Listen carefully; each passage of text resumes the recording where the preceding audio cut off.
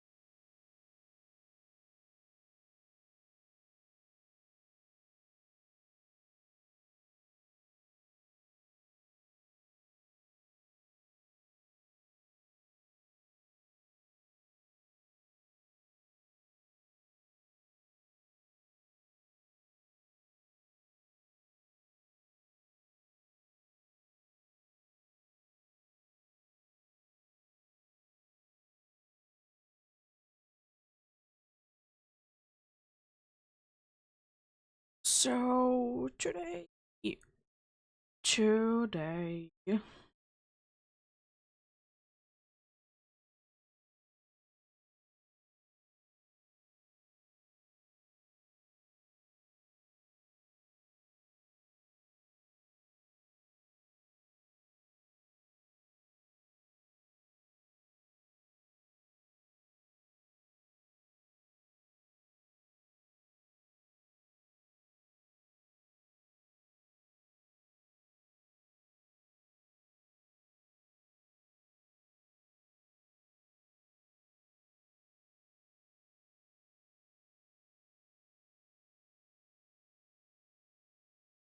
today we're doing some outbreaks. So see what they hold. If nothing cool, then I'll be doing some things for sure.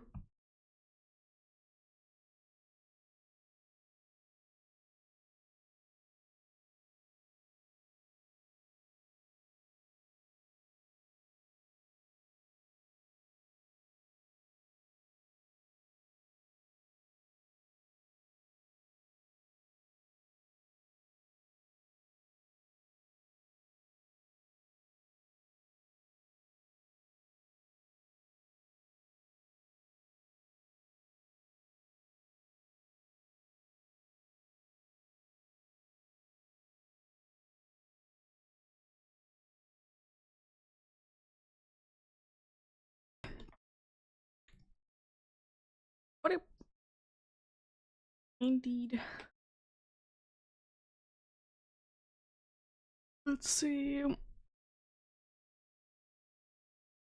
What kind of outbreaks there is today?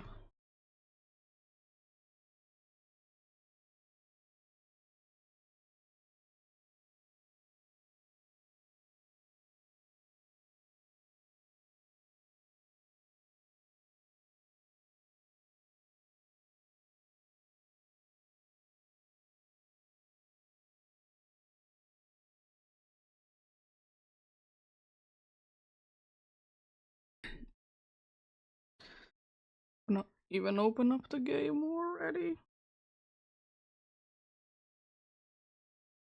So it maybe put it up when I'm actually gonna be checking what there is.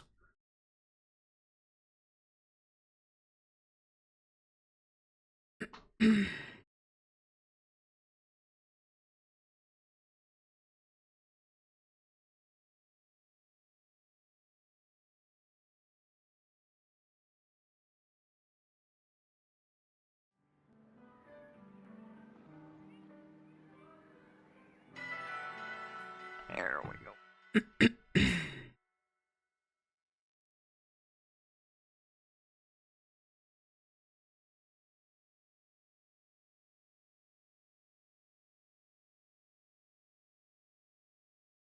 See then, if there's no good outbreaks, then I'll be re-rolling some, but I'm hoping that there would be straight away interesting ones. Poor me is not too interesting. I mean, I'm not gonna be saying no to you if I would be going for another Annihilate. But apart from that, on Paldea, you see? Riolu, that's... I want to probably check it out just because of the spot that it's in. Ooh, Lotad in a strange spot. I really would like to be getting a Lotad. I know that you can be going in here with the water sandwich and you'll be basically be getting anything, even with level 2 only, which I'm gonna be using if I use some things. Also, what I don't really want to be going for love this I already have. Oh, Paplio. Paplio is a maybe. It's a harder to be noticing, but it might be okay. But yeah, I guess I can check out indeed the Riolu outbreak. I just want to be seeing basically is it working even. But there seems to be at least some interesting ones in here. But yeah.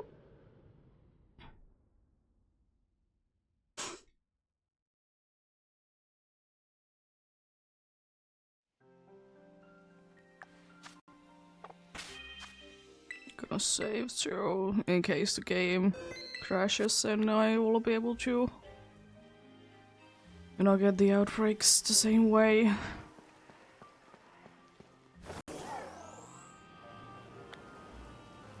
There seems to be an outbreak right here. Okay, so it is working somewhat. It's really not looking the best, but I mean, at least there's 2 spawns. And there's more spawns up here, okay. I'm okay with Riolu. Riolu is a one that you don't really see that often to be easy one to be hunting in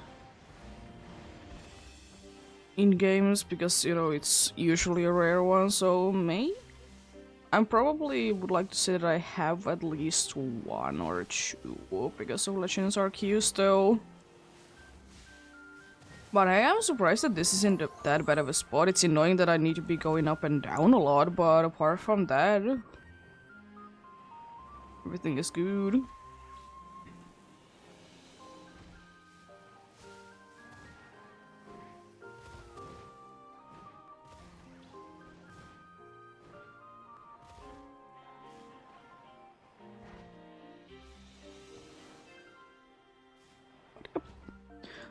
Hopefully everyone's on a good day today. I'm having an okay day myself indeed. A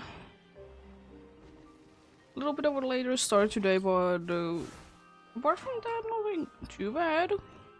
No, just chilling and being at home after the little trip indeed.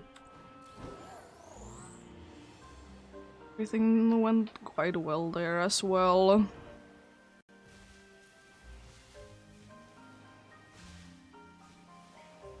Nothing too interesting to go there indeed. Yeah, I guess I'll leave the Lucario, the Riolu spot to be a one that I could be doing. It's an okay one. Corrales, I could be going for it. Lotad, I can never be having enough shiny Lotads because Lotus is a funny guy.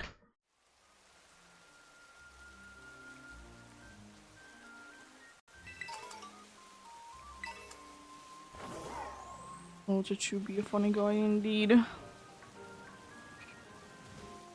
I still absolutely love that in this game you can be getting both the C-Dot and Lotad lines. In both of the games, you don't need to be like choosing between the two. It's like, it is one of the ones that, you know, makes sense that you would need to be like choosing between, but I'm glad that you don't have to. Yeah, it's on this.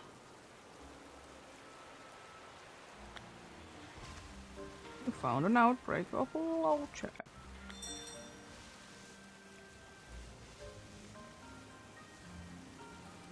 I'm just curious, is that Trident always going to be there or not? Not really the best of spots, I will say that much, but at least the one that not gonna be taking too long to be getting, you know, new ones to be spawning in. I didn't know the Sudowoodo will be spawning in here. I knew that, you know, they were a thing in here, but I just didn't know that exactly in here. Yeah, I'm pretty sure that this... Gotta see if this time the KOing it will be helping. I'm pretty sure that it's always going to be there. Also, it doesn't really seem that bad to be like going back and forth as well.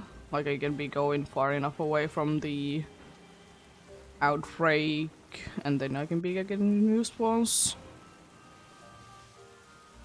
Yeah, not too bad, not too bad. Not the best by any means, but hey, it could be worse.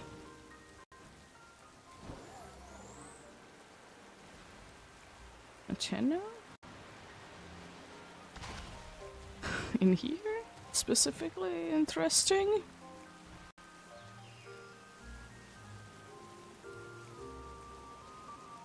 I'm just curious that this is a spot that, you know,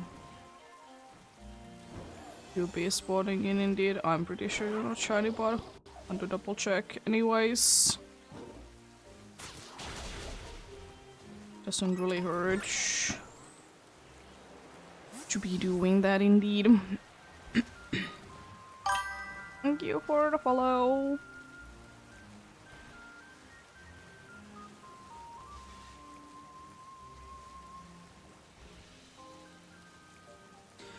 I'm not gonna be adding random people on Discord.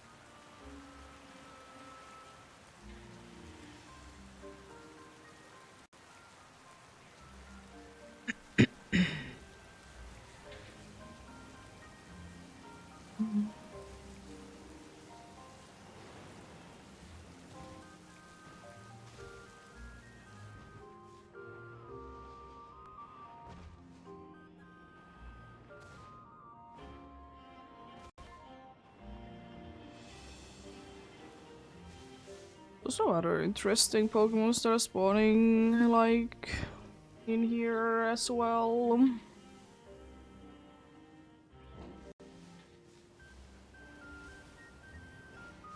So yeah.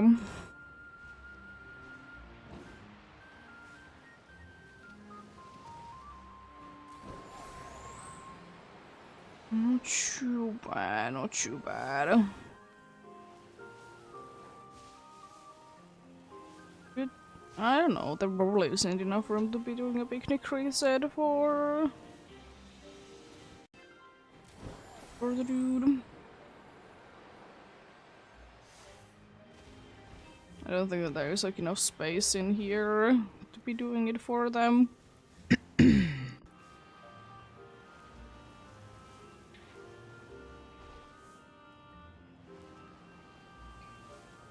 But yeah, nice and chilled outbreak hunting again today.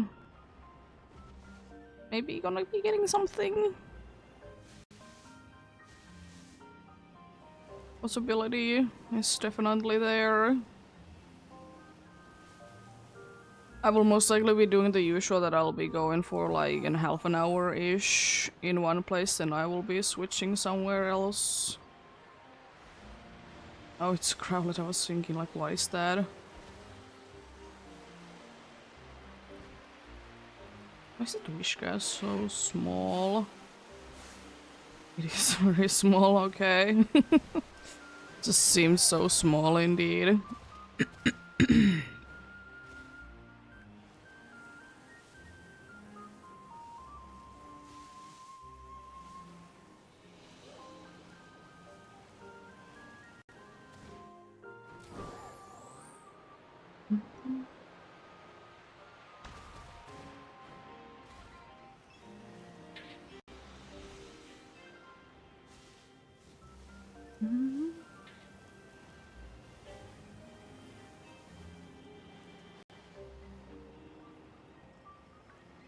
I will say though, even though I do be personally liking low jet line more, I think C dot line do be deserving some more love too. I really feel like it gets that too often. To be fair, I'm personally not the biggest of fan of anything but the first stage on either of the lines. No, like the the evolutions aren't bad, but it's just like the base forms of low jet and base forms of low jet and C dot more than their yield. They're when they're evolving. I mean, they're surely nice powerhouses.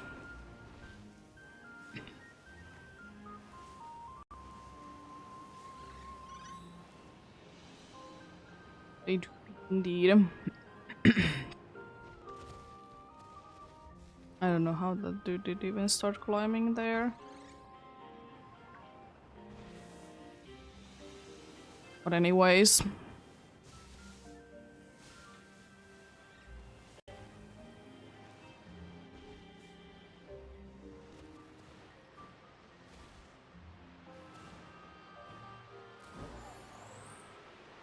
Searching the water? No, it's Shoodle.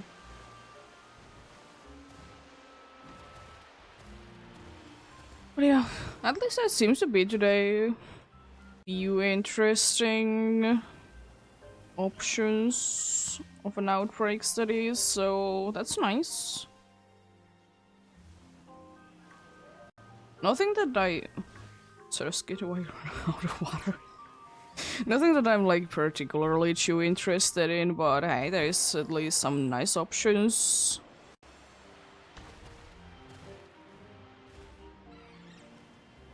But as I said, if I do be getting bored of these outbreaks, then you know I'll be just go into the settings and wait until I can find one.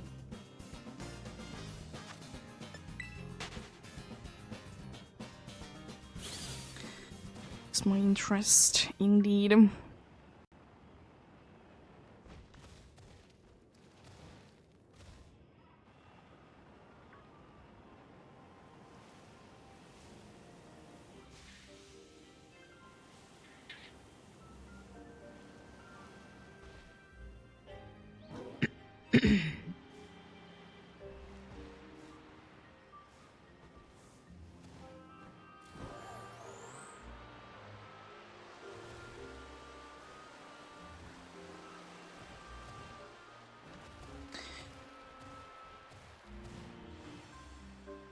Oh, come on, really? The whole way down. You could have been getting a grip somewhere. But yeah, I was doing... Like, I was just checking, like, is there anything new that there would be added to the alerts today, and good thing that I did check, because it's quite a big change there. I don't know when it was, like, changed, but good thing I did check them. I mean, like, nothing really changed, to be fair, but good to be checking them anyways. Oh, come on, really?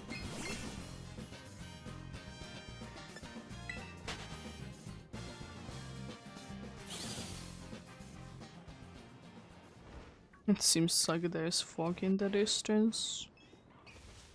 And also I'll be doing Dynamax Adventure Cruise both on like Saturday, Sunday.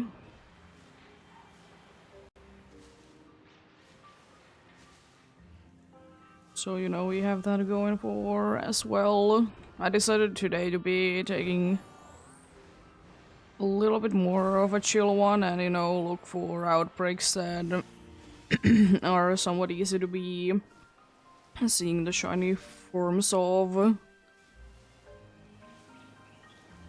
Could have been going for downspores, but don't really want to be making sandwiches. That's really the only problem.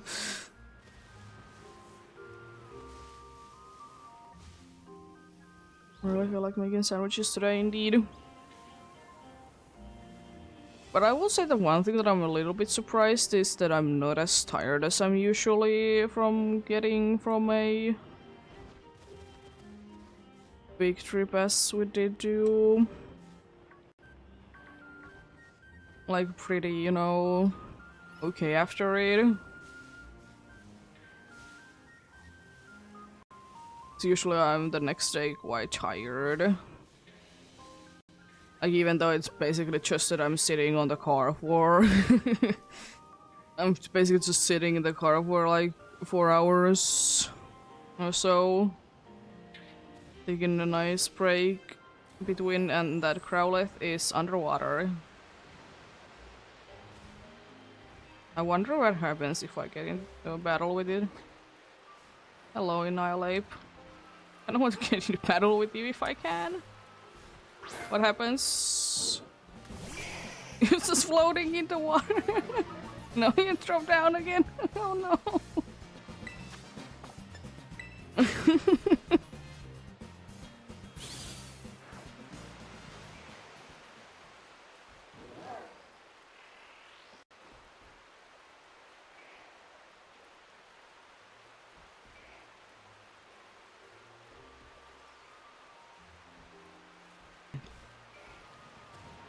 I'm pretty sure that you are not a shiny one. Just gonna be checking it anyways, it doesn't hurt. It is pretty obvious, but hey.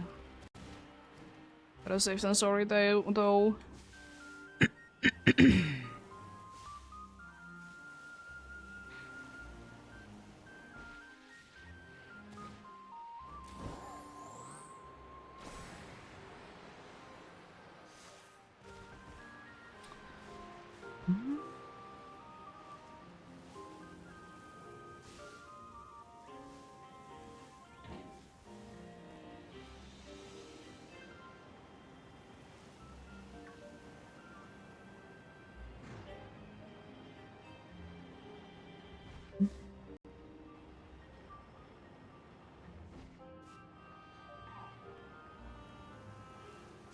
Oh yeah. Seeing my grandma indeed did go quite well. Like, I was kind of surprised how well she was. Like, you know, like how well she was, like, having energy and such. Because, you know, being old is... It is like that sometimes that you just don't really have the energy. I was pleasantly surprised by that everything did go that well. So I was kind of thinking that she wouldn't really be... What is so bending to these Pokemons? Are they so much underwater? Oh no. Poor fellas.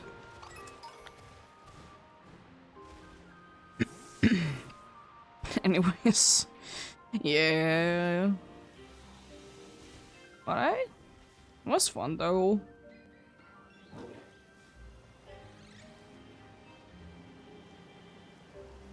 Didn't really do anything much apart from, you know, traveling there and back and, you know, seeing my grandma. Then again, there wasn't really a plan to be doing anything else. Be some other time, you know.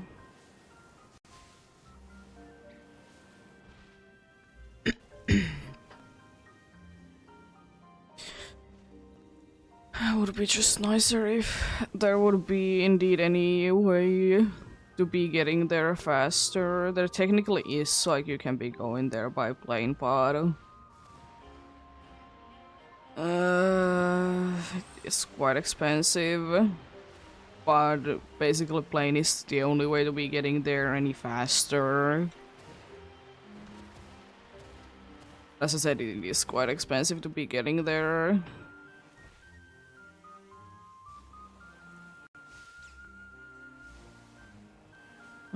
True that. Everything else always takes around 4-ish hours.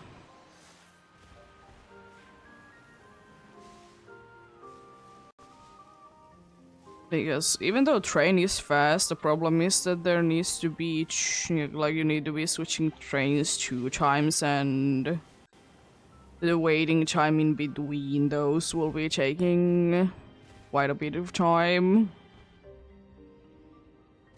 So yeah.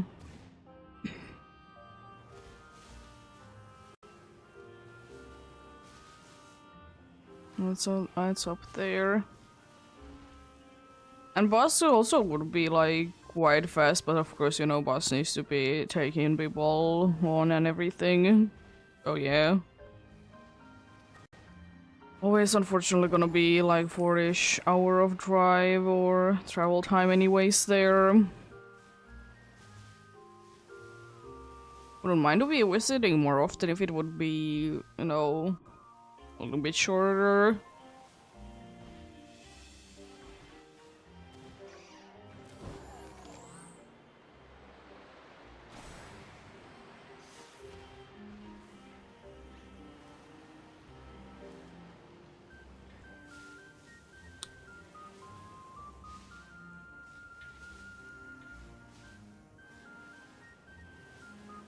Always like a little bit tricked by this rock. So I'm looking for like darker lily pad. I'm thinking that that's like kind of lily pad shaped.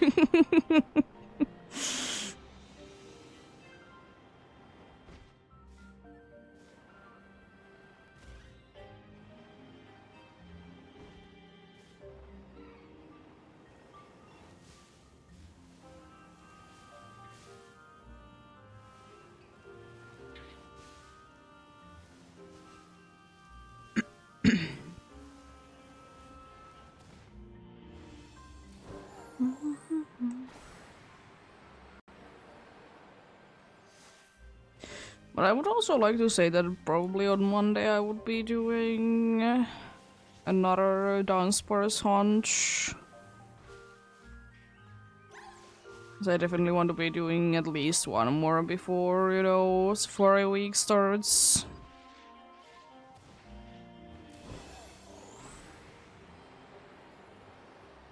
So, you know, then I'm not completely sure what I do on Tuesday's stream though. I'll be doing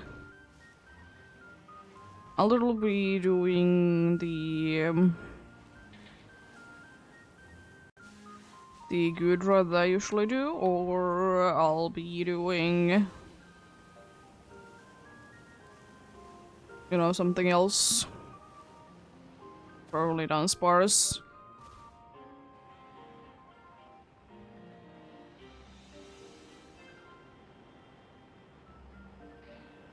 It is quite funny though. I don't know where it did actually come from. I just like to be doing outbreaks. I mean, of course, like one thing that is like probably the reason why I like to be doing like more outbreaks is that first of all, I don't really have any other hunts that I want to be continuing before Safari Week. And I was more of thinking anyways that I'll be doing, you know, chill hunting in the Scarlet and Violet before that, mostly.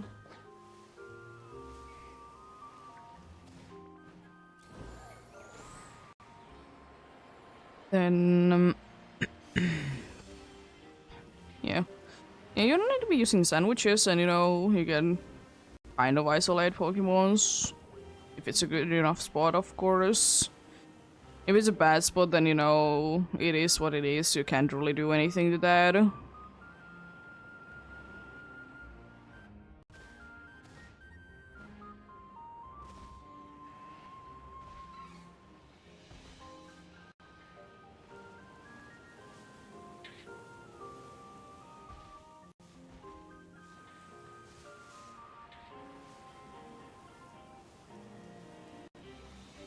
What do you... I mean, you know, it's still taking... I mean, it is full odds because I'm not knocking down anything. It's... Before you knock down the 30, it's full odds of... I remember correctly.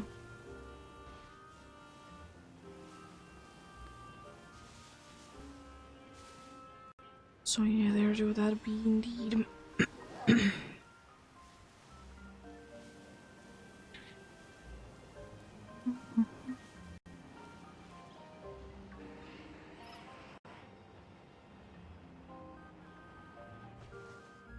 I think I can be despawning them enough by just going back and forth in here.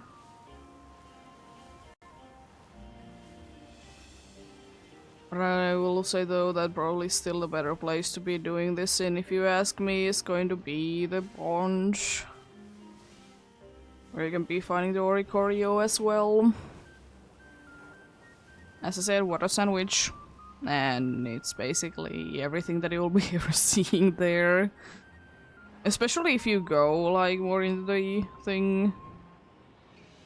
Because like, I'm referring to the thing that if you only are gonna be going with encounter boost up to 2, not gonna be doing encounter 3.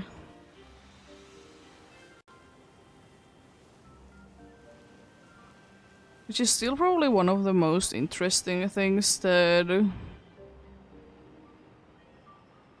I think even with encounter power 3, there should be a little bit of other types there. Because, you know, it doesn't really make that much sense that it is, you know, perfect.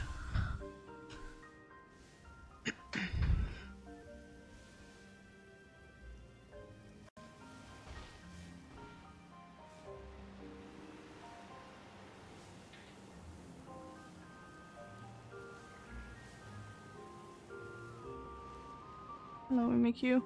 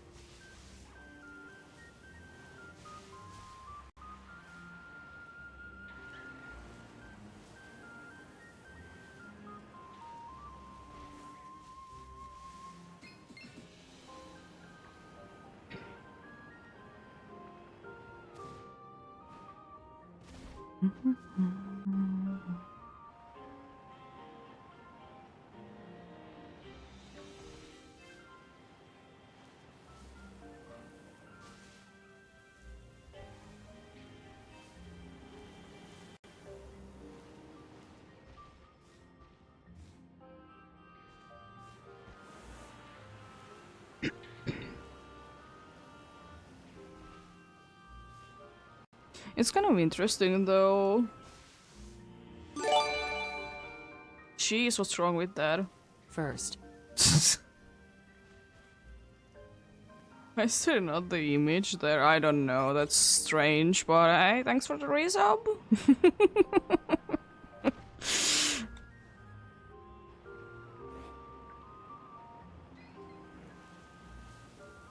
I thought I did go do everything correctly. I guess not. Then I guess because thankfully you did get a resub. Then you know I can be fixing the resub thing. I guess they change more things then. Well, I'll be figuring them out later then. I could technically check it on stream, but I just don't want to be spamming it all the time because then I need to be like checking that it works correctly and stuff. How are you doing, EEST? Hope you're having a good day.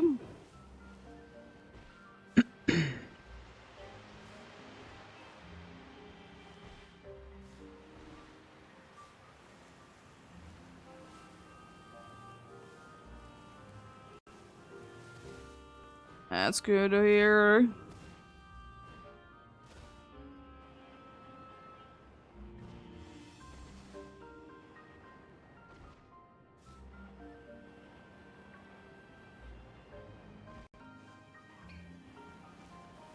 It's honestly pretty interesting how many new things that I've been unlocking recently regarding the Twitch streams anyways. Because like literally yesterday I got like the notification that there's like new bit things that you can be doing.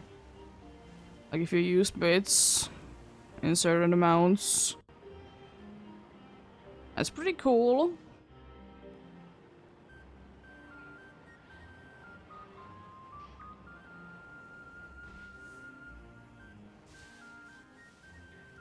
Probably the only thing that I don't like about it that they're in the same places the channel points are. It's probably the only thing that I don't like about it, but I mean, they're there, I guess.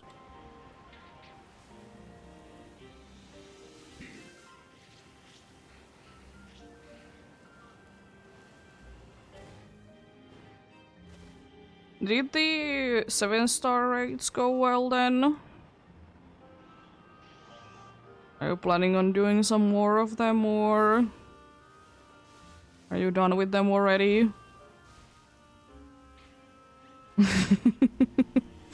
Nice.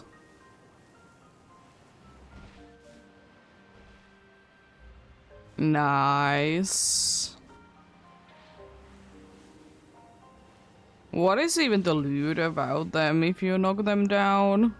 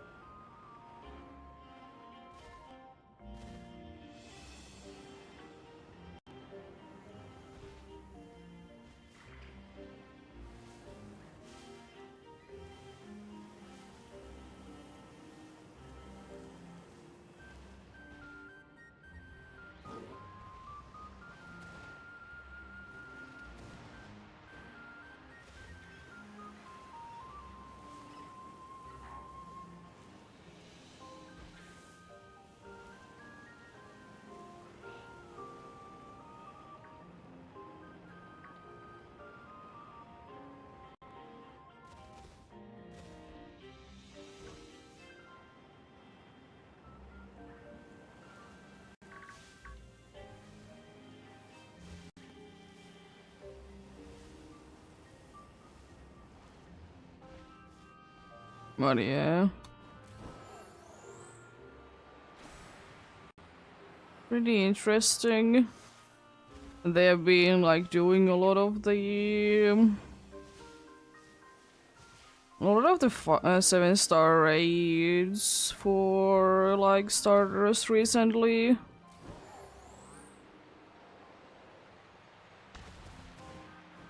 Because there was a quite a good gap between like at some point between them, but now they're like doing them what seems like every other week.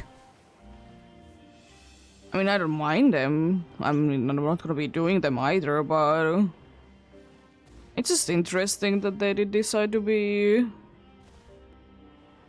doing that indeed.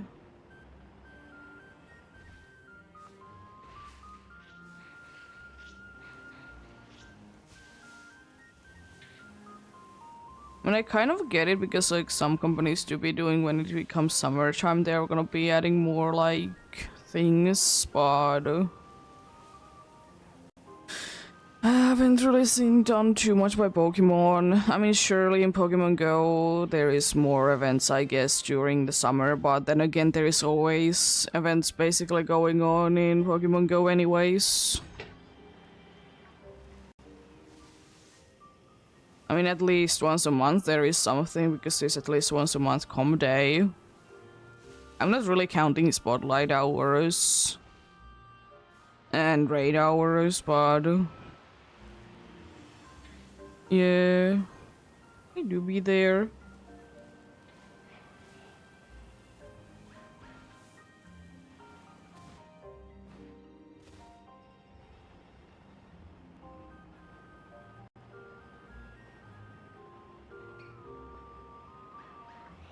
Unfortunately, in the trip I didn't find anything cool from Pokemon Go. Sad. It's always kind of cool to be getting interesting one from there. You're traveling, getting interesting Pokemon from Pokemon Go. I mean, technically, because I've been lazy, I haven't evolved one Psyduck. I did get a Golduck there to my Pokedex. So I guess it's probably the best thing that I did like get from there.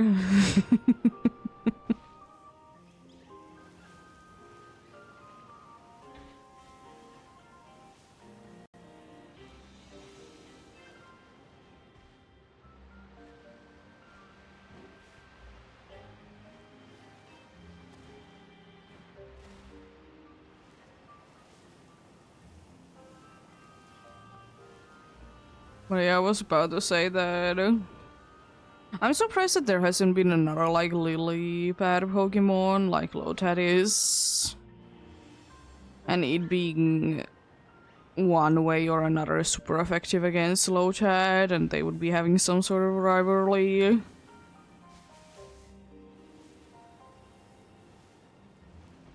little bit surprised about that fact indeed.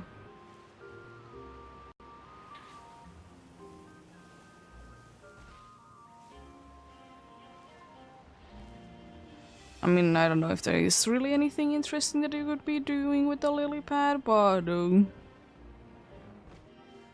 definitely could be something.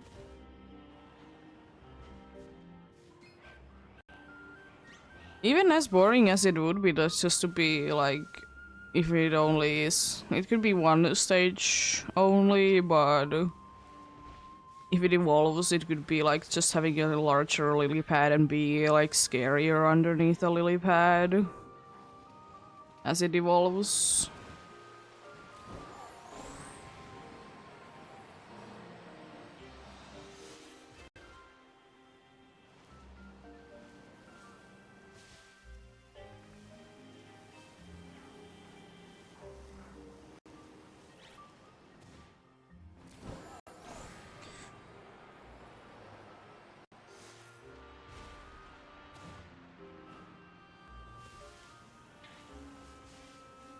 Another thing that I'm a little bit surprised that we didn't get on Gen 9 though as a Pokemon as well is usually there is always like one Pokemon that is very specifically... It's like very specifically a flower Pokemon. Or like, you know, one that you could be considered to be a flower Pokemon. There really isn't one on Gen 9. I mean, certainly has there been regions that it's more far-fetched than others, definitely, but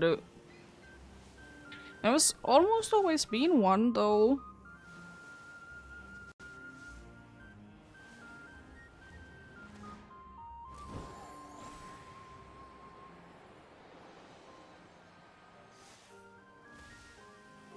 I mean, is it really like a boring thing to be having? Kind of. But they have been doing some cool things with them sometimes. Because I still like Gossifleur to Eldegoss is quite an interesting evolution. One that you wouldn't really be expecting.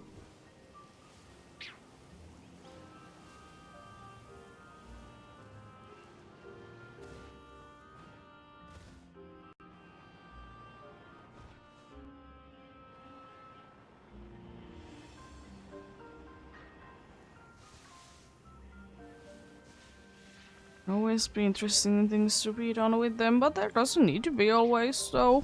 It's fine. It's just there usually is like more or less a flower Pokemon in each generation added. And it's not like flowers are a thing that oh, we will be running out of too soon anyways. No, I would like to say that there's a decent amount of the flowers in the world.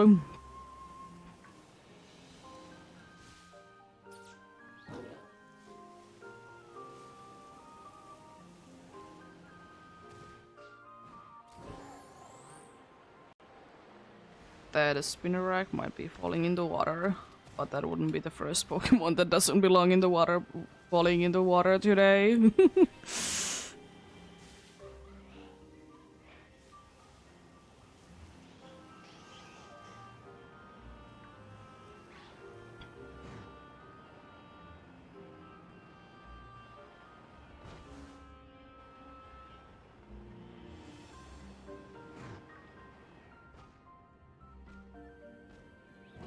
I like that I can see your shadow still even though you're like going going to the ghosty mode. Sure, that's how it works.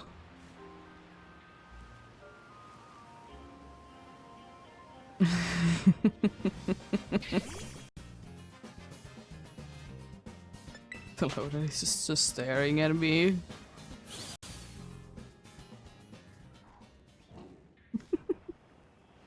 Goofy fella indeed.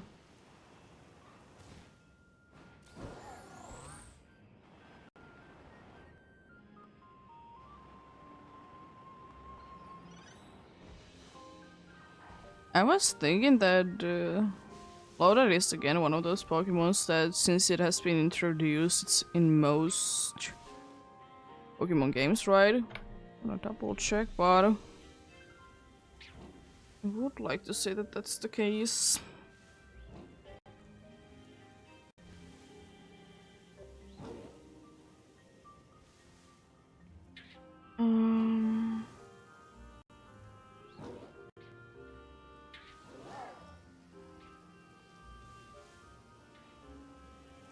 Check it out.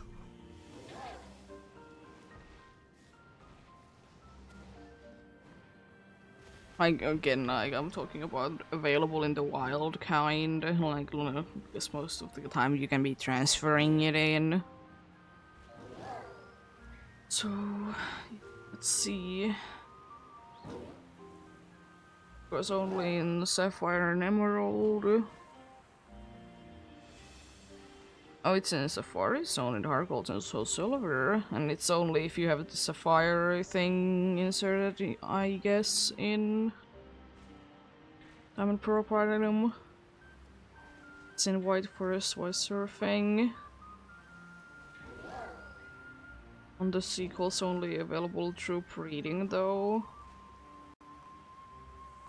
It's again available in Alpha Sapphire.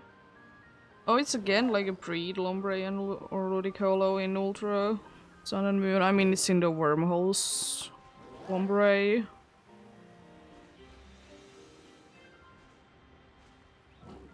Yeah. In most games, then. For most generations. So that's interesting.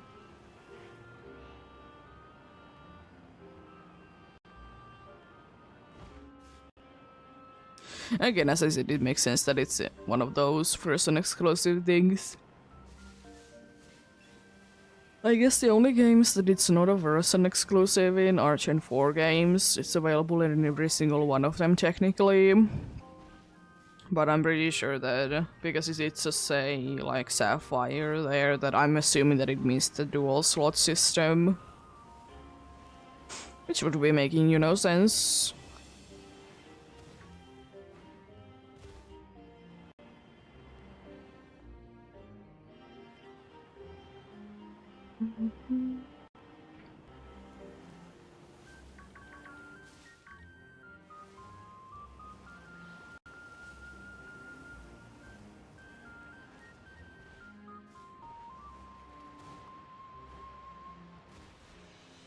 Oh yeah, I was thinking like what I was starting to talk about, or I was starting to think, was thinking of starting to talk about, is that I was doing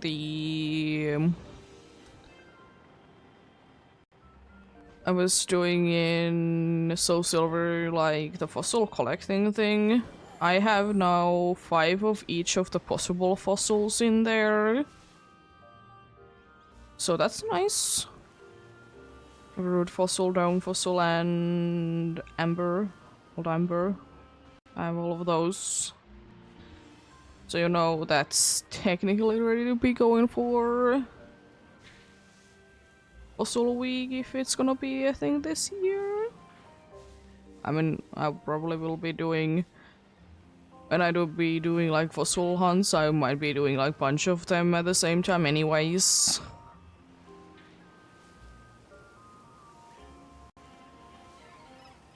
The only real problem is that that in Sword and Shield, or specifically in Sword, even though it doesn't matter do I have the charm or not, but in Sword I will be having, in a game that I can be showing easily on stream, I have definitely more like access to a bunch of fossils. Don't have them yet, but you know, I have a bunch of like watts to be getting them with indeed. The only problem is that I only have a Shining Pearl file, and Grandiodos would definitely be the one that I would like to be going for instead of Shieldon. And I don't think that I can be bothered to be, you know, playing a Brilliant Diamond file to that point, even though it's not that far, to be fair. But still.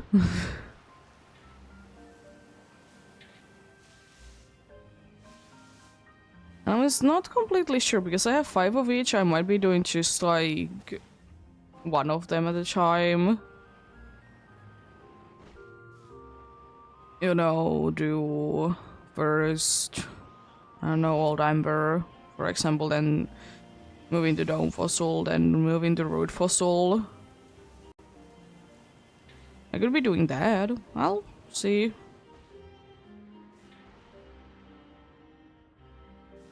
Because I did get 5 of each because of the fact that I'm assuming, because I haven't still tested it, that the way that you can be getting only 5 of like fossils revived by like reset, since you know it's an old game and usually you can be only accepting things if you have empty slots in your party.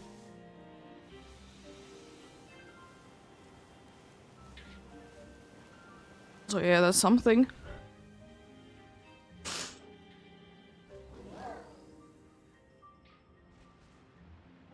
Hello, Tads. So yeah. Right now on the Soul Silver file, I'm just looking for heart scales. I don't really know what I'll be doing with them, but hey, I'll also be getting money at the same time.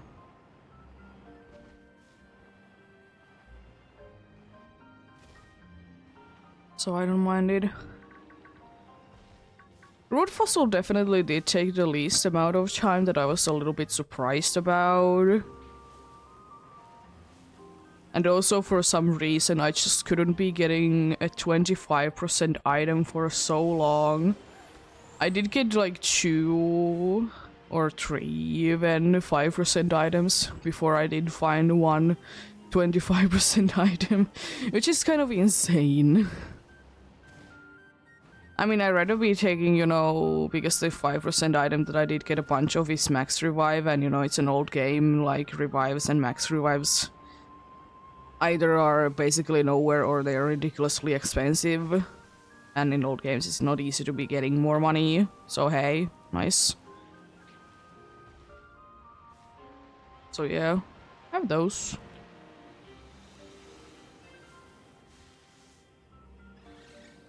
But yeah, indeed. Basically ready for things. The only thing that I'm not too sure of is that do I need to be doing some more things that I can be getting access to the place that revives fossils, but I don't think that that should be taking that long anyways to be reaching that place. To be fair, I will say that I haven't done anything in Kanto yet myself, so I mean I entered there, but that's basically it.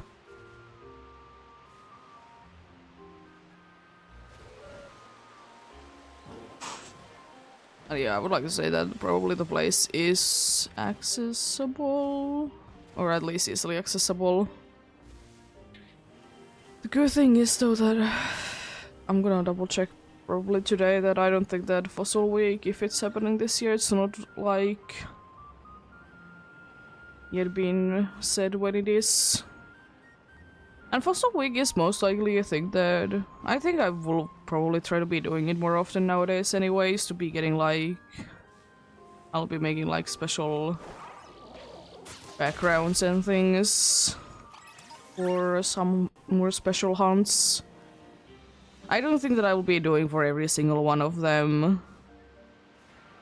Alpha Gudra is definitely a one that I could be doing one for, but at the same time I have been going with whatever so far, so it kind of feels wrong making a one now, because it also of course will be meaning that I'll be getting it like immediately, so it's not even gonna be there for that long.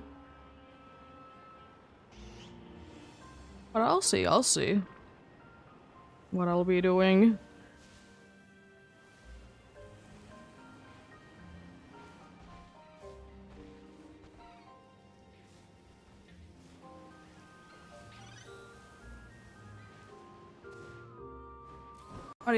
I'm gonna move. How about usually doing like an hour-ish of one thing, then move somewhere else. So it has been it has been less than an hour with the low chat, but I'll be moving to somewhere else anyways. I usually like to be doing like an hour-ish.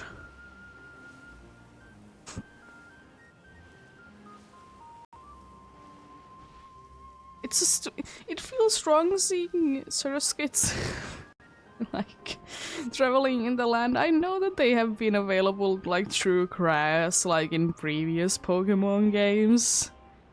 But it, you know, it feels different when it's in the overworld than they are like, you know, just going there. It kind of feels unnatural to them to be there, but hey, it is what it is. But yeah, indeed, it's soon break time, so we'll be moving to something else. Don't know exactly where, but it's one really interesting options. I might be seeing like what is the Oshawott and Poplio places looking like. Oshawott, I kind of want to be going for one because even though I have all of them in Legends Arceus, I don't have, you know, the regular Samurott.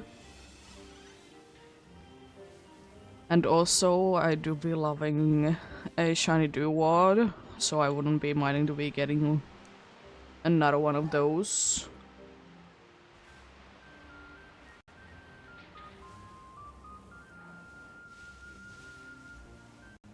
Yes. Is that a Chingling? Yo! Never seen a Chingling in my life. Oh no. Oh, it's running away good.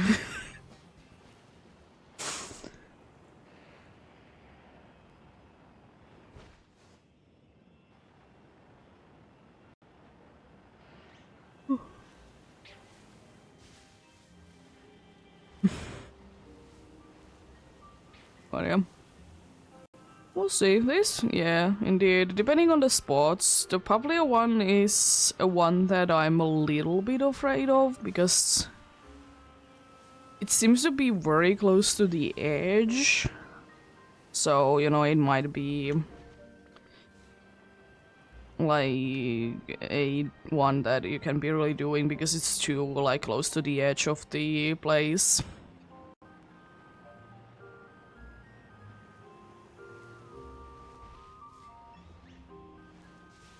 But yeah, we'll see, we'll see. And also, if it's too much in the water, I don't want to be doing the Paplio outbreak as well. That's the thing. Paplio is a little annoying if it's like too much in the water. It's a lot easier to be like seeing when there isn't a lot of blue going about around it. If you ask me.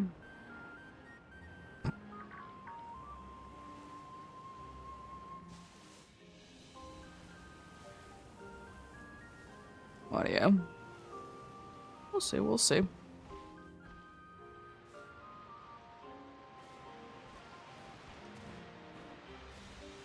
I'll probably do like one loop and then I'll be teleporting somewhere, probably to the terrarium.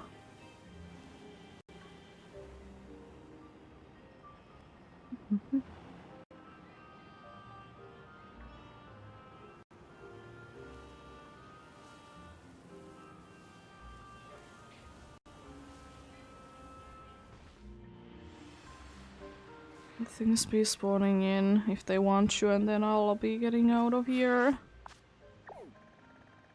Yeah, that Riolu is okay-ish. It's just in multiple different levels, and I don't necessarily like them. Yeah, there was a Sinisty. I'm gonna be checking it out just to be knowing that is it authentic or not. I mean, I'm not gonna be going for it anyways. I guess be doing like random encounter one instead for it. I don't mind that you can be getting like authentic Sinisty and whatever my thing it is called with Poltergeist. I don't mind it, but I just don't personally want to be going that way.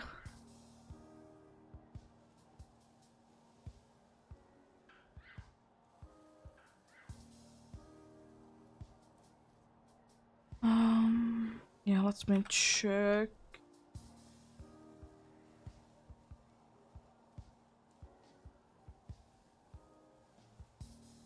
Of course, also fossil revive.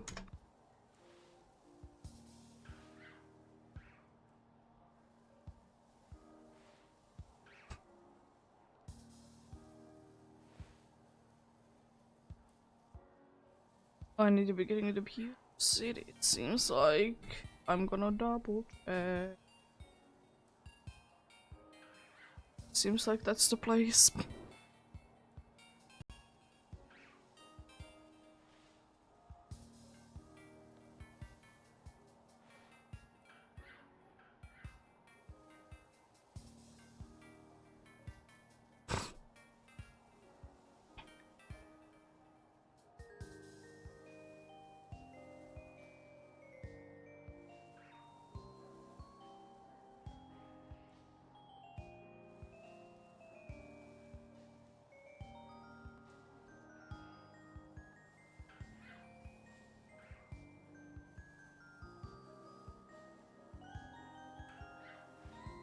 Not check then.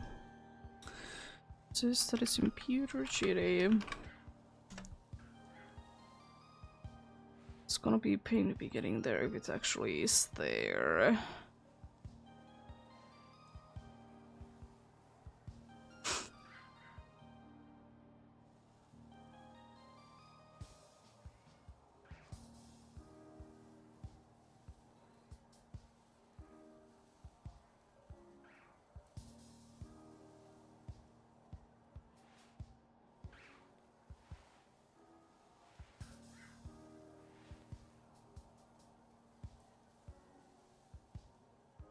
Doesn't this say anything about the postal reviving thing?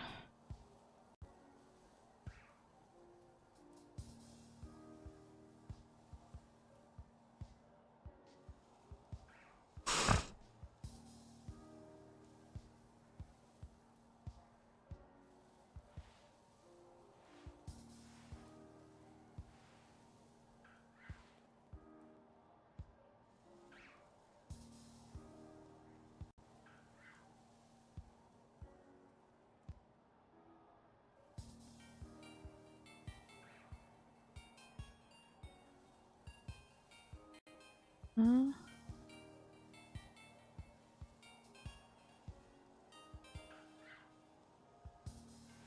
the museum is closed to renovations in Generation 2 in Dark also Silver, however, the museum is open for business.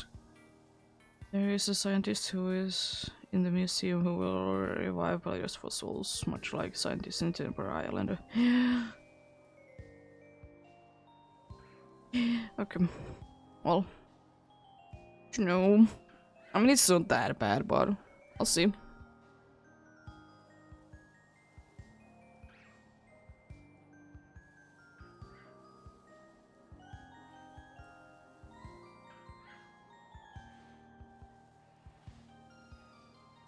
Yeah, let's check out the outbreak that I'm most likely not gonna be. Oh, there's Craggy there. I didn't notice you. That's a maybe. It's a hard to notice one. So is Oshawa, to be fair, and Paplio, but I'm fine with those two.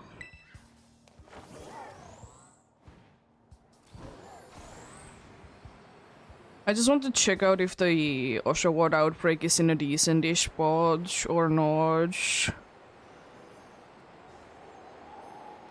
Because if it's not in a good spot, then I'm not gonna be bothering with it.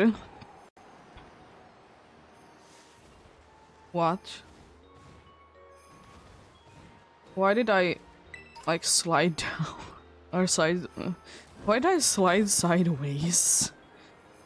Okay, game. You're giving me new things to worry about.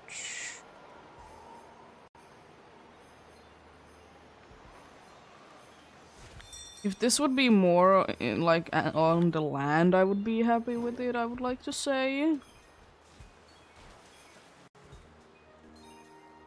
I just don't like that it's in the water.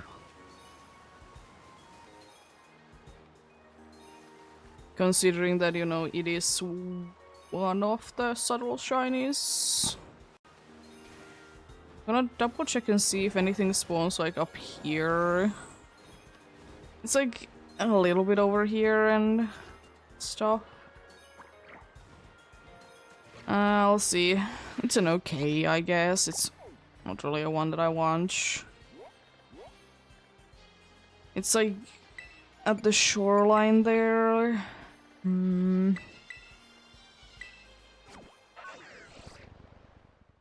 Let's see. Is it good or not?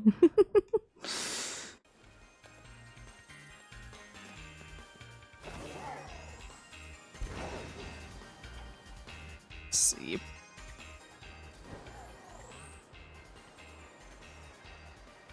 Hello, Pupios.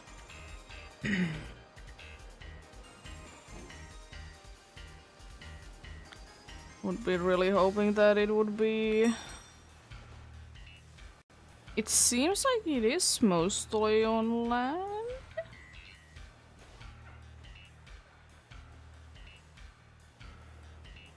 It's like half and half. Is it like on land or not? Watch me be getting a shiny Inke while doing another outbreak. Been doing some Inke outbreaks. I mean, I'm not knocking down anything or anything like that, but still. Getting other things instead.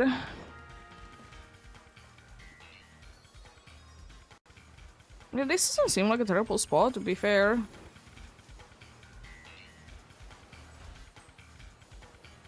It is kind of in the water, kind of not. But I haven't seen worse spots. That's like a thing. This isn't like the worst spot ever, but do be something.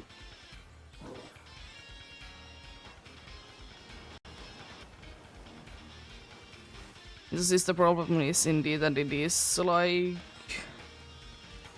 on the edge, so there probably is something spawning on the other side of the wall. I would like to say, but yeah, doesn't seem like that. But I'll be spending some time in here. I don't know if I will be spending the entire hour in here. I'll spend some amount of time for sure in here.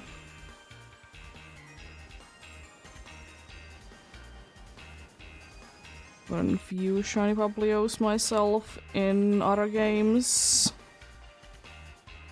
Ultra Sun, as I said twice, because the game did break down, but yeah.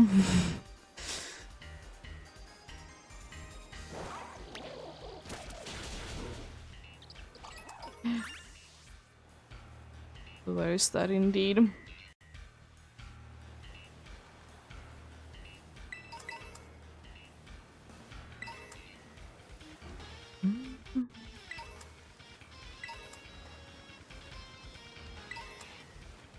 Guess I could be, if I really want to be getting like spawns to the outbreak, I probably should be going from the water instead. Then you know there's less likely that there is things spawning on the other side of the wall. Either there is rain. There is rain. Sun is shining. The first time that I've been seeing it in the last 2 days. We were driving back home and there was literally like no clouds happening and it was just raining.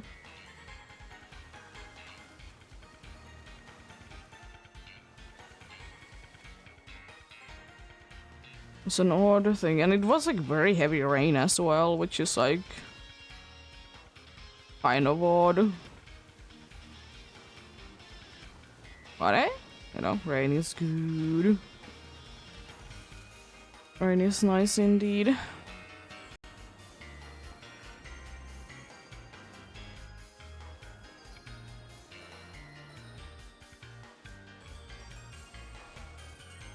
I'll be getting a free car wash if your car is parked in the right spot when it's raining.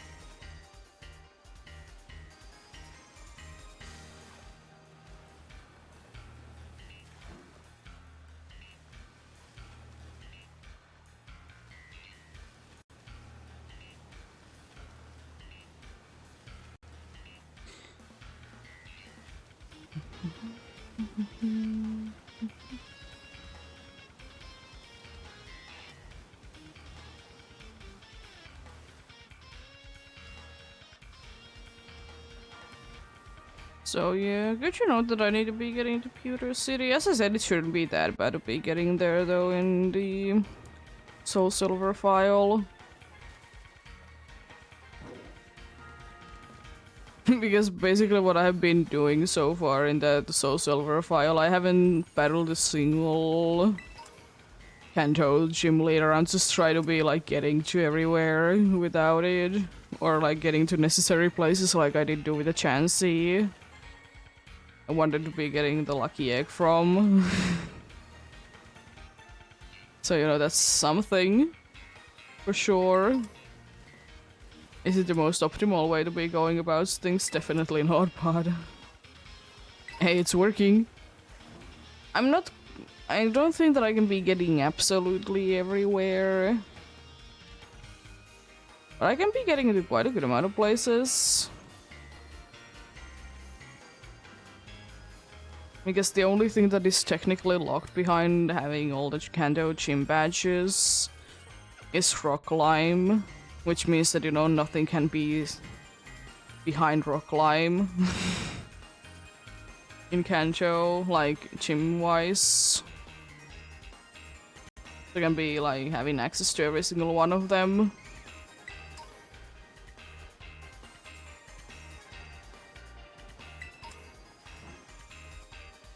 Hello, I see so many tentacruels and tentacles there, game. But yeah. I will also say that since I didn't know that Rock Smash is such a nice feature as it is, It doesn't really probably matter for anyone, but Rock Smash is pretty good way to be getting money in Hard Gold Soul Silver. You'll be getting hard scales for things as well. Depending on the place, you can be getting star pieces, rare bones, pearls, big pearls, things like that, you know. It's pretty nice. I don't know if it's the most efficient way to be getting money, but it's at least one of the ways to really be making it like AFK-able, so it definitely has that going for itself. Like, if you don't want to be running through Elite 4 over and over again. I mean, surely you'll be getting more money doing Elite 4, but if you don't want to, that's a good alternative to it.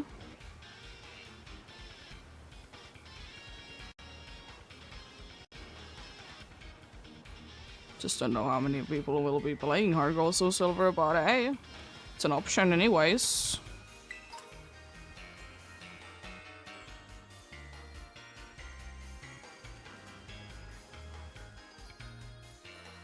Also, one thing that I have been seeing like recently, like in like quite a good amount of years, is a thing that people are doing like hardcore shiny only Nuzlockes, which is pretty cool. The problem is that most of the time they are either sped up or like there is something like that I don't necessarily like it. I mean, I understand that, you know, not everyone has time to be doing their shiny hunts and stuff, but I gotta respect more though the dudes that do be doing it for odds and like not use speed up or anything. As I said before, I really find like shinies that you have like using an RNG to manipulate that they're shinies, I find them very cool.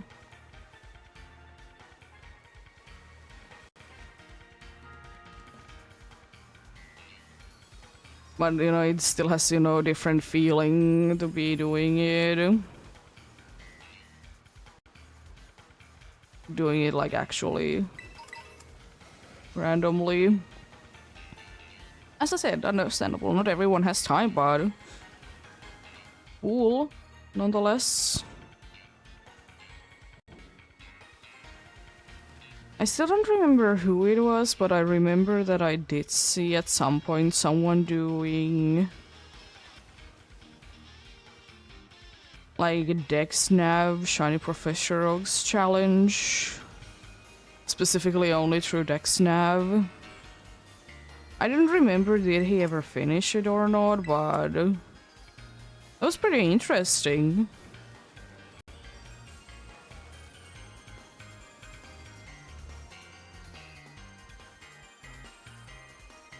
And very interesting indeed. It's not like DexNav, you know, requires that much skill, but at the same time, it's not really the easiest thing to be getting shinies as well. It will be as much of any kind of shiny hunt is to be reliant on luck. Do you get the correct Pokemon or not? I guess you have a little bit more control than usual though in DexNav hunts. What I have understood, I haven't, as I said, really done a DexNav hunt. I tried to do it once, but I was literally at the beginning of the game. I was doing it for funsies more. As I said, I did find a random wall beat instead. Like full odds one. Because I don't know how to do methods, I guess. That's why I'm not getting anything from Scarlet and Violet outbreaks.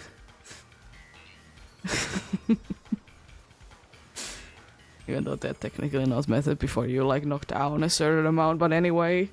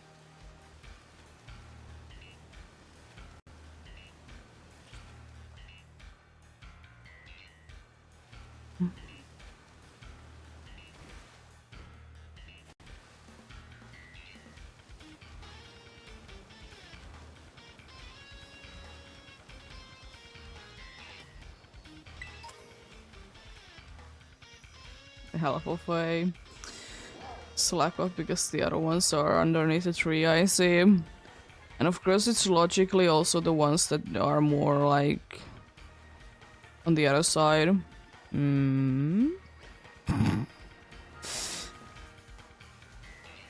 Of course it is. Oh, silly game, silly game.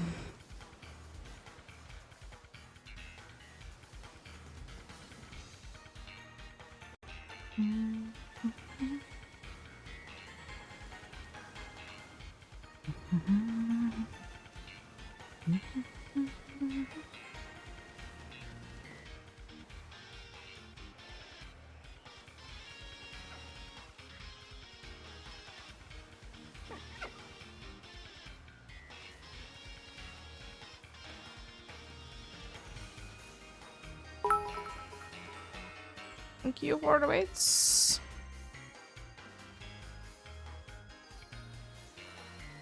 Appreciate them.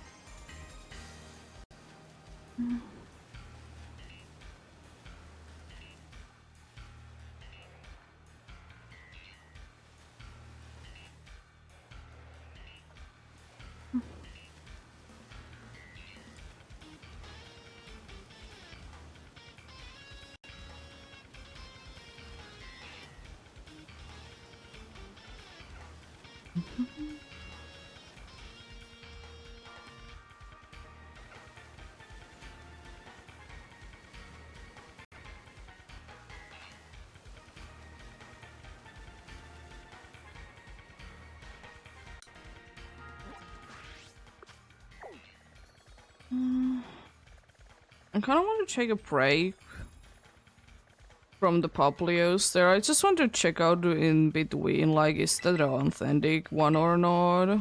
Also, that goes to Cavern. I am right now looking for, like, I'll be going back to Poplios in a little bit. I'll just be checking is this authentic or not. Sinistis. More because I'm curious which one it is. It's most likely gonna be the fake one, though. I would like to say.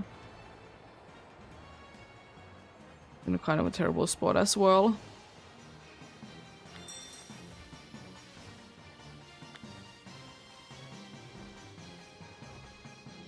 I don't see any Sinistis game. There is one. Problem is that I don't really want to be capturing one. So I would like to just know without capturing which one it is. Which is definitely a possibility.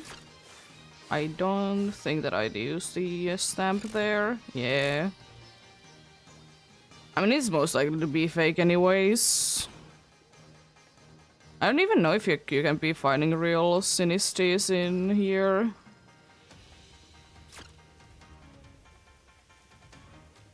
No, even if that is possible. I know that in mainland it's possible, yeah. Most likely to be fake anyway, so I'm not too surprised. I'm gonna be going back to Paplios. It's a nice spot. Not as terrible as I thought. Definitely. Yeah, I'm like doing like usually hour. If I do outbreaks, I do like an hour-ish of one and then I switch to somewhere else. If it's not something that I really want. First hour I did do Lotad, now I'm doing Paplio.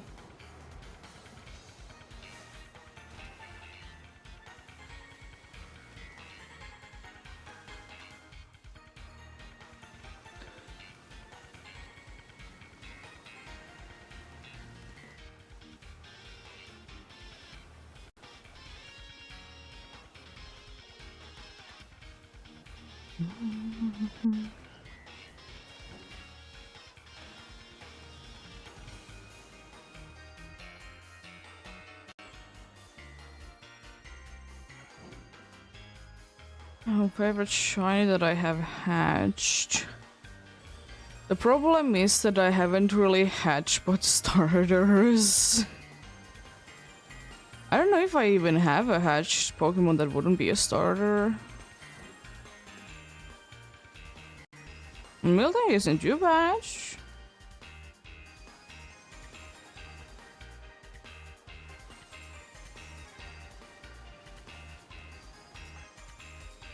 I mean, I guess probably my answer would be one of the female shiny starters.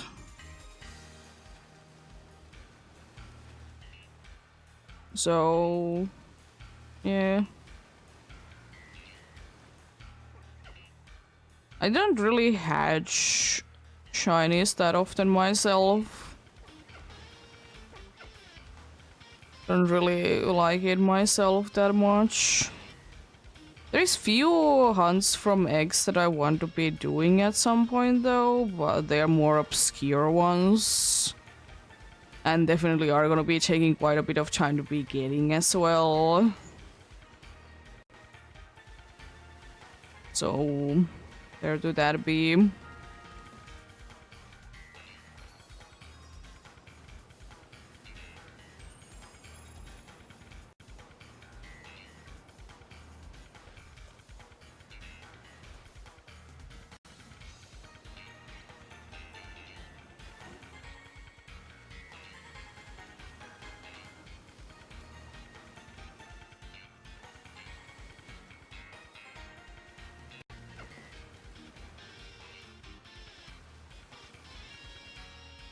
I'm trying to be thinking. Oh yeah, I did hatch one shiny that wasn't the starter from X. It was Ponyta.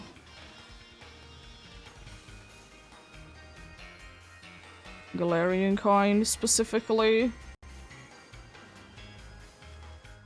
The only other one that I've been trying to be going for is This Game is Crashing. My favorite Pokemon. Is Applin, but I have never finished it. I guess I did go for a Sudowoodo at some point as well, but I haven't finished that yet. I don't even have the counter saved up anywhere, I would like to say.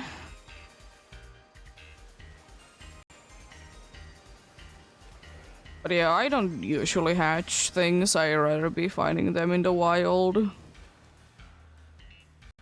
Hatching is eh. Takes a lot of time and effort to be doing that.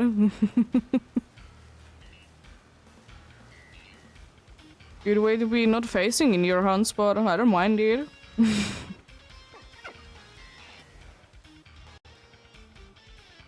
I don't mind it, you know, so I'm fine with things.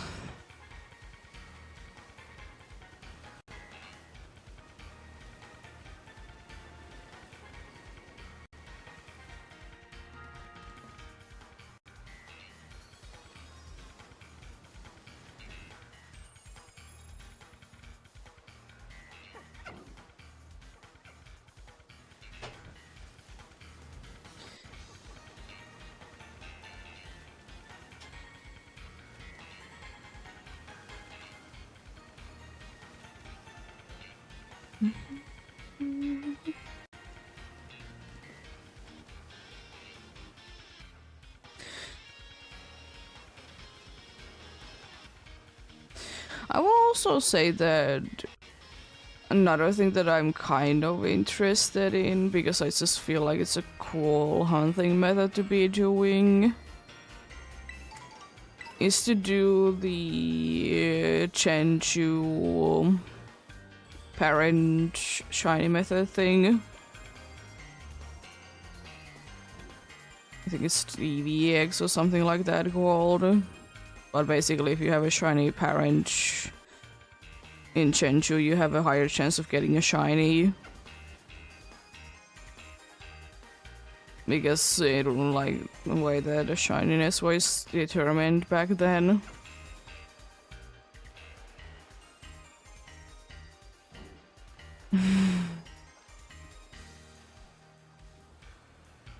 It is interesting that you can be like metronoming like legendaries moves or signature moves. Metronome is interesting. I understand that it's like in quotes every move, but still. Hello, Max, how are you doing? Also, hello to you, random guy. Thanks for the lux.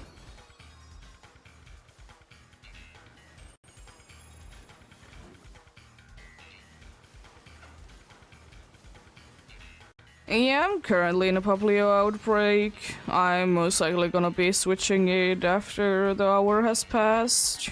In half an hour or so.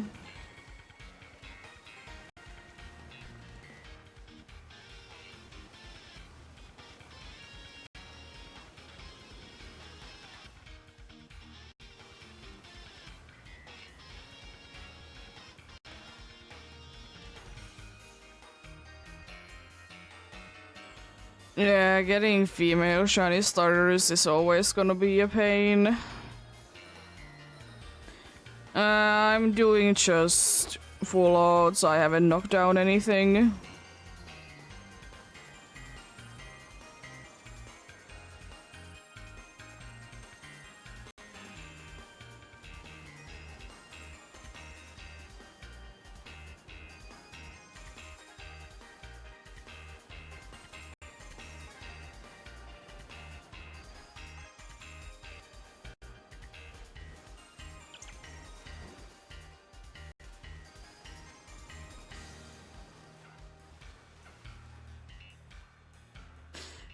Yeah, I get it.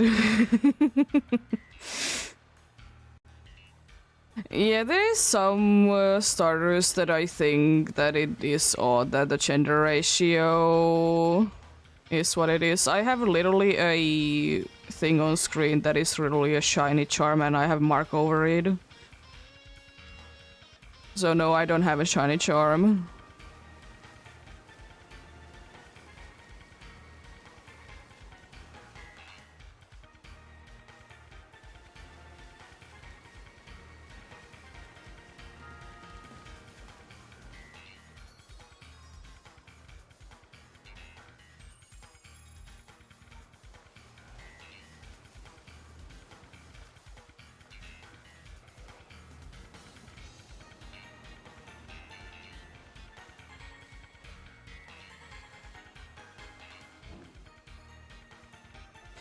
I don't know, this water isn't too bad. It's like basically the same frames in or out of water in here. Terrarium is pretty good with water, if you ask me.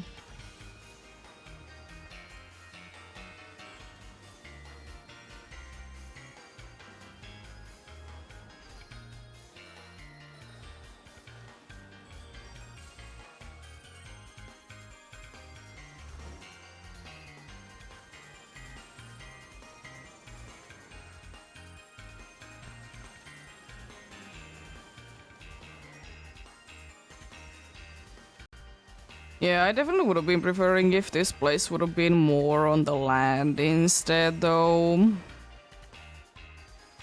And Pablio is definitely easier to be seeing if it's on the land.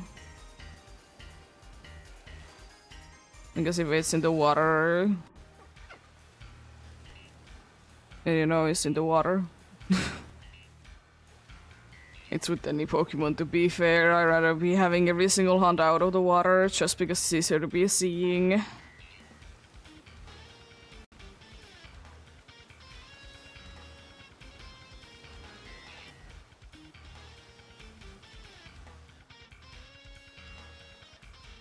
Yeah, but this outbreak is in there. And I'm not gonna be re-rolling outbreaks because this is decent-ish spot anyways.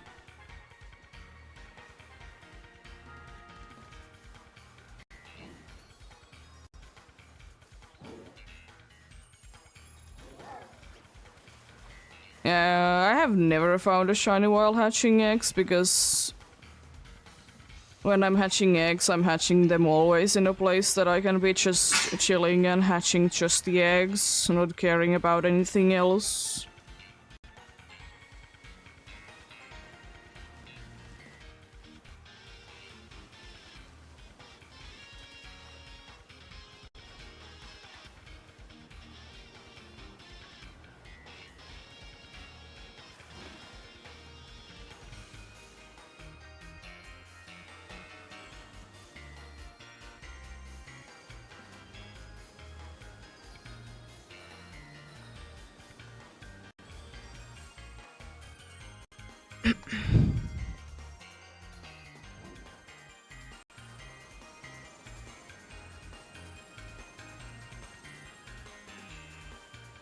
I would wish though that you could be finding the other forms of the starters as well in here, mainly like, you know, middle stage and final stage as well.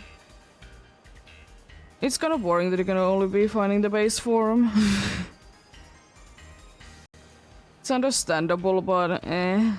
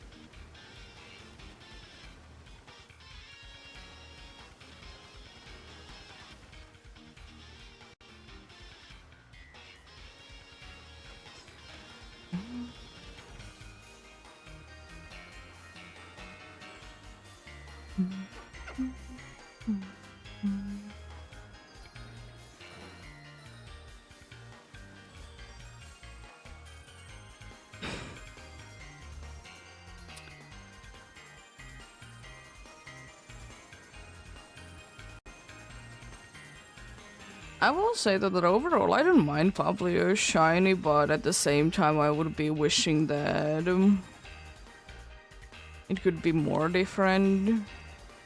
It does change a decent amount, but eh.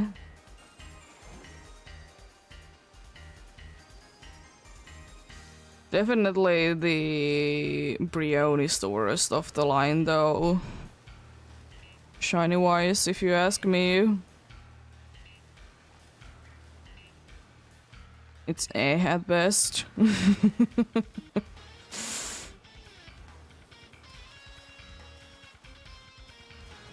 But then again, it is what it is. It kind of usually happens with starters anyways, that the middle Evo is kind of shiny wise. Usually the first and final forms are better. But jeez, the amount of Papilios. I need to despawn them.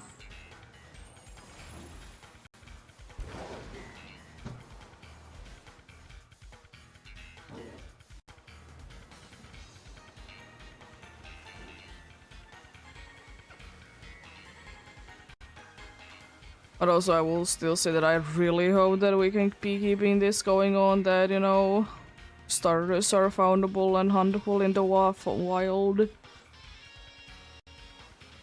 It's so cool and nice. You don't need to be doing eggs if you don't want to.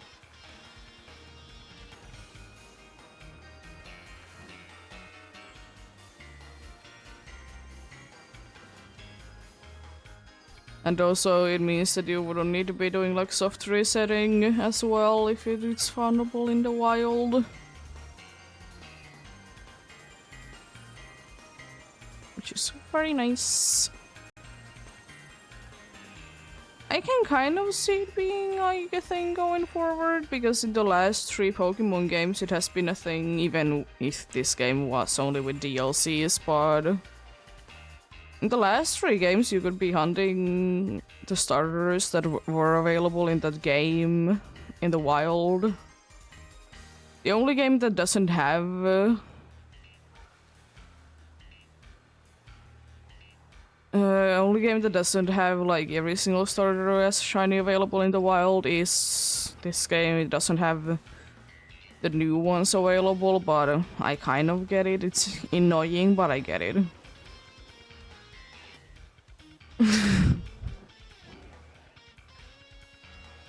Yeah, I don't mind shiny charm. It's just I can't be bothered to be getting it.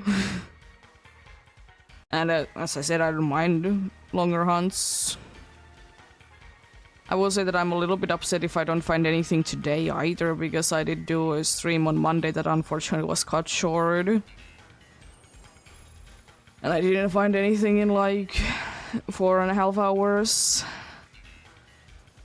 Which is surprising, even for no charm.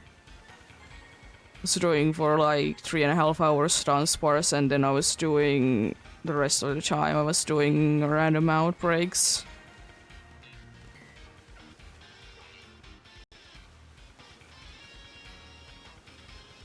So yeah.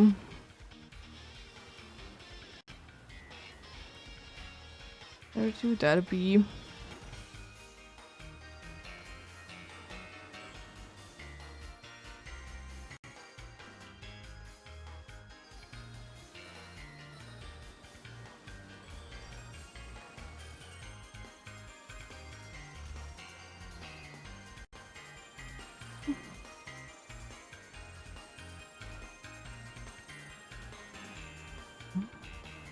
A nice crookie group spawn.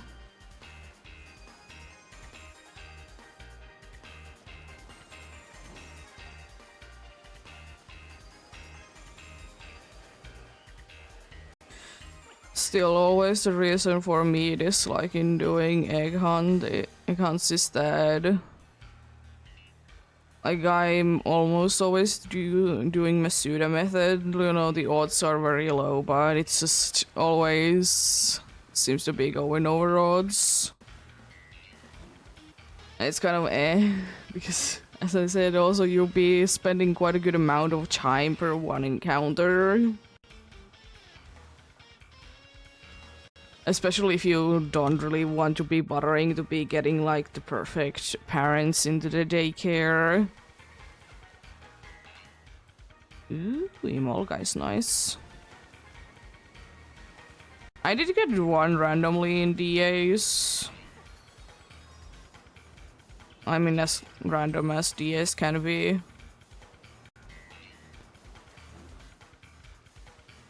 So that's nice. Emol guy's a very nice shiny.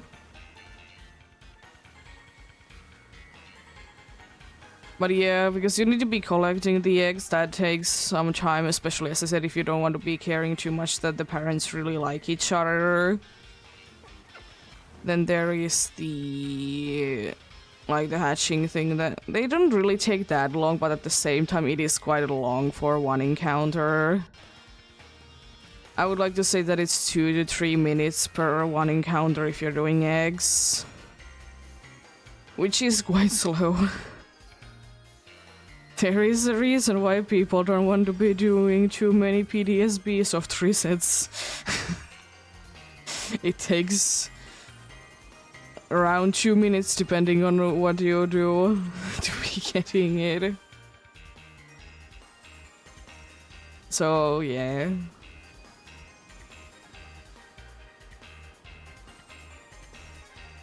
But then again, you know, eggs are a thing that I'm gonna be doing at some point. As I said, there is some egg hunts that I definitely will be doing, but as I said, they also will be more obscure ones. As I mentioned before, the Brimo eggs in Hard Gold Soul Silver, they are ones that I want to be doing at some point. As I also said, you can be finding them in the wild, yes, but it's still a kind of a unique hunt and I don't mind it.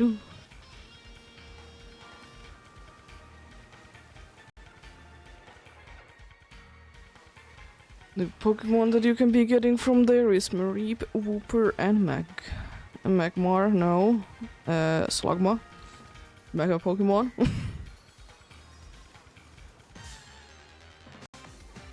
Isn't the greatest pull, but it is a way to be getting in Hard Gold Soul Silver Slugma pretty fast, because otherwise it's locked in Kanto. You know, there is that.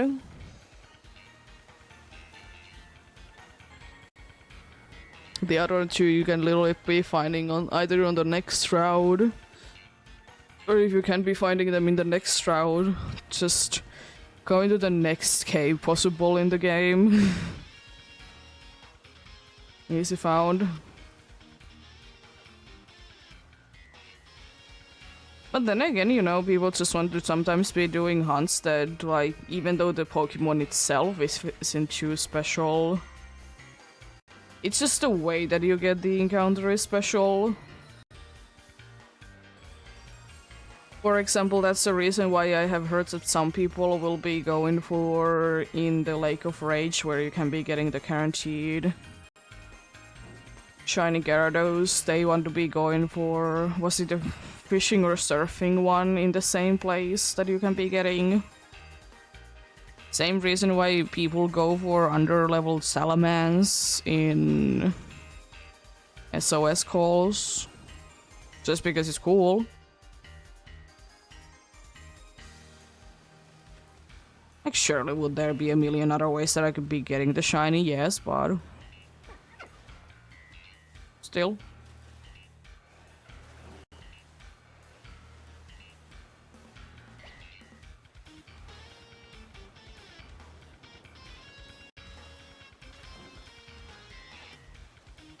I will also say that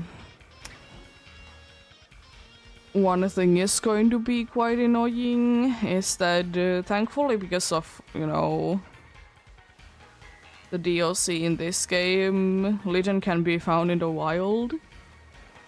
So that is one of my issues away, because as I said before, I want to be getting at some point. I will start it at some point to be getting every single cat Pokemon that I see feeding my cat or our cat. And find them as female shinies. There's 2 starters. Leeching can thankfully found in the wild, so it isn't gonna be just eggs. But unfortunately, there is Prickatito.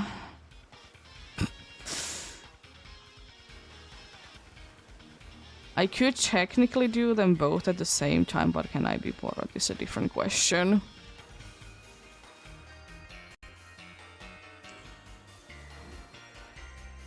Because I'd rather be spending less time as possible with eggs.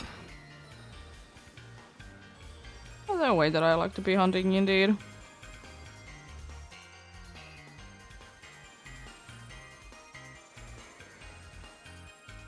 And I don't think that there's gonna be too many situations where I will be doing an egg hunt that it wouldn't be with flame body.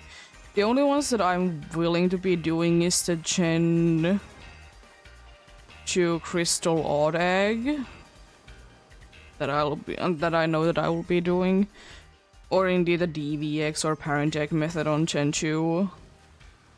But also, it takes so long to be hatching in that game. You know, the game itself is so slow already, but also the fact that, you know, you don't have flame body. It's so bad. But hey, interesting though. Low odds. I think it's still the lowest odds that we could ever be getting in a repeatable method. Is in the parent egg thing on Chenchu. It's kind of insane, but then again it made this sense because, you know, the shininess, as I said, was determined by those things back then. So if you have just a shiny version of the one, it has high enough stats, so it's more likely to be hatching a shiny baby. But do be a thing. Be going for one.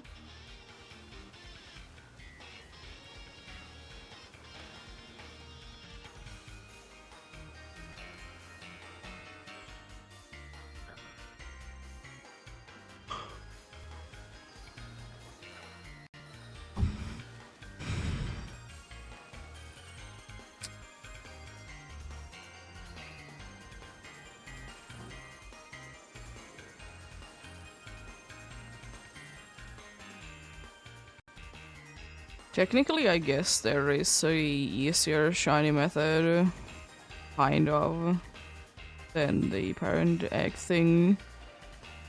But it's only when there's a com day going on Pokemon Go. And as I said, it's not really like it's a repeatable method, it's like only in certain time windows a possibility anyways.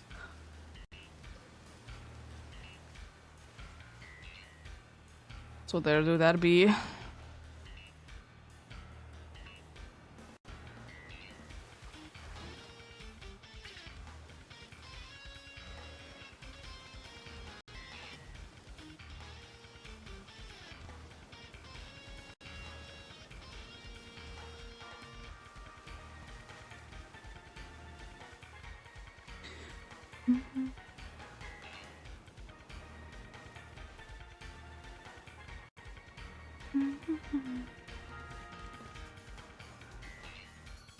Go soon. Break time indeed. We'll be getting something to drink, something to eat while that is going on, or take a break some other way.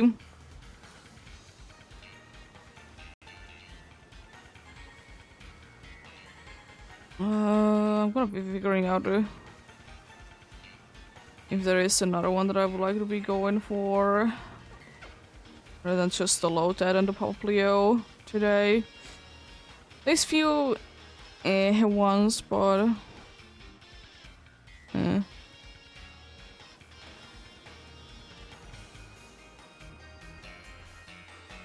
Crowlet is definitely a one that I most likely will not be going for, because I feel like Crowlet is one of the Pokemon, since it's from Gen 1, is that it's so easy to be running in other hunts that I will be doing at some point. As I said, Heart Gold Soul Silver is, you know, a place indeed that I like to be doing hunts in, so, you know, definitely a possibility in there.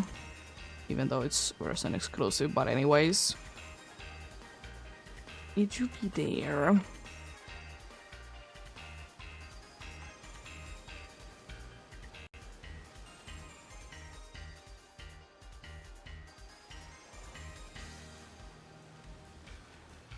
It should be there.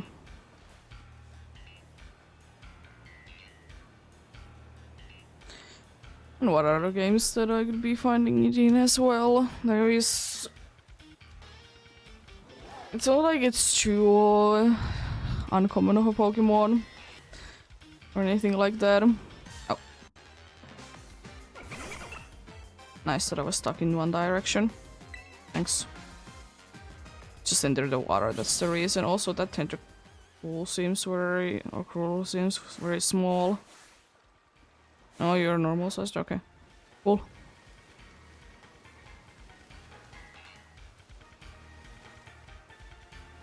Because I don't know if it will be in my way if I will be going for like some Pokemons in the Alola games. Because it could be in my way there.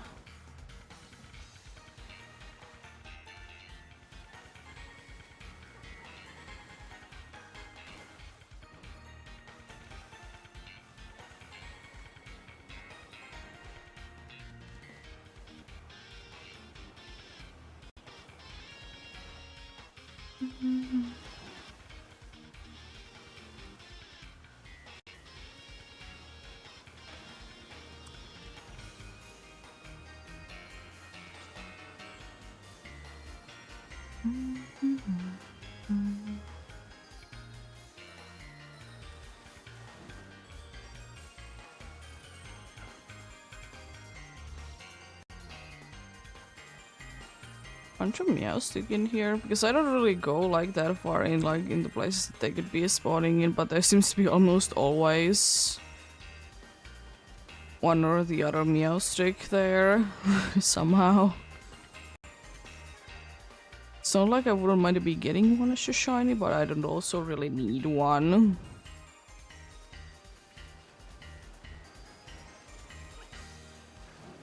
Can definitely be getting it in other games. If I really want to.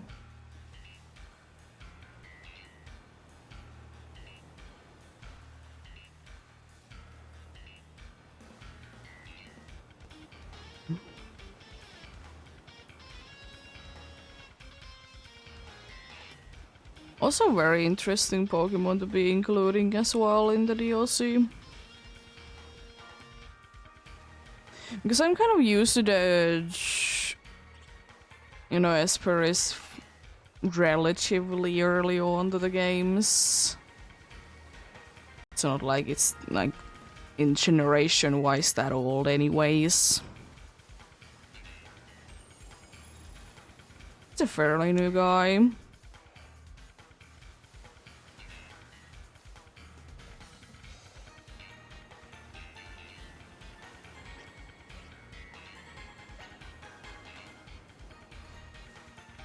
New guy indeed. And you know, in Sword and Shield it's available on Route 5, which is pretty early on.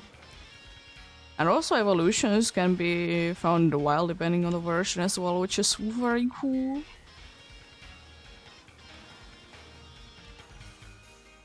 It is of course unfortunate that if you want to be getting a specific one, depending on what game version you're playing, you're gonna have to be evolving an Esper. But that's fine.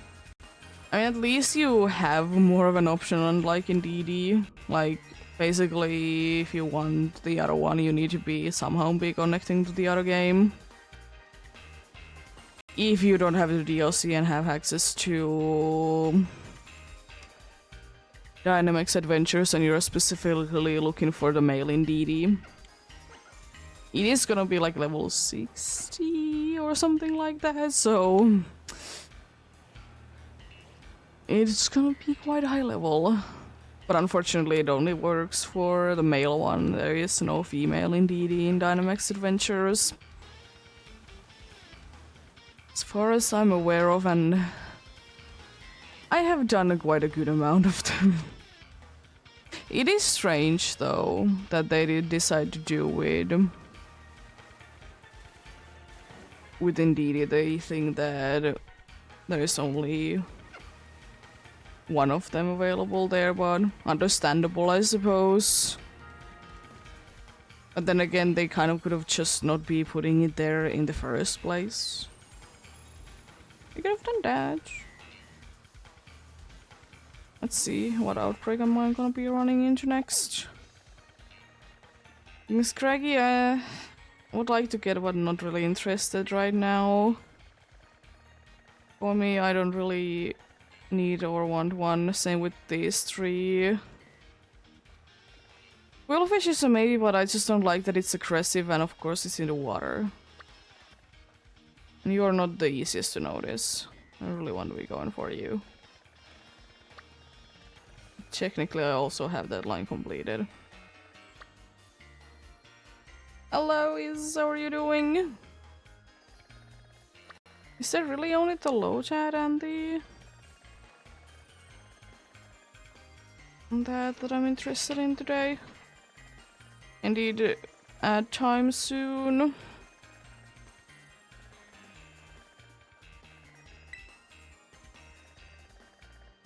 If this would be an old game, you know, Love Disc would be nice.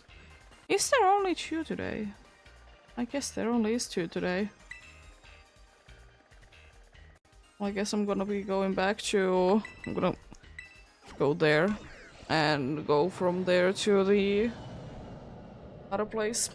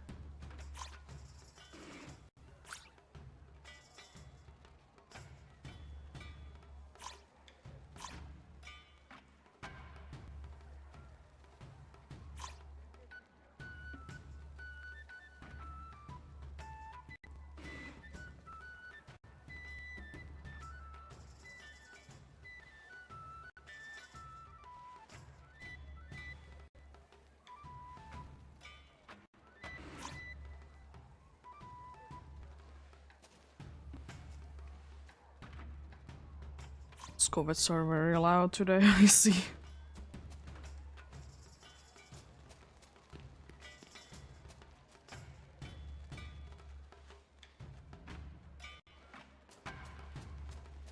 I probably don't even have enough money to be doing that.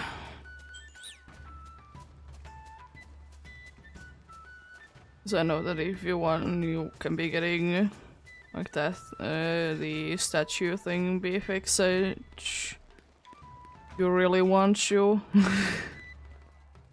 I really see a reason to though, and also cheese. It's just all big.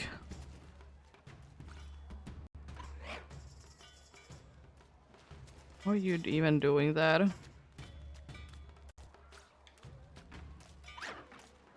Are you physically doing that actually? It's not like there is like a visible string or anything. It's just... I guess the dust call could be having something to do with it.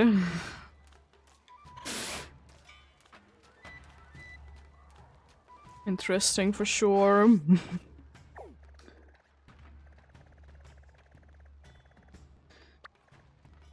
I mean, there is other ones that if I really like find like load head sponge like quickly, then I have other places to be going for sure, but nothing that I'm too interested in at the same time. Apart from the Poplio and the... Apart from the Poplio and the Lochad. As I said, Oshawott if it wouldn't be in the water. Like, I'm willing to be doing Poplio because, I mean, at least I know exactly what I'm looking for with it, but... I know also with Oshawott, but it's harder if you ask me. To, like, actually see the difference.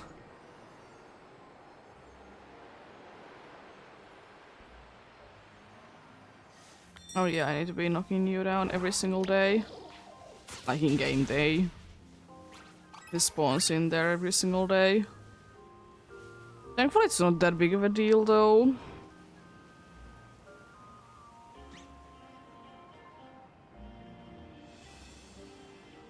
It's not that big of a deal at all.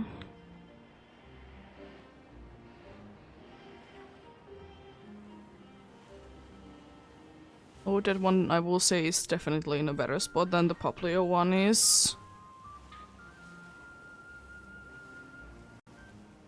I guess like having a water sandwich wouldn't really be doing anything but harm. Because Wishcast can be spawning there and then, you know, all the other water types. I'm gonna check out that dude over here. I don't think you're shiny though. Are you racing up actually? I'm pretty sure you're not a shiny. Will also say that I don't completely understand also why you specifically need to be here. I find it still like so weird. Even though it always has been the case that the previous generations Pokemon are somewhat bunch of in the next game. But for some reason it really bothers me like how many Gen 8 Pokemon are in here. I don't know why. It just bothers me more than anything. I mean, I guess it's not as apparent nowadays as it once was, to be fair. Because of course, like, there is going to be Gen 1 Pokemons in Gen 2. And so, like, every single time. I guess Gen 2 Pokemons weren't really in Gen 3. There was, you know, few and stuff. But, like, it was definitely on the rarer side to be finding a Gen 2 Pokemon in Gen 3.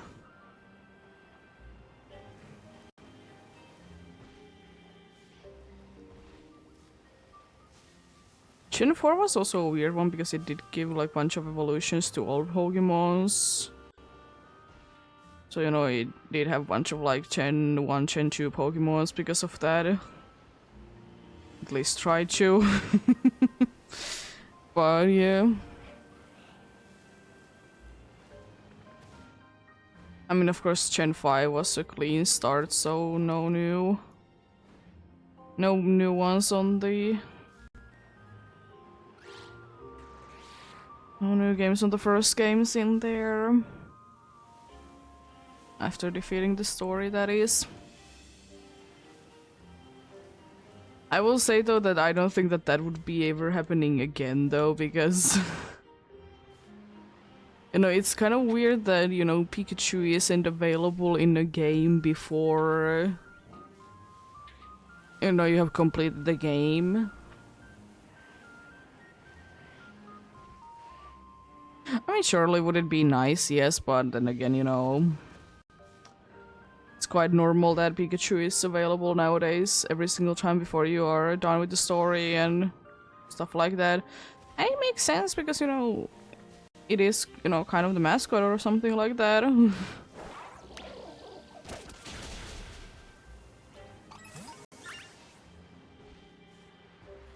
know, it makes sense and I don't mind it, but it is like kind of strange that it was a thing in Gen 5. In the first games, indeed, that Pikachu wasn't available. And as I said before, I don't count transferring because then Pikachu would be available, I think, in every single game. At least mainline games.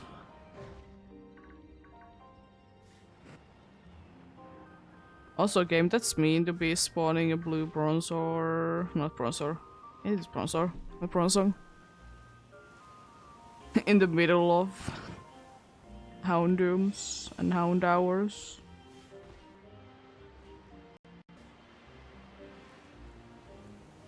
It's very mean of you, game.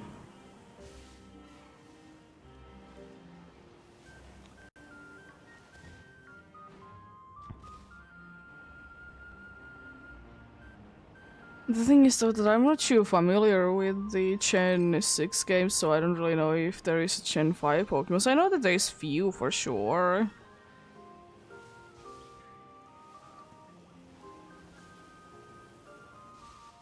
I feel like in Gen 7 there was a decent amount of Gen 6 Pokemons. I guess it really started going on from Gen 7 onwards that both on Gen 8 and Gen 9 there is a bunch of Pokemons from the previous generation.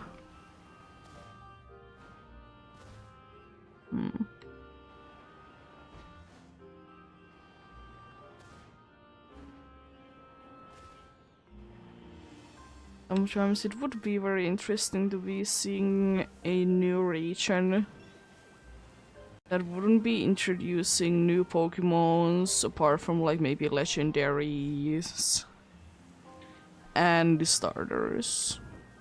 I don't think that it will ever happen. Technically something like the Legends games could be the closest thing that we could be getting from for those, but it's still most likely gonna be introducing new Pokemons.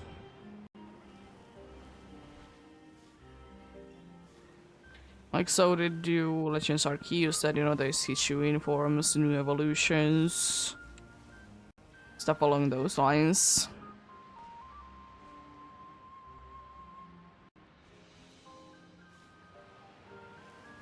Because it's as unlikely to be getting a generation that is completely old Pokemons as it is to be getting a generation that there will be only new Pokemons.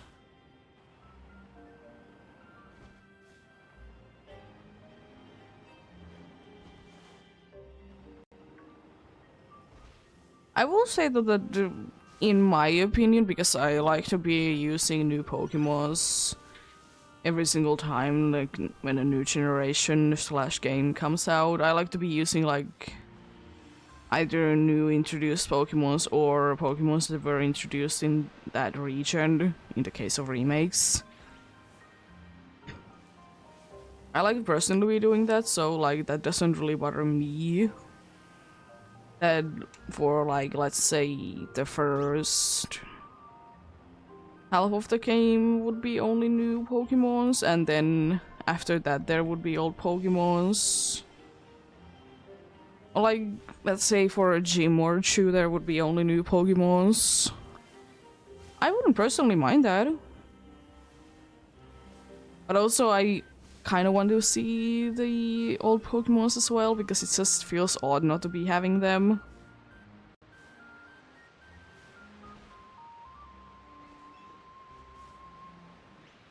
So yeah, I think there should be like certain things like that. Also, weirdly, that reminds me of one thing that I really want to be seeing. Is really want to be seeing again Rattata to be available early in the games.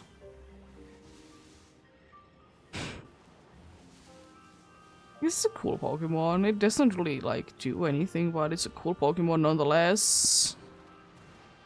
I quite like it.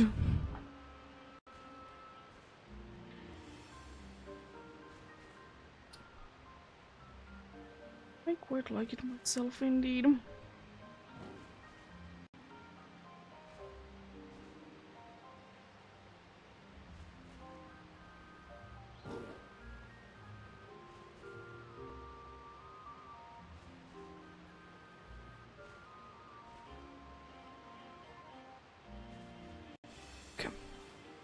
Oh, hello.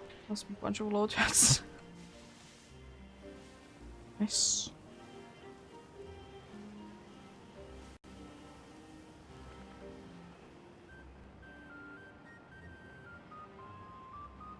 But I still feel like, though, even though, like, most of the games nowadays really do it, that I think that the gym leader should be having either its ace or at least one Pokemon from the generation that it's in, or from the region that it's in.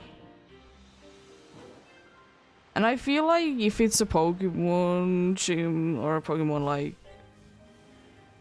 I guess gym leaders are the best ones to be referring it to. Like I feel like if it's a gym leader that is referred, that it has been originally from another region. I really wish that they would be having like one Pokemon from their home region in their team, or like somewhat related. Because let's say that it would be a fire type gym leader from Shino.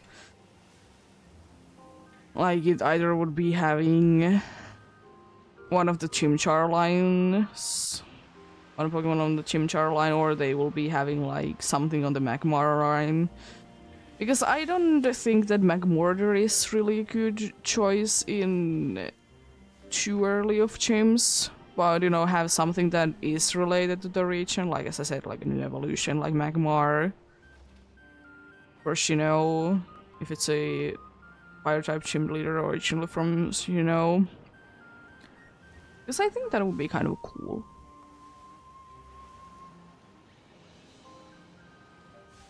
But also I wish that if someday we'll be getting a gym leader, that it's said that it's from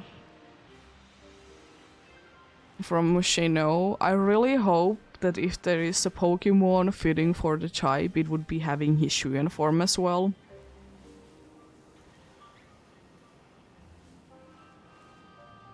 But yeah. It really don't like depends on what the reasons like gimmick thing is. That do I think that the ace Pokemon needs to be from like the region that it's in. I guess perfect example is Paldeia's grass gym leader, Sudowoodo as the ace, but then again, this region's whole thing, Paldeia's thing, is switching types anyways, so it doesn't really matter. I will say though that I think that could have been having other Paldea Pokemon in the team, but it's still there though.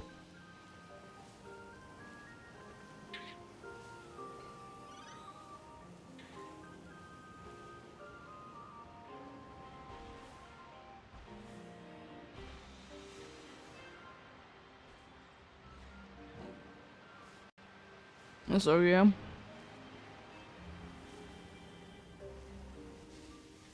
I mean, then again, as I said, also that mostly gym leaders nowadays have at least like one or two Pokemon from their region that they're introduced in. And usually the ace Pokemon is something to do with the gimmick. Like in Sword and Shield, like most of the time the ace Pokemon wasn't a Galar Pokemon, but usually it did have like Gigantamax form as a possibility. Apart from the first gym, but you know, it kind of, if I understood correctly, the dude did switch its Gigantamax or Dynamax Pokemon into Gigantamax Appleton / Flapple. So it still kind of has it going on, and usually the ace is anyways Eldegoss. I will say though that one thing that people have been agreeing on is that Applin could have definitely been the first Pokemon that it throws out in the grass gym in Galar. Just because you're like, yeah, surely it's a dragon type, but At the same time, have you looked at its move pool? It doesn't have anything. I know because I have used one in there. And usually gym leaders nowadays, they do be going with legal movesets. They are not having something that the Pokemon shouldn't be having just because it's cool, I guess.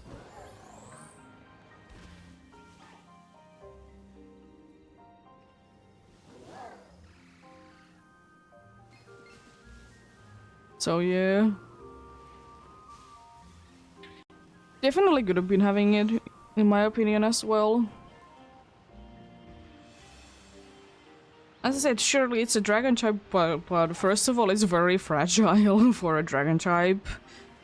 And the second thing is, as I said, it doesn't really have a moveset. I'm pretty sure the only attacking move it gets is Astonish. I think it gets 2 moves. And then also it would be making sense why he has like Appletone slash Flabulous the Ace. Check out Applin. Am I correct about the moveset?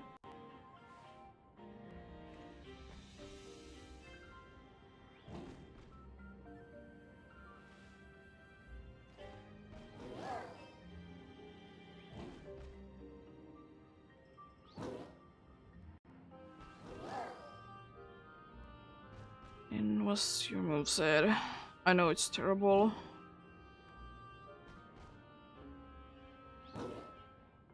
That is correct. It's Withdraw and Astonish. And without breeding and such, the only other move that it can be getting ever access to as an Applin is Attract.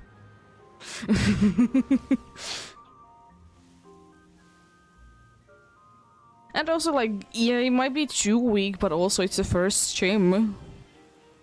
So it could have been. You know, usually first gyms are kind of a pushover anyways. It's not like it would be anything new.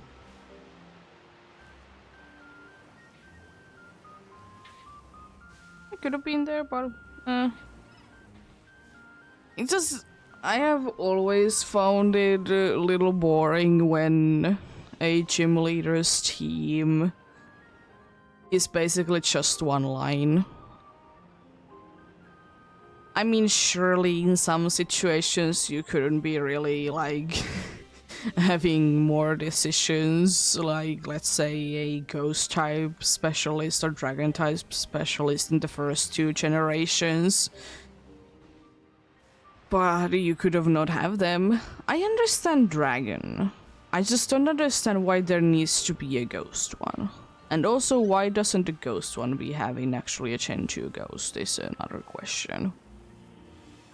Wouldn't need to be the ace, because I think Mischievous as an ace is quite a bad one. But it could have been there on the team though. It's just strange that it isn't. But anyways.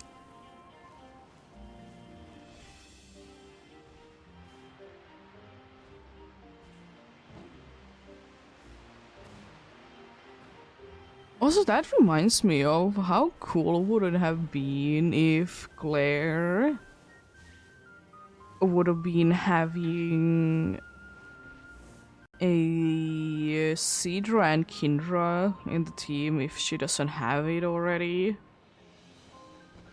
And in the case if you lose, the Cedra would be evolving into a Kindra because, you know, you get a dragon, like, you get the evolution item for it anyways. As a gift. So that could have been quite a cool thing. I mean, would it be fair? No, but it would be cool, if you ask me.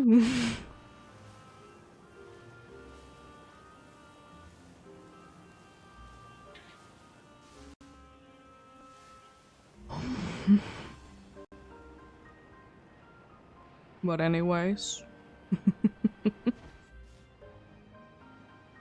It is what it is.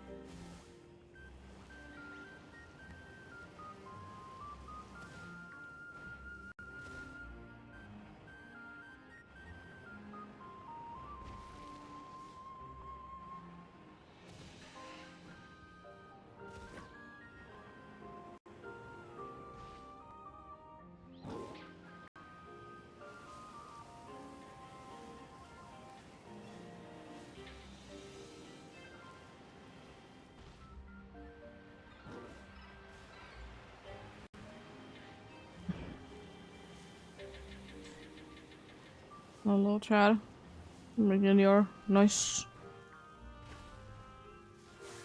Another small paragraph.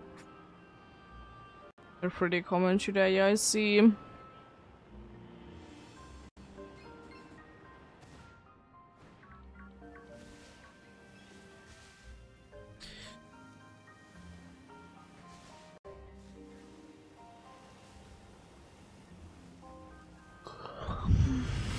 Also, another thing, I guess, on the hardcore soul silver is I'm personally right now be going for a bunch of hard scales for funsies and, you know, just to be having them.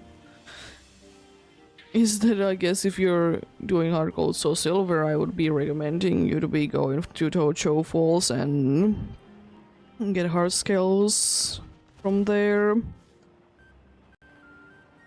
There is 4 rocks there, which is pretty decent amount. It's a low amount, but the good thing is that you can easily be running in and out because it's a small place. And the other thing is that there is no wild encounters. There is, I'm pretty sure, not even a possibility to be getting anything from the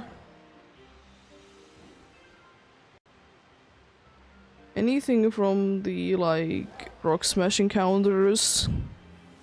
Because in most areas you'll be getting like a Pokemon encounter a certain amount of times from the rock smash encounters. I don't know how useful, if I think it is, but hey, if you want to be getting hard skills, then it's a good place.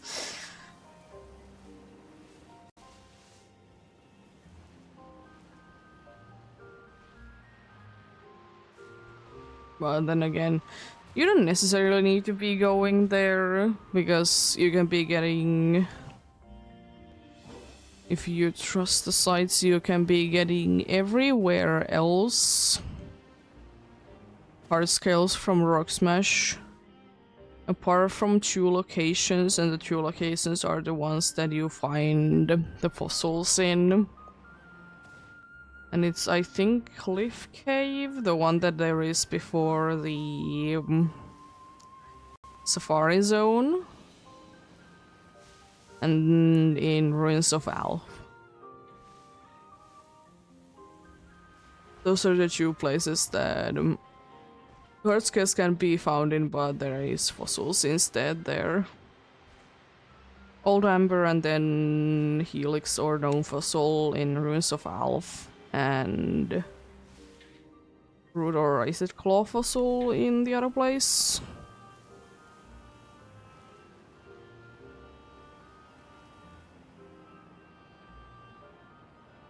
Which I will still say that I wasn't too like, I didn't know it beforehand that you can be finding them so well in there. I'm glad that you can. This is pretty easy encounters for sure.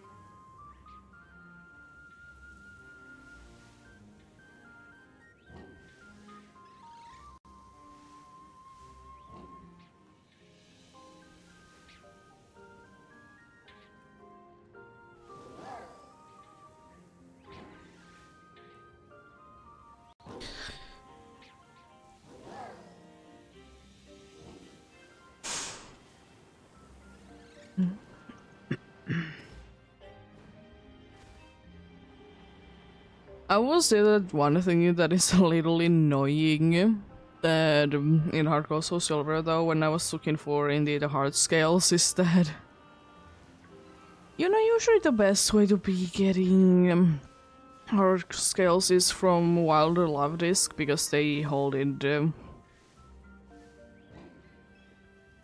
50% of the time. But the problem is that Love Disc is supposedly only a swarm thing in that game.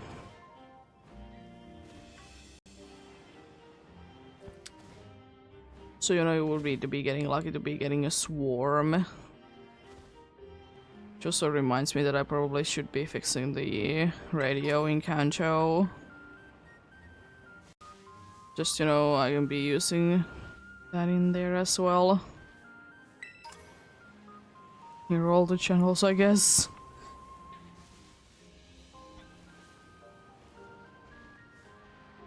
Just definitely interesting thing that you're gonna be doing.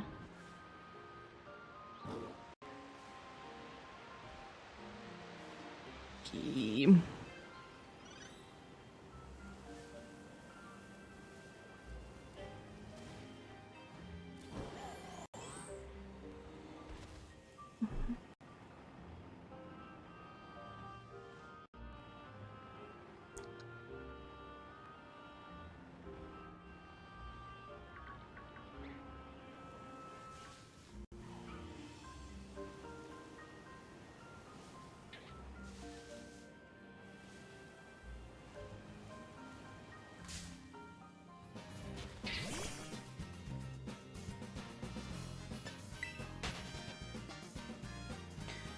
I'm trying to be thinking, have I seen too many shiny Lowtats like overall in this game? Like have been seeing other people be getting it, and I don't think that I have seen that many.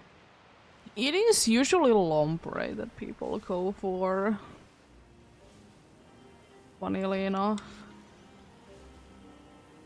Lombre isn't a bad shiny, definitely.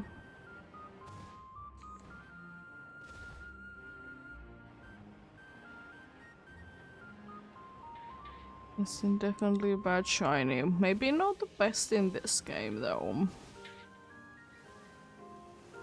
And definitely not everyone's favorite because it is kind of boring in one way that it's basically just a bunch of different shades of green. Some more bluish greens than others for sure, but still mostly just different shades of green. But I personally like it quite well.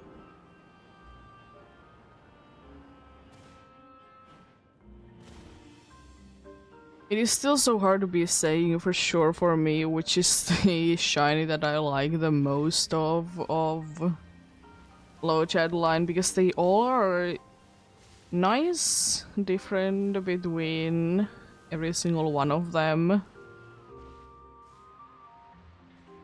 And I like them all for different reasons. But as I said, definitely regularly I do be liking both Loaded and C-Dot more of those lines. I would like to say that C-Dot is probably my favorite of the shiny ones on that line. Nuzleaf is pretty nice though. I do be liking the very nice orange it gets. And if I remember correctly, I don't necessarily be the biggest of fan of Siftree shiny. Not bad, but eh.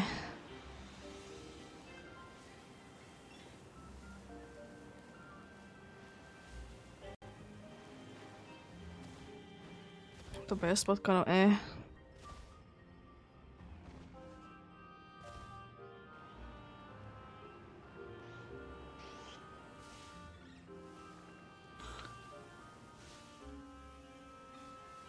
I'm gonna go here and wait them to spawn in this time.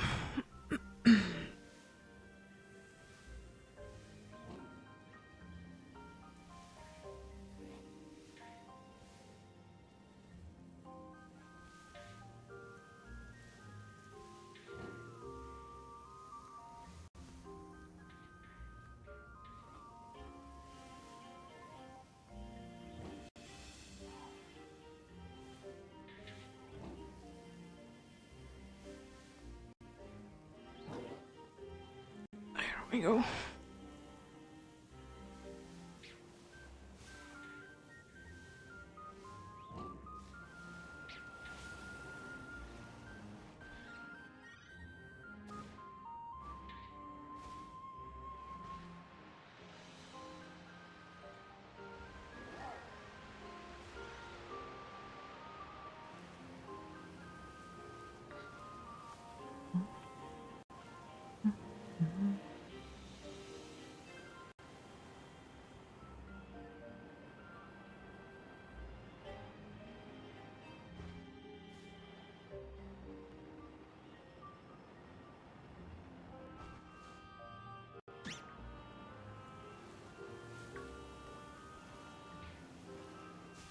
Hope that I can despawn those groups nicely. I'll be going a little bit like this, so maybe I'll be getting most like spawns in here instead of like down there.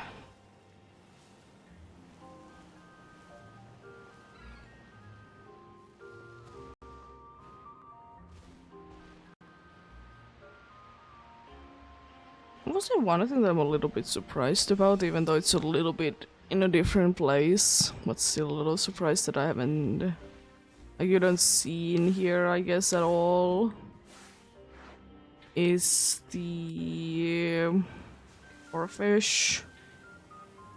Like, you see it more like over there. But I'm a little surprised that it's not over here.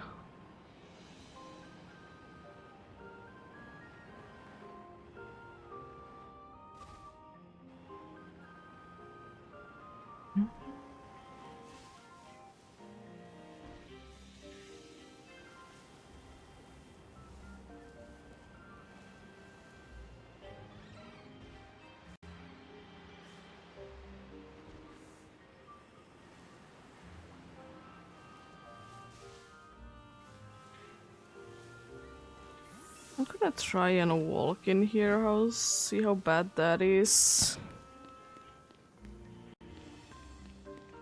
That could be, you know, a little bit better. Just not completely sure how I can be going in the exact places that I've been going before as well. Nice. That doesn't really change anything. Very nice, very good.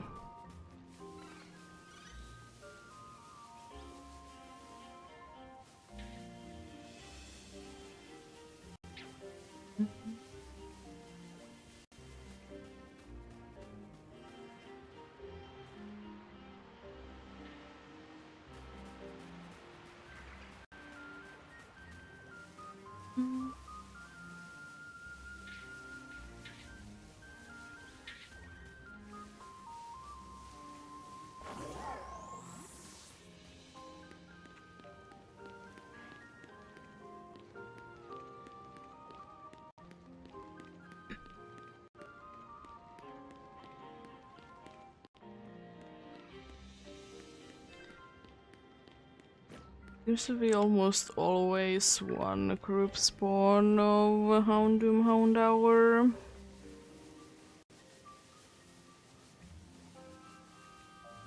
Don't necessarily mind it, but it's not really one that I'm looking for either, though, game.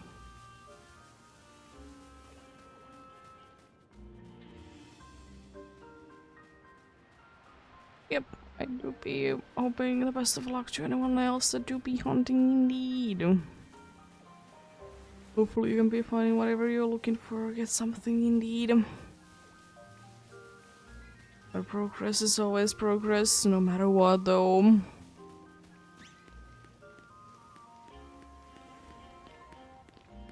Progress to be progress indeed.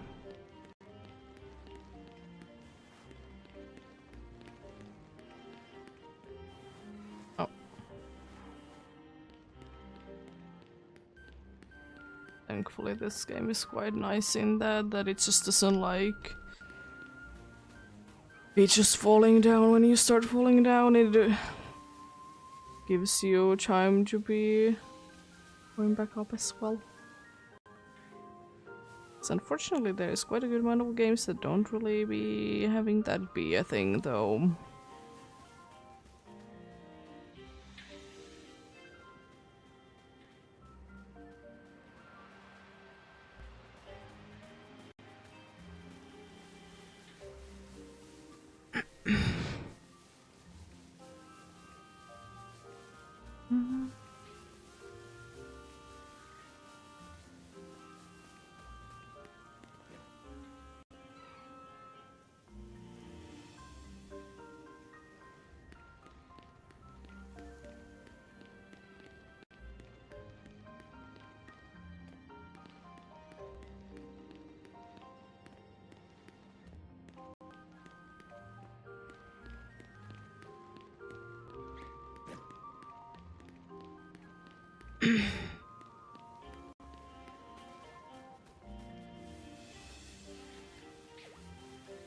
You small?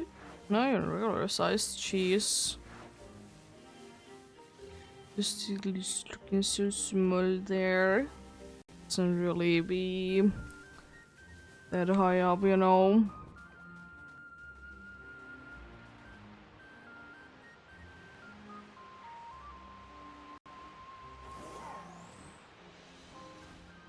That would have been one of those glitches that you couldn't be getting out of without the right Pokemon, definitely. I'm gonna try and see, I'm curious. Would there be a ideal spot to be doing like picnic resets in here? At least you can be doing one in here. You know, that's something at least.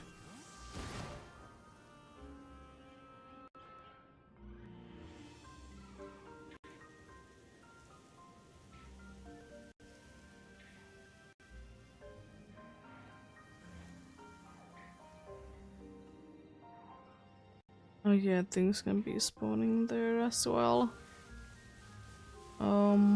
I guess then the better side to do it is would be this side. Like, let's say somewhere around here. Because I don't think that I'm too close to those dudes down there. There isn't really too many ledges that they can be randomly spawning in. And I don't think that I'm too far or too close to the center as well. Let's see.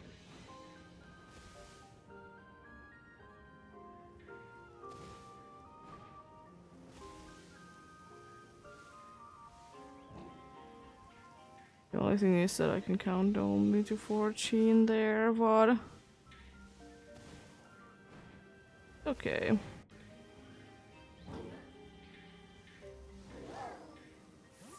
Yeah, this isn't too bad of a spot to be doing picnic races that I probably will be doing for a little while. Even though I mostly don't be doing picnic resets, they are not really my thing, but especially now that it's raining, I honestly rather be doing it. Rather be doing, you know, picnic resets. I want to be going a little bit closer as well.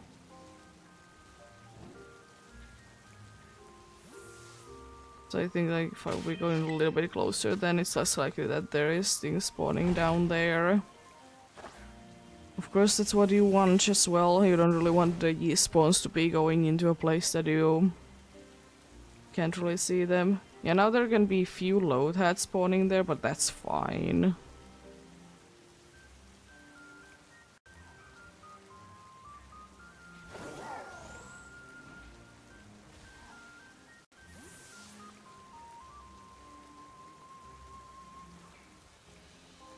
This isn't too bad. I'm gonna go with just a little slightly bleed closer. I'll be going closer to the wall though.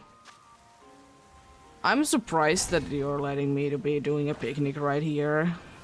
Always be saying how bad of the allowed range it is between like the things can be spawning in, or you can be spawning in the picnic.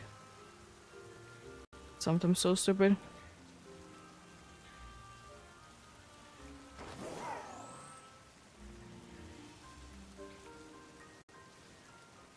Guess I want to go a little bit backwards then, since there can be other things spawning in.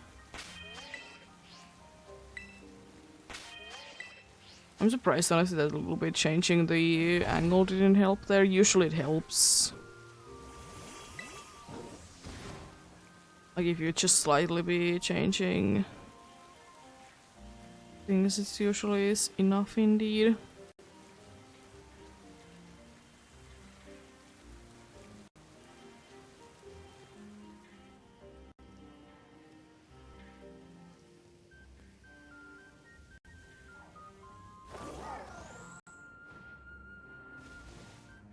So we'll say one thing that doesn't really help is that 3 over there. What if I try to be doing like a picnic reset here? Like myself be facing to the wall.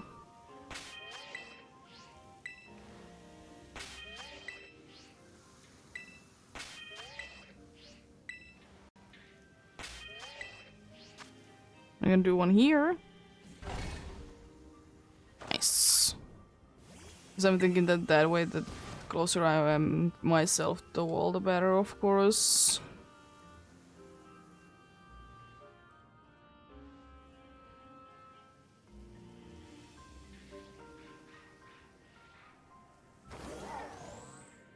Oh.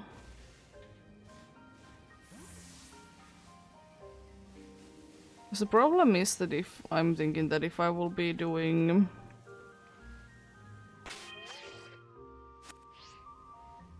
it in here, that I think that there's gonna be so many things spawning in these rocks. So that's somehow not like too close to the edge.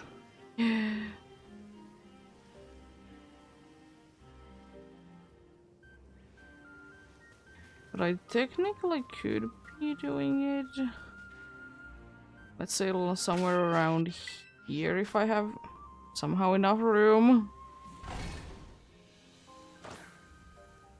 A little bit floaty, but we're fine, I guess.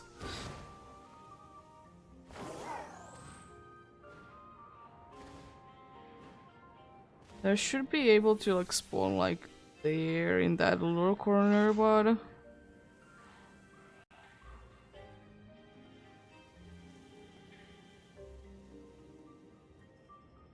this isn't too bad. I could be going slightly bit there. Slowly but surely be going closer to the center.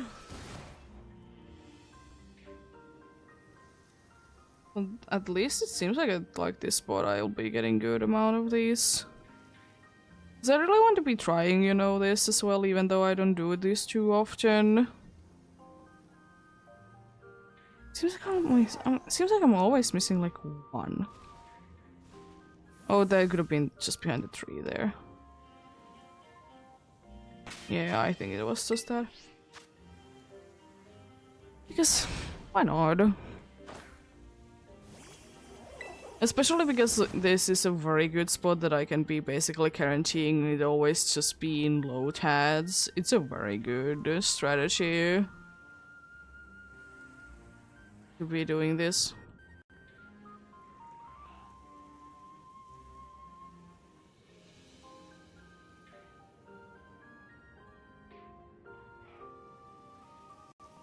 Yeah.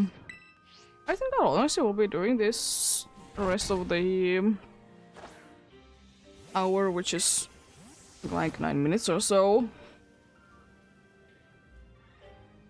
So no, I'll be just doing this for the rest of the time then. It's just because why not?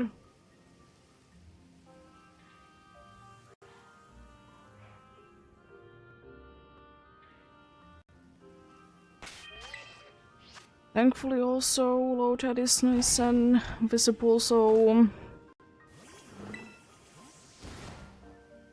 that was strange that the Titan was just standing there for a moment. Yeah, thankfully, you know, low TAD is, I would like to say, easy enough to see without counting, so be doing a little bit of counting though, just to be seeing that there is like all of them are appearing.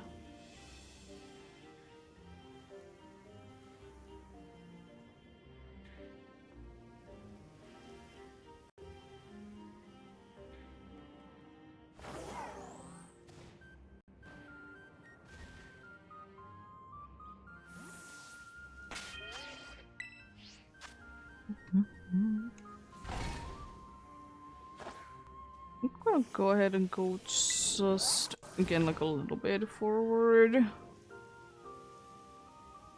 But I don't think that this is a bad spot by any means. I mean, is it the most ideal? Most likely not, but at the same time I don't really care that it's not the most optimal spot. It's optimal enough to me.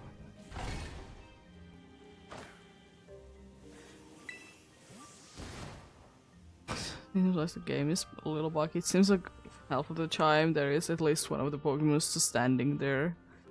I mean, it's probably partially because I'm just immediately closing it after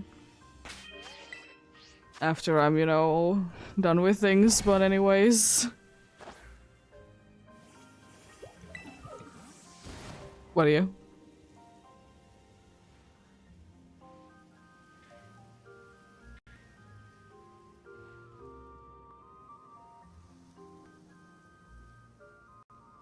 Probably need to be a little bit more careful with the dudes behind that tree there, but apart from that, this shouldn't be too bad. Because my problem really with picnic resetting is that because I don't want to be using sandwiches while I'm doing outbreaks, because the only kind that I'll be using is encounter power, so you know it wouldn't really be making that much of a difference because Outbreak itself is already doing the encounter thing. So if I can't be finding a good enough spot, then I can be bothered with it.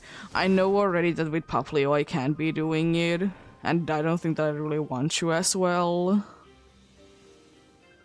But I know that I can be doing it with it because it's too close to the edge, so, you know, half of the spawns would be on the other side, and then there is the thing that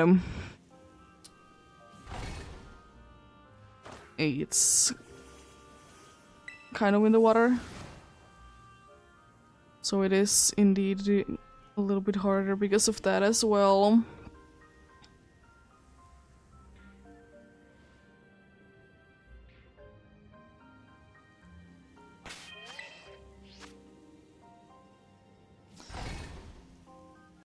But also, Canada was quite fine this time for us to being gone, even though, as I said, we weren't gone for that long, a little bit over a day. But still, she was quite fine with it. Of course, it's, you know, lovely that she is.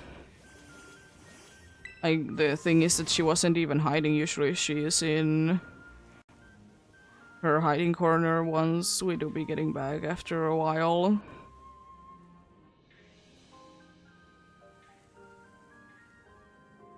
So, you know, that's nice.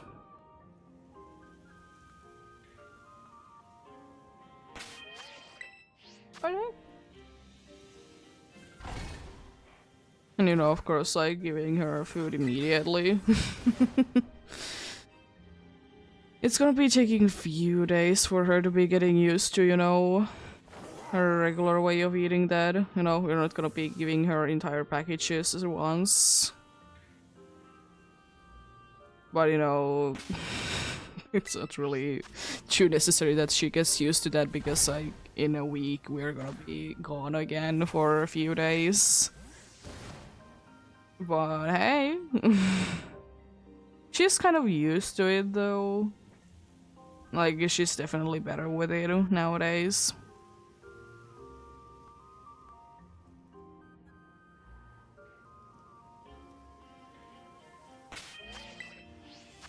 It's not like it's gonna be like ever that good because, you know, it is what it is.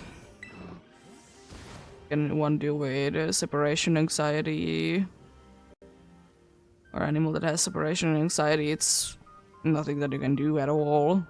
really.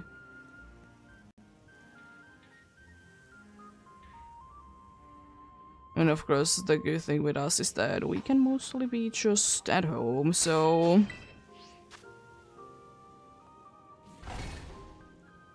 it isn't going to be as bad.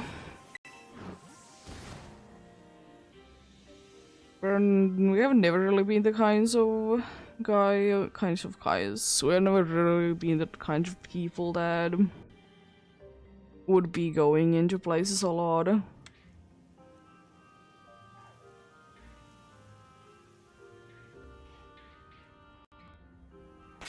So that's nice. Because I have always, it's still a thing that I'm pretty big on, that if you travel a lot, I wouldn't personally be getting pets.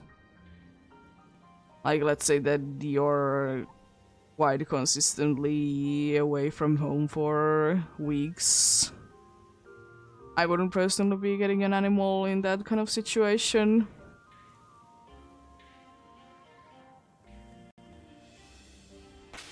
Because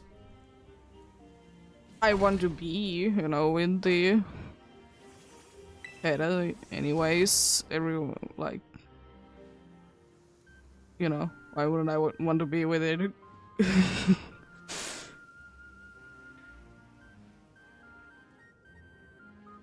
Why wouldn't I want to be with it?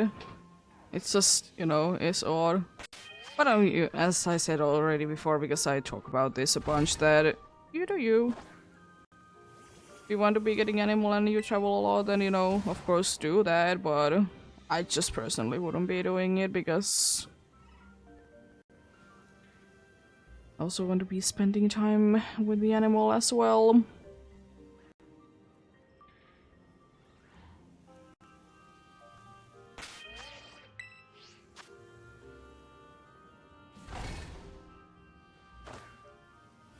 It's kind of the thing that I don't also understand, that if your job is to be like traveling a lot into places and stuff, I don't really understand why you would be buying a fancy house, because you're not gonna be using it like almost never. So, you know, what's the point to be having a nice house then?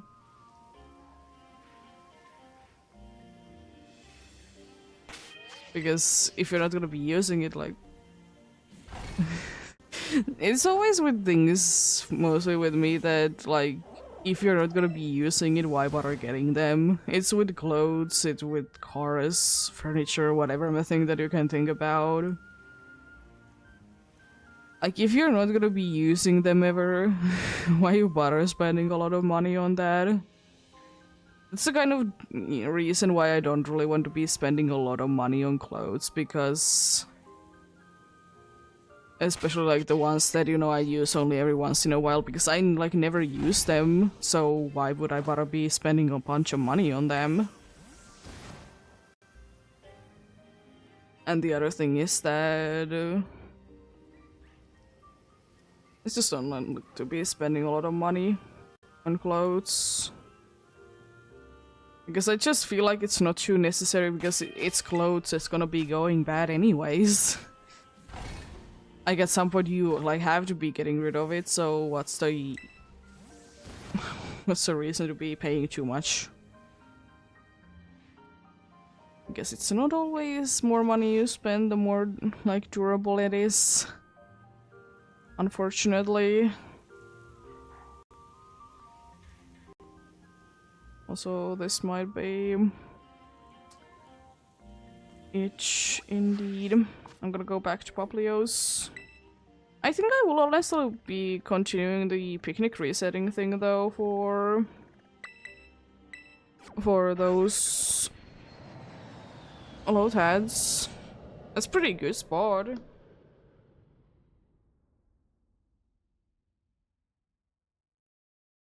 Even though I'm always saying that I absolutely hate it, but in that situation, as I said, I can completely like be just getting the low tads. It's good.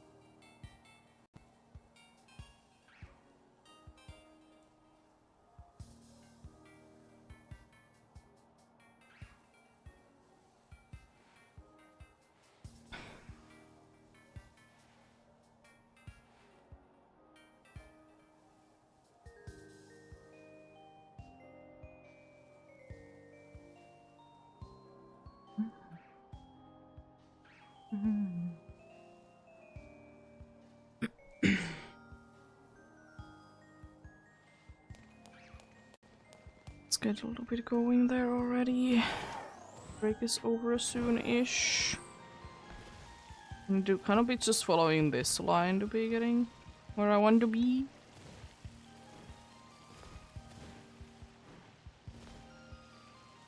I will also say that I don't think it's too safe to be having these kinds of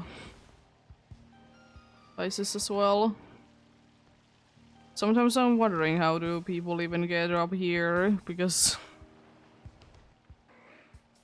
I don't know if I would be personally be able to. This is pretty high there, my dude.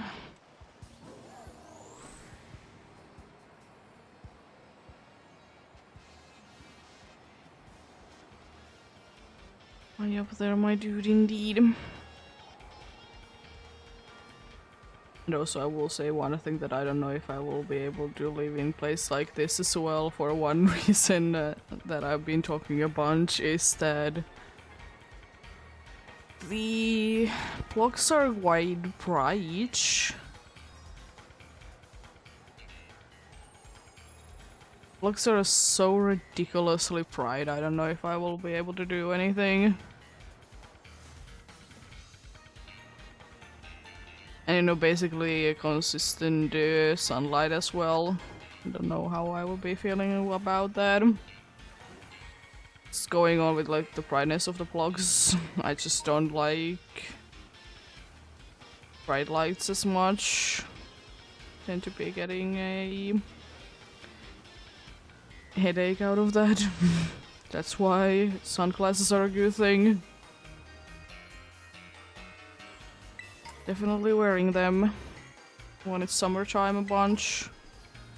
And other times as well where, you know, the sun is just in the perfect place that you need to be using them. I have said it before that I still think that the most likely time that you're gonna be needing sunglasses is in the spring and fall, because the sun is just like low enough. Of course it depends on the place that you live in, but in here at least it goes that way.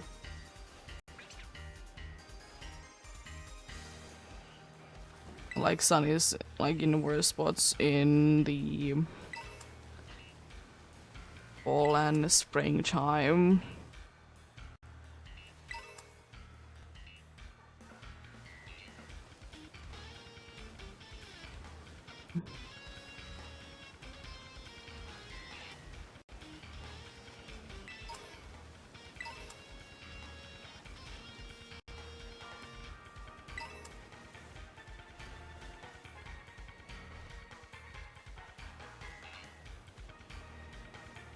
Questioning myself, would I be able to see Esper shiny? It is quite a bright pink, so I should be right.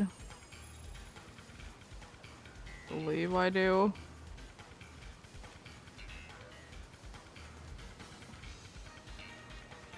But I will say that I'm a little bit upset that I'm gonna be hunting on Monday for more of the Tauros though.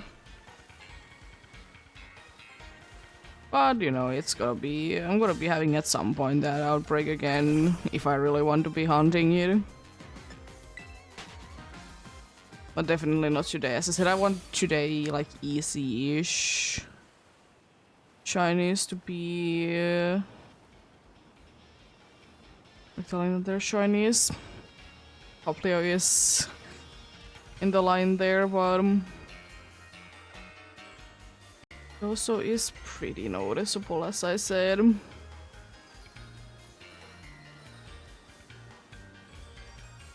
mean, the main thing that I'm looking for with all of them is to be seeing that do they have a pink color or not. And, you know, that helps. And I can be moving on quite quickly. I mean, of course, since it's a thing that I need to be quite a bit looking for as well, that I could technically be missing some other ones. Because I'm just paying close attention to relatively small detail.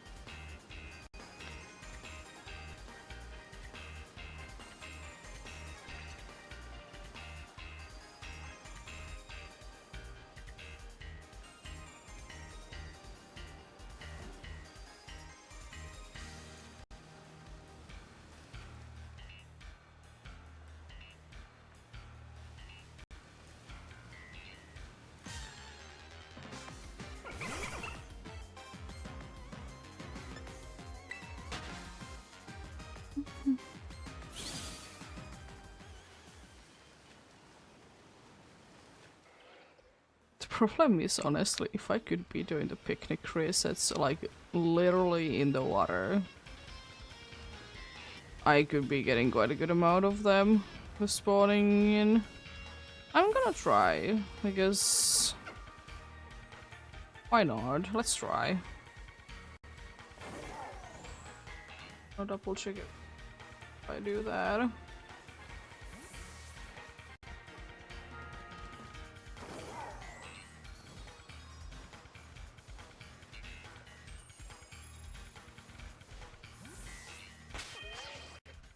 If I do picnic here, I don't think that I'm doing picnic for Poplio because I think that I most likely, as I said, spawns in there, in other places that they're really looking for them and such. Let's see.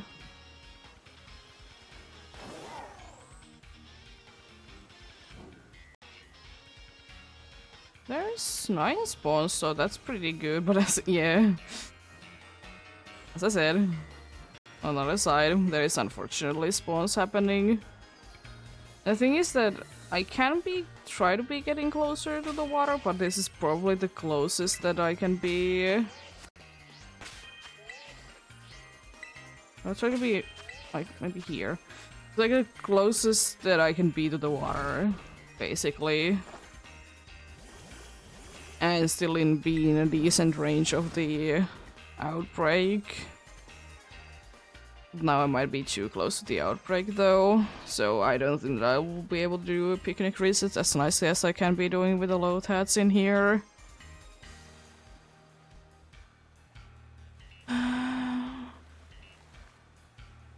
There's only 8 Pokemon this time anyways in here, so...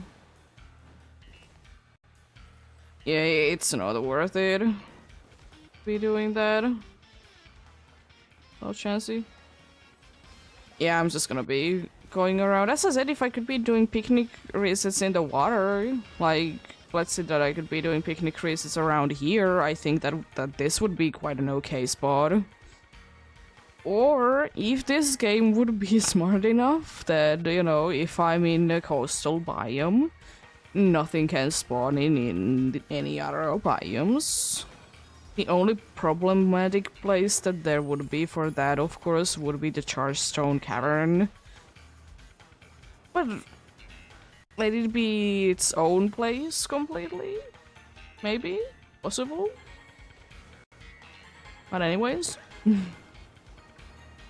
But yeah, if it would be the case that, you know, nothing can be spawning in this case, in the Savannah biome, then, you know, I would be fine. I could be doing those picnic resets, but unfortunately, like... I guess more or less half of the spawns are gonna be there. I'm not gonna be looking there as well too much, so if there is things spawning there, there is things spawning there, I don't care. I guess if I see them, then, you know, I'll be capturing them, but... It's gonna be too much work if I will be concentrating on them too much.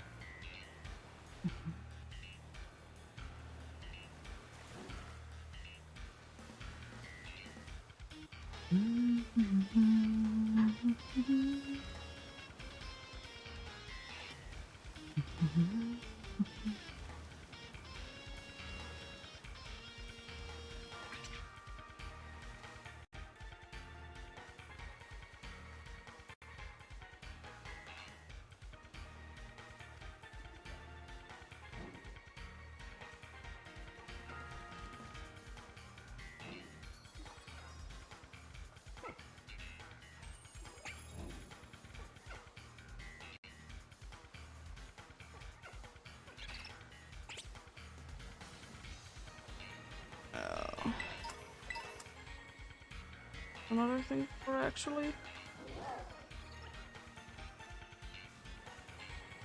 There we go.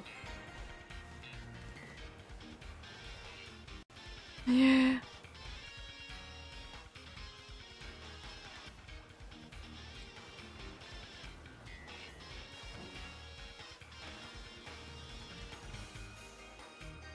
I wish there could be a region, by the way, where all the starters would be equal or like closer to being equal. I mean, most of the time, if the Pokemon is like pure of whatever type it is, then it's quite likely that it's gonna be more balanced than not. Like, let's say the Galar starters are quite balanced, for example. But like, because probably always reminds me how broken of a Pokemon Primarina is in... How broken of a Pokemon Primarina is in the Alola games. But I like that, you know, starters are quite balanced, so like basically no matter what, you'll be getting okay Pokemon. I mean, it's starter, it's gonna be like most likely good anyways. There is, I think, only very few starters that are like actually bad, just because either their moveset or just the region that they are in. For example, the region that they are in, like Chikorita is just... It's unfortunately bad Pokemon for Chodo because any single grass type starter would be, like, no matter what. I don't think that even dual type would be helping you that much out. So, yeah. It's just a problem that... Because, as I said before, Kanjo didn't want to be repeating, you know, gyms from Kanjo. So, you know, there goes all of, like, good ones for grass. Unfortunately. There's only very few that I think could be, like, okay-ish grass starters in Chodo, and it's something like Rowledge, just because, you know, it can be... Like, it's can be like packing a punch.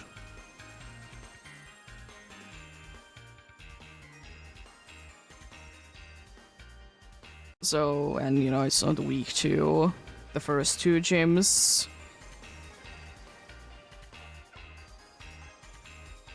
So that's one. I'd be thinking Bulbasaur wouldn't really be helping because there isn't really anything that it could be helping with its poison type. The fighting ones are also a little bit of a question because they can be helpful. And I guess you could reasonably be getting the fighting types in the time that they would actually be useful, because they are not really useful until like halfway through the gyms.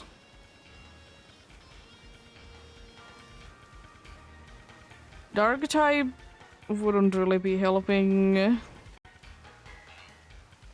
From what I remember, there's the ghost one, but you know, it's also with the psychic and ground.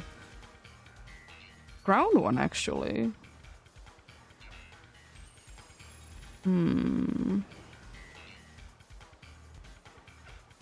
Ground would probably be one of the best ones. Because it can be destroying ghosts, because so far we haven't been getting a region where, you know,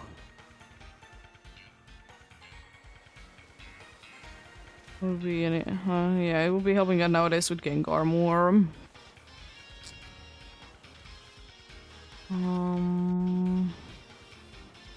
It helps out with the steel as well, one that is like annoying.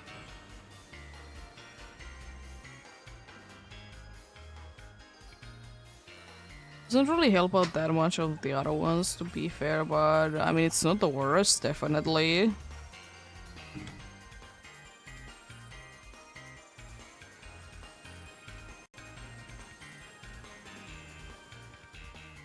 Trying to think what other type series with grass starters. There is a poison, there is fighting, there is dark, there is ground.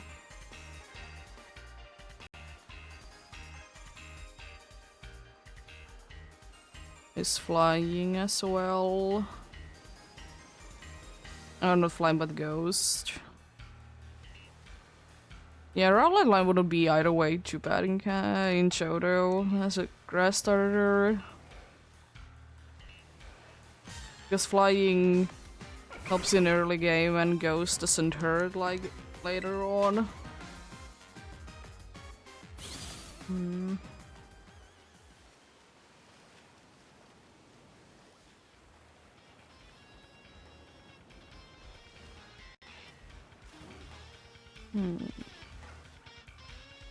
Yeah, I guess there could be better things, but it's just unfortunate, you know, grass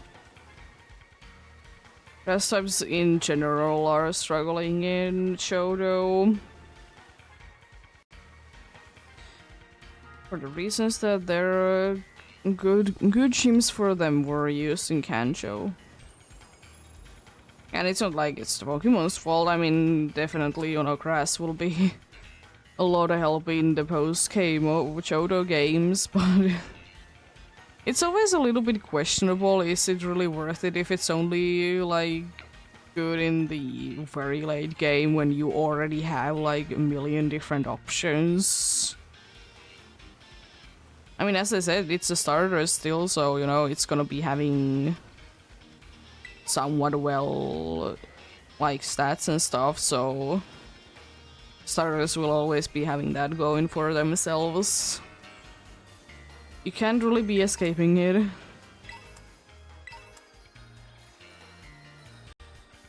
Can't really be escaping it, indeed. As I said, it's a good thing.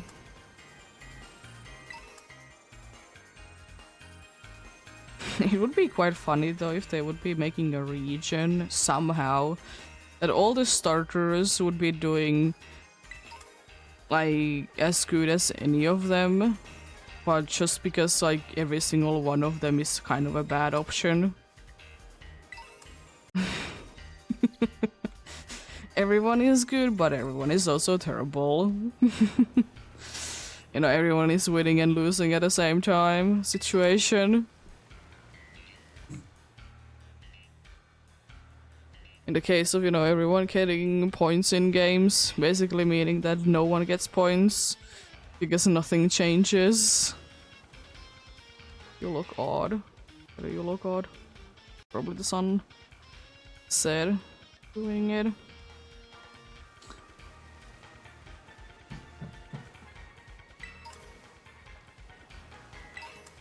What are you?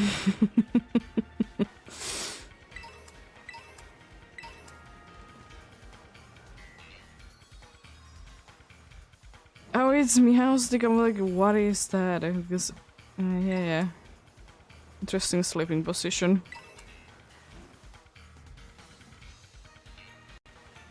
But yeah.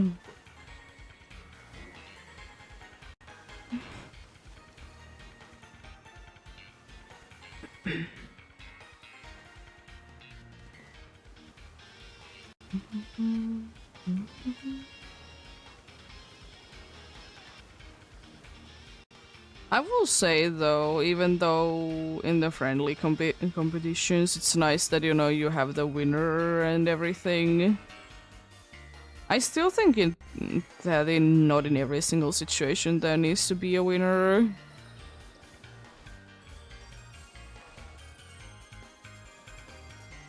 Especially, as I said, if it's a friendly competition, like, does it really matter? No, you're just having fun.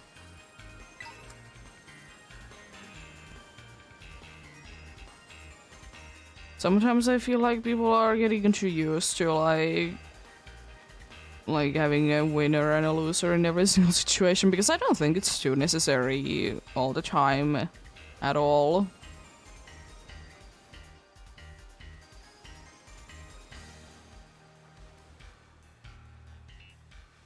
For example, there is people that either have grew up with or just like playing like co-op games where technically everyone is gonna be winning every single time because they are just like together planning things out. I was definitely raised on more of a competition side, but I will say that I didn't like it always. It was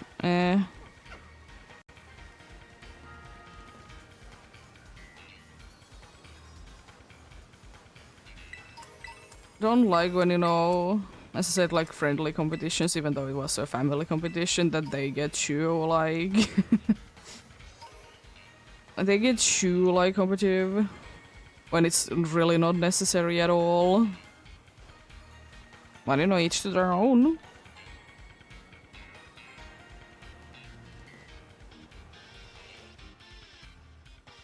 Under what tree are these dudes sleeping in? I don't know. They're weird. Anyways, let's move on.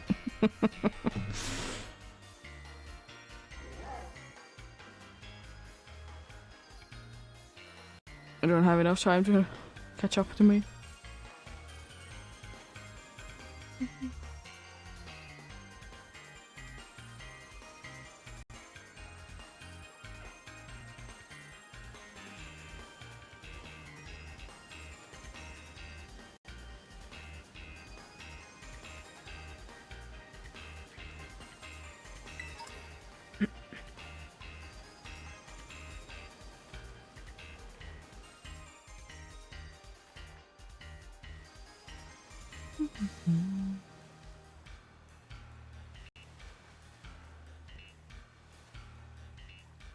I'm gonna like stand here again and hope that a bunch of them can be spawning in.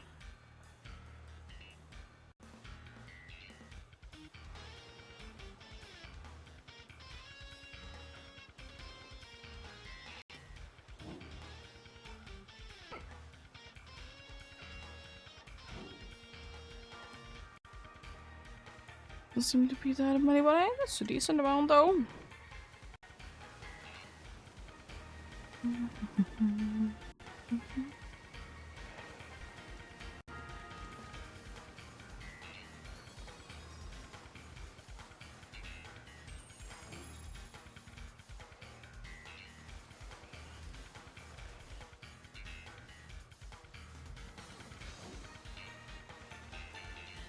I will say though that gonna be interesting on Pablio's com day though.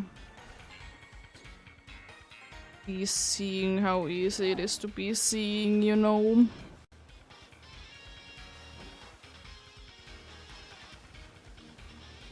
Not the easiest, but you know, it's Pokemon Go, you know, it has sparkles and everything, so it's less likely that you'll be missing out on it, of course, but it doesn't completely remove it either.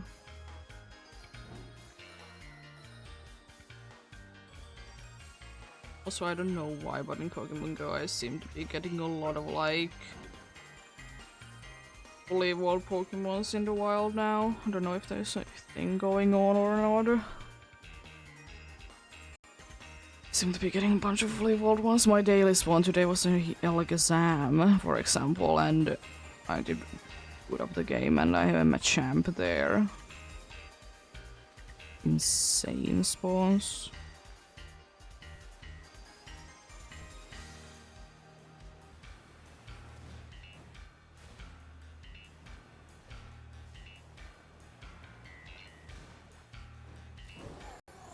And one thing that I probably never will be stopping complaining about in Pokemon Go is that I don't understand why it's not possible to be getting the entire line of shinies in some situations. Like, you know, first stage basically always is if the Pokemon is foundable in the shiny in Pokemon Go. Middle stage almost never is. Very few situations that it's the case. And then there is the, like, the final stage if it has like a mega or something like that introduced. Like, let the whole line be, or like something like that, because I don't really understand it. Like, or like just make that only the base form can be found in the wild for most Pokemon. There's few exceptions like Togetic, for example. Or like Hitmons. But like... why make them available in the wild? I mean, to be fair, I don't really care that can they, like, are they shiny or not, but still, like, if the line anyways is available as a shiny in Pokemon Go, why don't they make the entire line? It's just this, like, doesn't make sense. It's not like you can't be evolving the Prevo, you know? It is what it is their decision. It is just strange to be having a Pokemon game that is, you know, like, quite a well played game that it isn't possible to be finding every single Pokemon that you can be seeing in the game as shinies. I understand that they release them in like they don't release like every single one of them at once. I'm fine with that. It's just strange to me that why not to make the entire line possible then?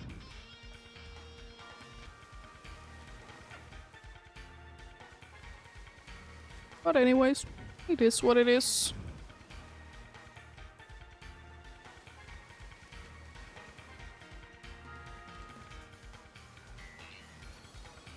Let's have a Pokemon game in the future where the only way going forwards is to de-evolve your Pokemons.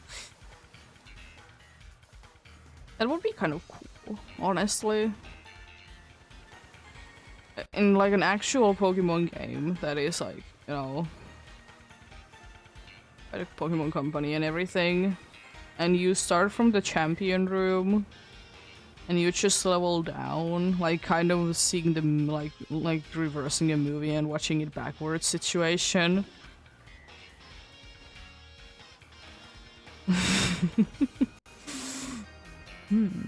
Could that be interesting? Because, you know, you have probably been seeing like challenges that they are doing like games in reverse orders and stuff like that. defeating, you know, the final boss first, the first boss last situation. And also it has been done for Pokemon as well. Not as much as other games for sure, but it has been done. It's just... they never really satisfy me too much. The Pokemon ones, they're like kind of eh. Like, they usually start, like, if they are in... there's like two kinds that I have seen that kind of go together. Is the one that you always like level down, so you know you need to be capturing new Pokemons and such. And the ones that you start in the champion room, but just with the starter.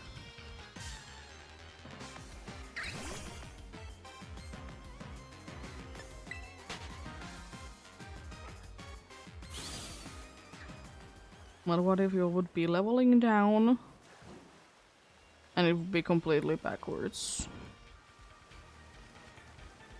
And could be kind of cool.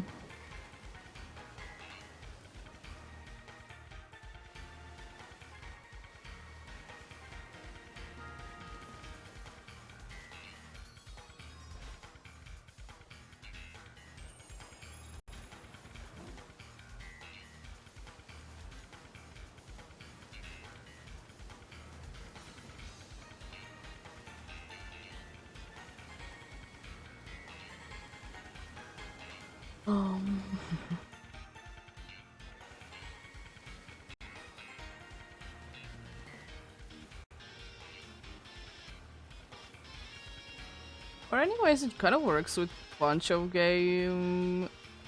It's so funny to be seeing a sleeping Slacky. Dude just chilling out.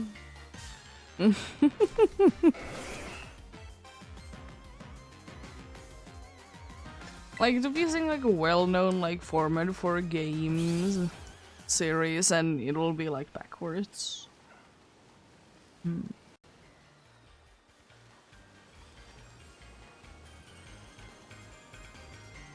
Then again, like, kind of make it make sense, like...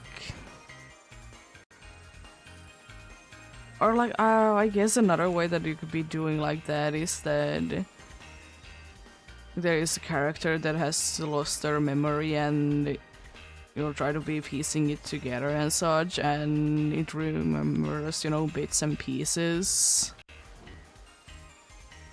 And from there you need to be creating the story. I feel like something like that has been done before, but I mean, does it really hurt to be having it again?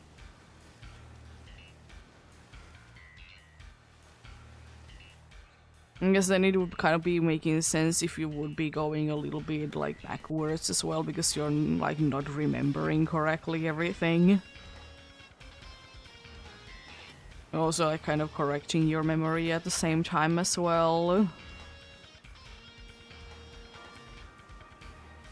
I guess it could be nicely working in some sort of like mystery discovering game, like...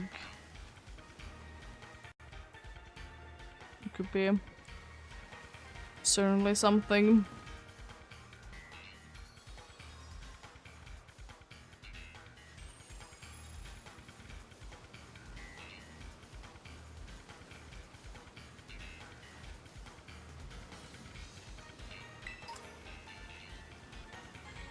Could be like in puzzle games myself, so I would probably like it, depending on like what is of course the story about, because for most games it's the thing that if the story isn't interesting, it's kind of a one-off game, then you know it's going forward then.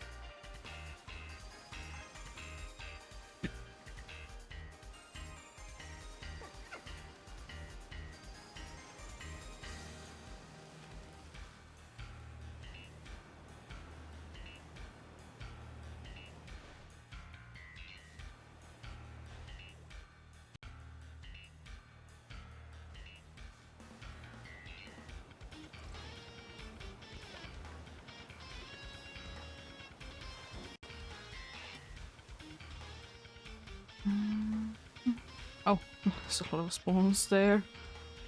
Jeez.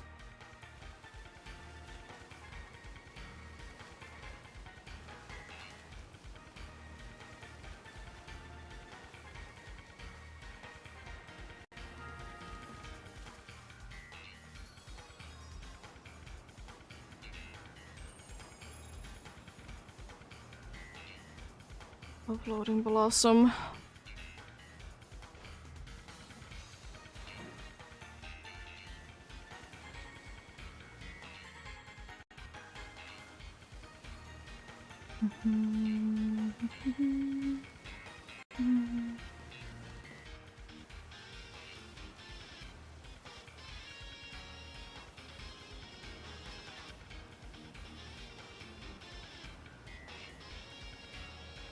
It might seem like I'm gonna be getting a bunch of one or the other Meow stick. Like, I had to be getting like 2 male ones or 2 female ones. And it's not like... It's not like Volbeat Lumise situation, you know? It's kind of 50-50. Which one is gonna be there twice and which one isn't.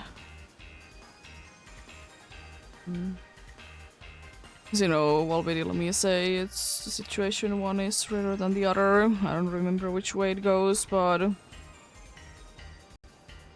it's still cool. Definitely, you know, a thing that I'll be doing at some point. Oh yeah, that's another thing that border hunts are gonna be a thing that I also want to be getting myself into one day. As I said, I don't really have a chance in 6 games, so it's kind of hard. So... yeah, like getting... I just said it a bunch of times before, like getting plus soul in the game where Minun is more common, and again Minun in the game where plus soul is more common.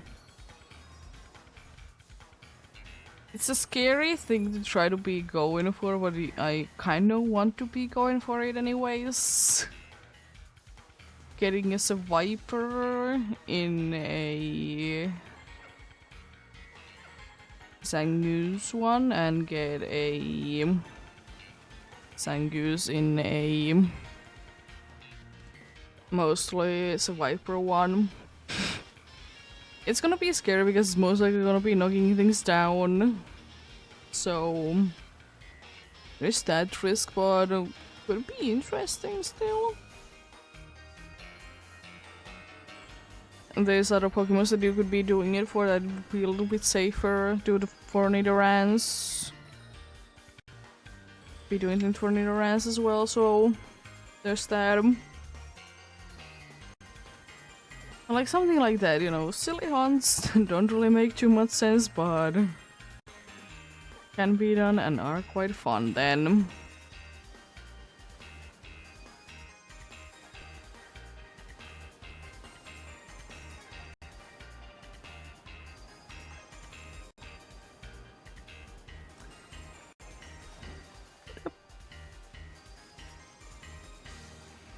Been spending here another 40 minutes already.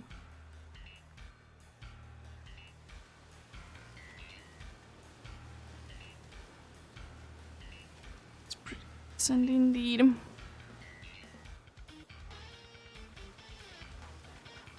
I'd like to be either getting 1 Poplio or 1 Lotad today though. I would like to be getting, you know, 1 at least. One of the kind of the targets that I'm going for.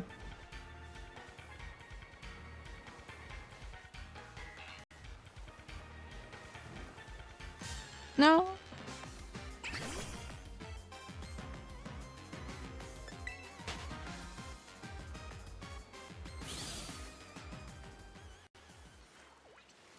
I just kind of figure out a way that if for some reason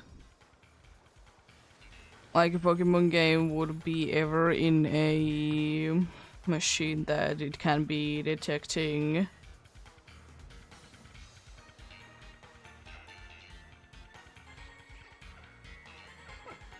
It can be detecting is the device upside down or not. Like how to be evolving the Inkay into Malamar. It's like having the move topsy-turvy and using it an X amount of times in either one battle or overall. Because it would be definitely like a way that it would be making sense that it would be evolving with the move and stuff. I just doubt that we would be getting a device that wouldn't be able to detect it, is it upside down or not, but in the case we do, that could be a way around it. I will say though that I don't really know, like, I know that there is some, like, ROM hacks definitely there that, like, they do be having Pokemons in the games. Or, like, in generation-wise in the games that they are not supposed to be in. I don't know how they will be handling something like Inkay Malamar situation. Because some of them are like, I know that there's like few games that like are having every Pokemon ever and are like things that you're playing on Game Boy Advanced.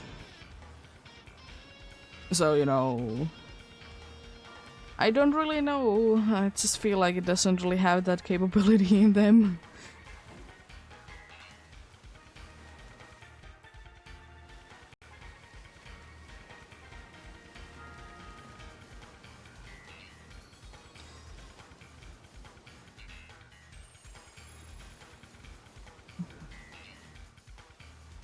Maybe in one game, Inkay doesn't evolve. It just is staying as it is forever.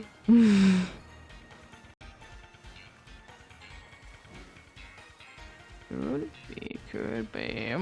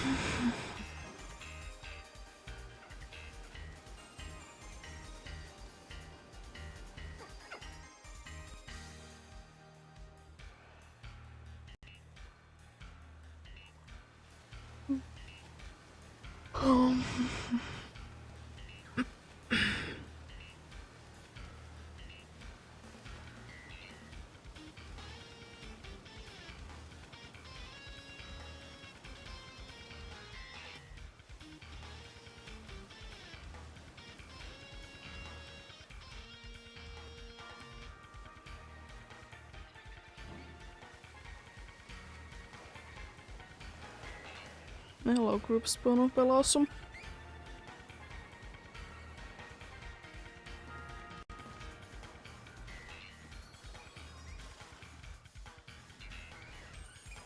I will say that one thing that I'm very glad about in here is that there is basically no Pokemons that is aggressive in here. There is few. But there is basically none at the same time. Like it.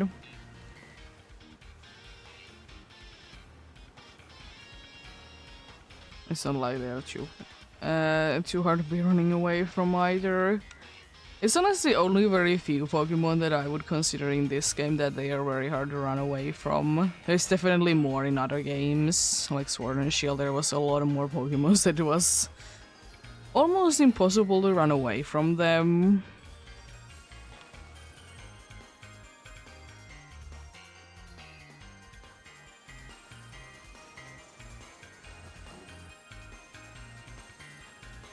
So yeah. To be what it to be.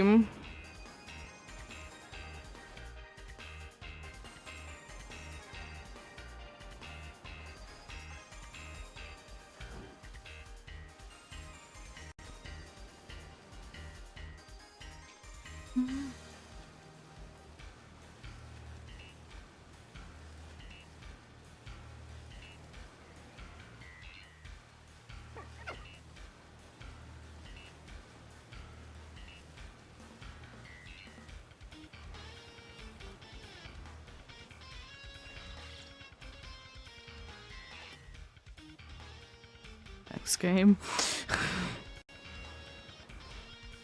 I was waiting for like a dramatic head turn, like they're all in like slow motion or something. It would have been quite a perfect timing because the game was, you know, going very slow. Also, is that a very small Poplio I see there? It is quite small. I mean, this one is also quite small though. What? Honestly, I will. Oh, probably. That's not small, but it's. Pokemon sizes in this game are so consistent, I love it. I mean, does it really matter if you're not gonna be going for either the teensy or the Humongo mark? No.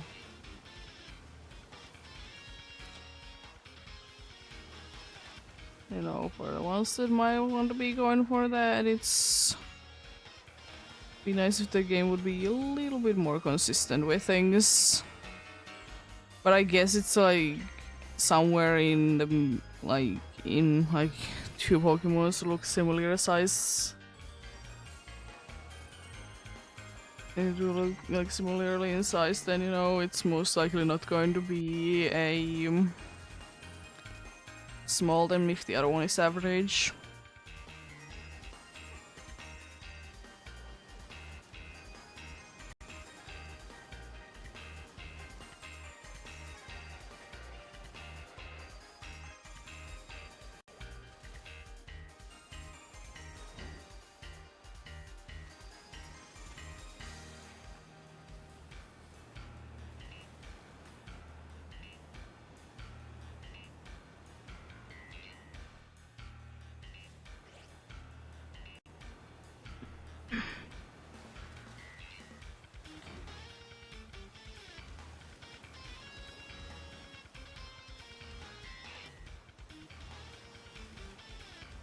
The kind of the reason why I would like to be finding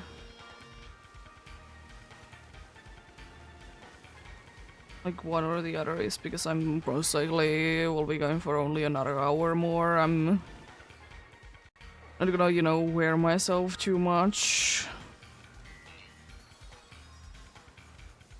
But we'll see. If I want to be going for, you know, 2 hours, then, you know, I'll be going for 2 hours. But most likely the next hour is gonna be like, I'll be doing like half on one thing and half on the other, just in case I want to be doing only like an hour more than, you know, I have spent around the same amount of time on both. We'll see, we'll see. I would like to say that I can be still doing like on the weekend decently long. What is it? EA streams though, you know, as I said, DAs are always kind of one of those things that I just don't realize, at least, like how just time just goes in those. I mean, then again, it makes sense also that like time goes fast while doing them because, you know, it takes a lot of concentration to be doing one, and once you're done with one, it's like 10, 20 minutes. 20 minutes is going by. 20 minutes indeed. Oh. Hello. Yeah, it's like that indeed.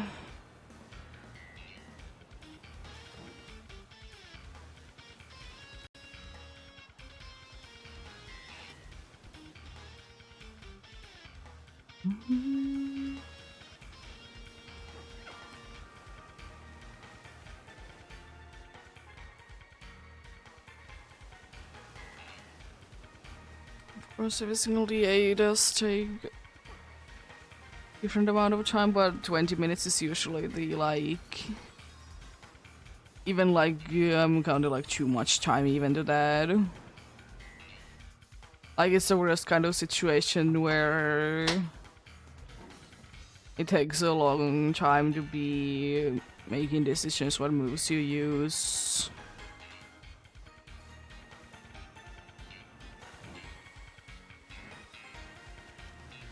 And like if you would be almost running out of turns every single time, then stuff like that.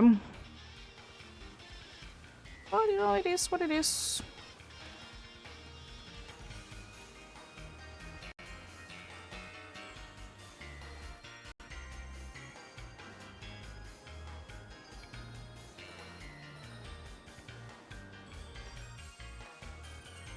But of course, still, even though I always be forgetting to be saying it, the best way to be knowing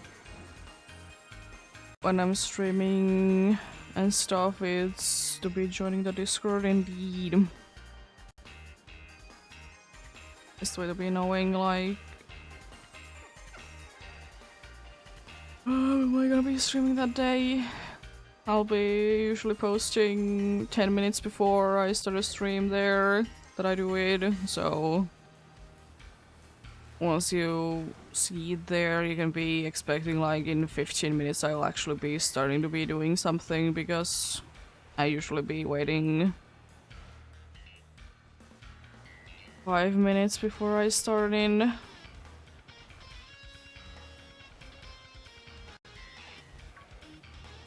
You seem small. You are small. This one is big then, yeah. Yeah. Why did I like to be doing them so? I've been doing it like that for quite some time, indeed.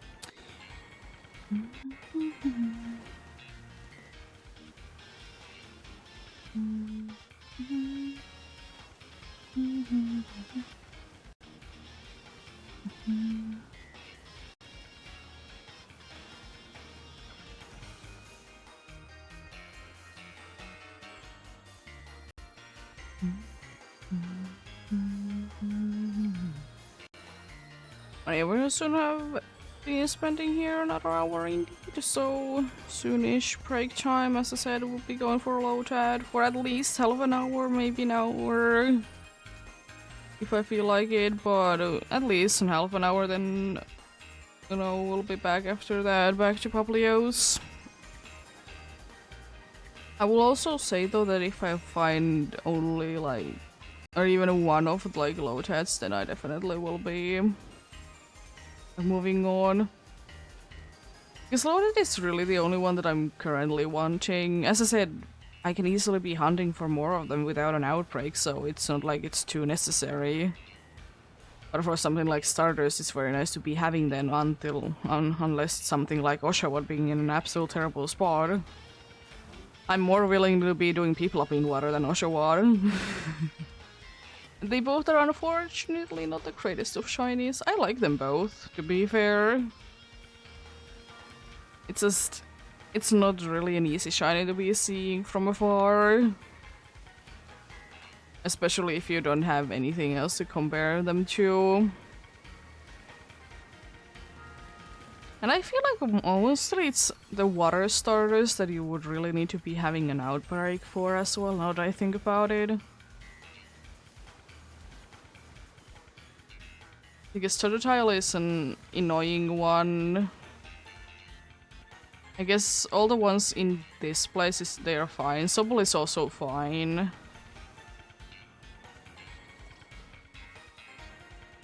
But then there's... I guess there's only Oshawa and Viplav now that I think about it. Oh, Squirtle as well. Squirtle is kind of pain.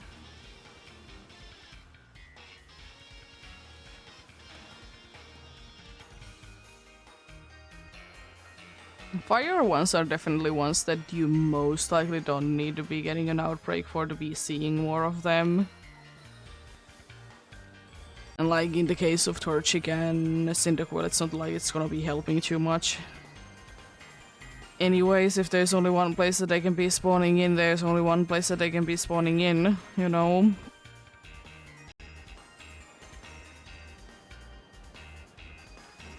Doesn't unfortunately be changing that fact.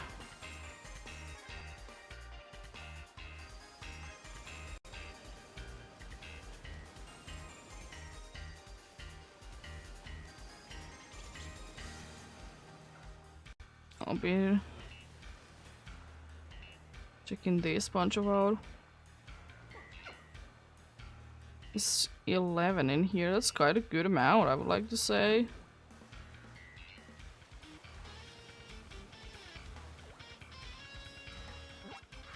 Oh, by Chukidakami then.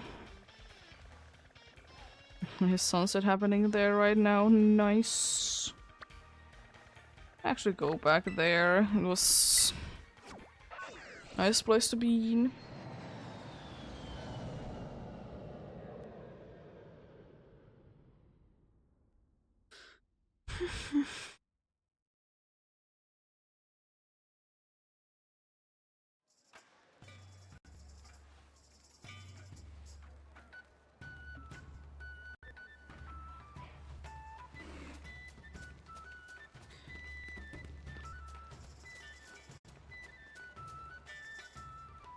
I guess if I really want to, I could be buying the masks in here, because I don't think I ever bought the masks in here.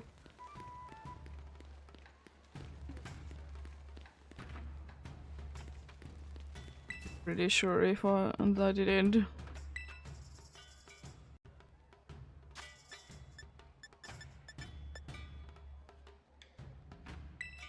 You don't like, you know, cost anything. Yes, I will be putting them on. All of them. No. I probably will be putting them away. Oh. I never really did go to these as well.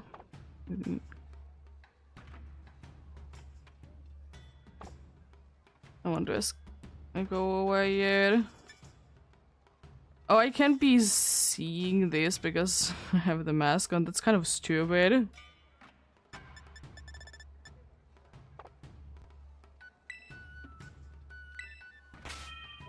I'm gonna check back to my usual clothes though.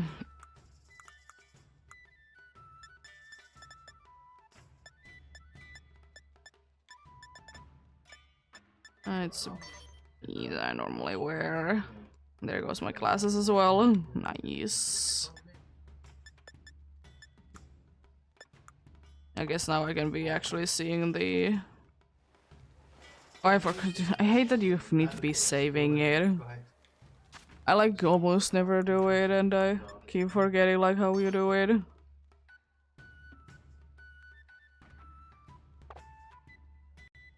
Yeah, I want to go back to the usual. I want to see the funny classes.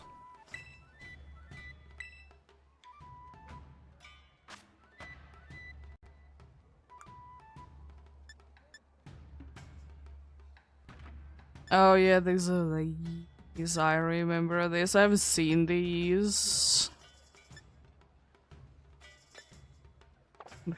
The one looks so...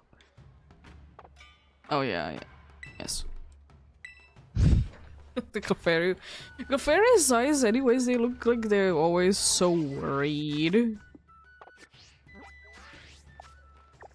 I'm gonna fly from here for funsies this time around. Why not? You know? You start flying, thank you.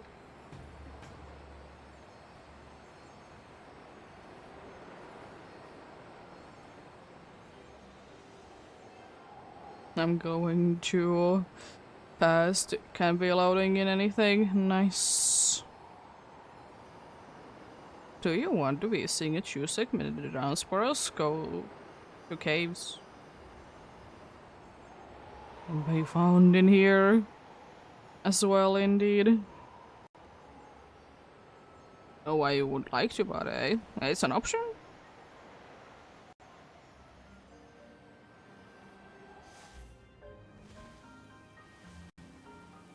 Oh yeah, I need to be destroying also the credence because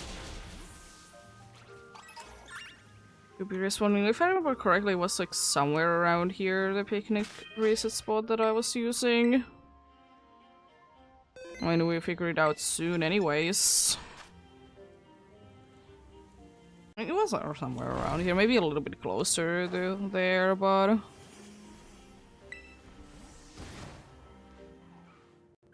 probably close enough. But I'm gonna try to be counting the 15 here, so then I know that I'm in the correct spot.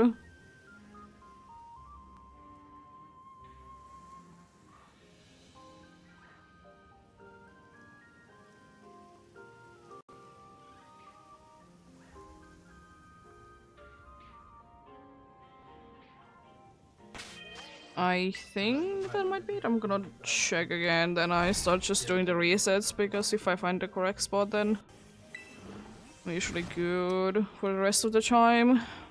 I've been doing this entirely like one time. I'm very much knowing how this works.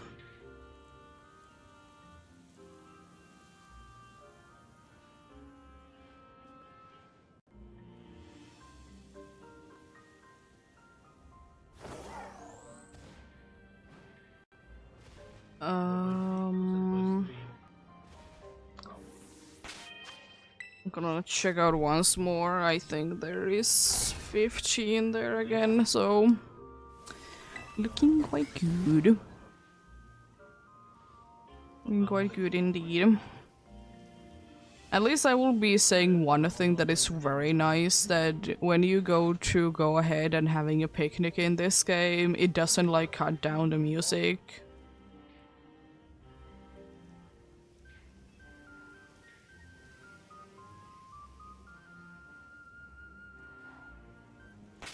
There we go. Yeah, there seems to be 15 here, so I found the correct spot again. Nice. Just, you know, going with the outbreak. Way boosting the spawns, nothing else. So, full odds. Won't be knocking down anything, and I'm not gonna be doing a sandwich either. Can't be bothered. I don't mind this.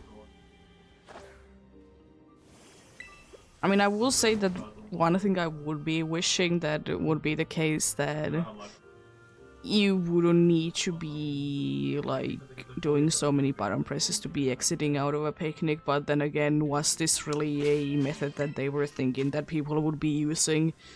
I don't think so. But it's nice nonetheless. I like it.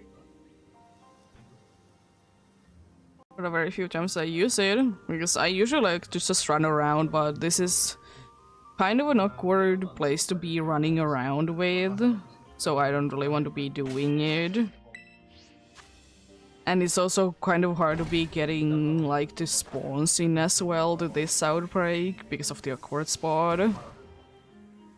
So I'm fine with this. Because the Pablio one, for example, I know easily how I can be getting the spawns in. I mean, technically, if I really want to be getting easy spawns in here, I would be flying on and off here. I can't be bothered with it, it's way too many button presses. And too stressful.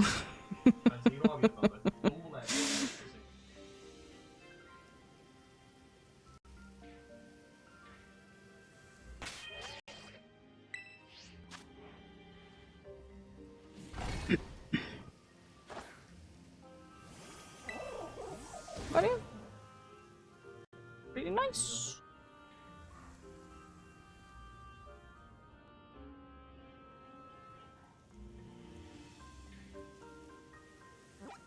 Oh, wrong button.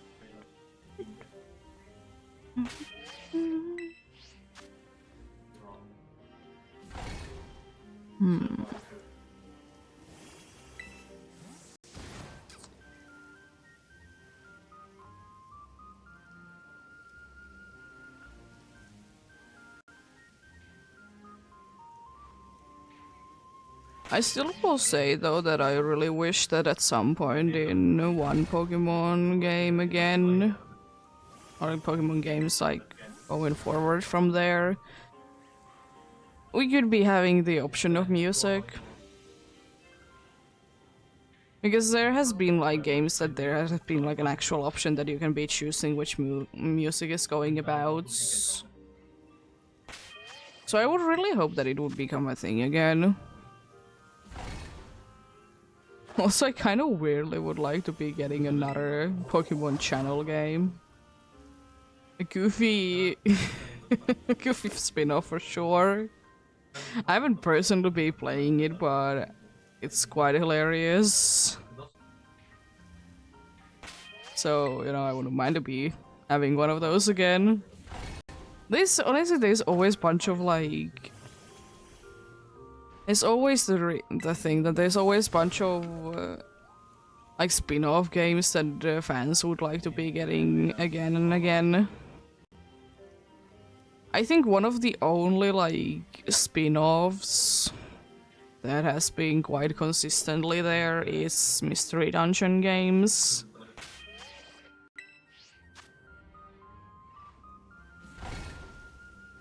Which are fine. I've played like a few of them.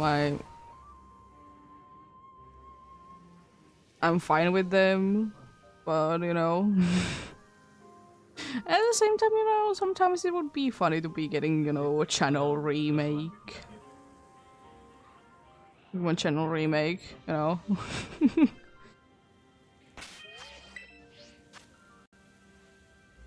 I would like to say also if Pokemon Channel would be... I know that Pokemon, you know, is meant for kids, but I feel like if Pokemon Channel would be getting a remake, there would be references in a funny way that adults would be understanding. Because the thing that I like about either children called cartoons or games that they somehow make it nice for, you know, adults to be there and, you know, laugh as well.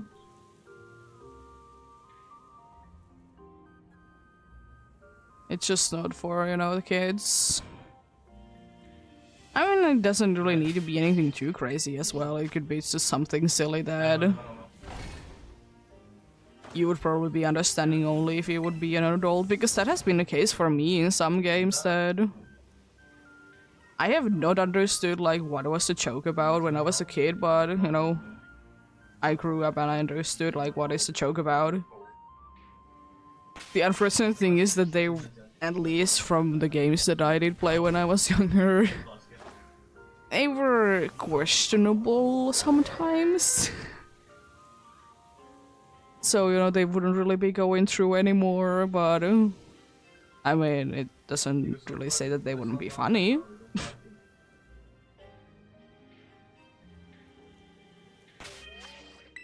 So, you know, it is what it is, but anyways.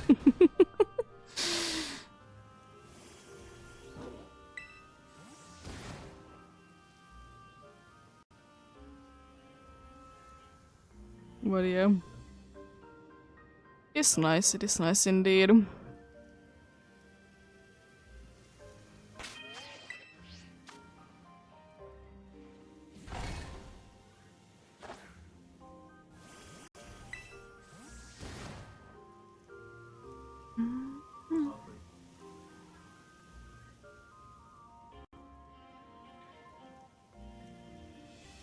I will also say that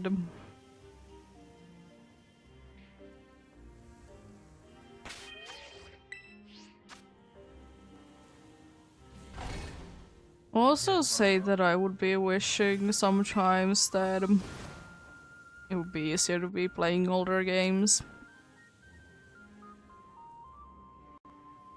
Because, you know, what I personally did grow up with was PlayStation 1, and those are not that easy to be able to be using nowadays. As I said, there is like for some things you can be using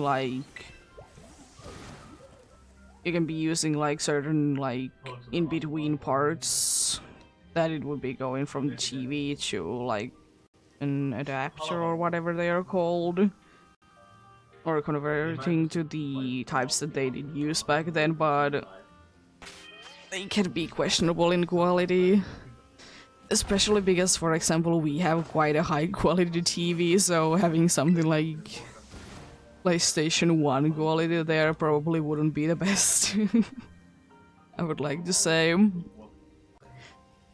But anyways, it is what it is, I suppose.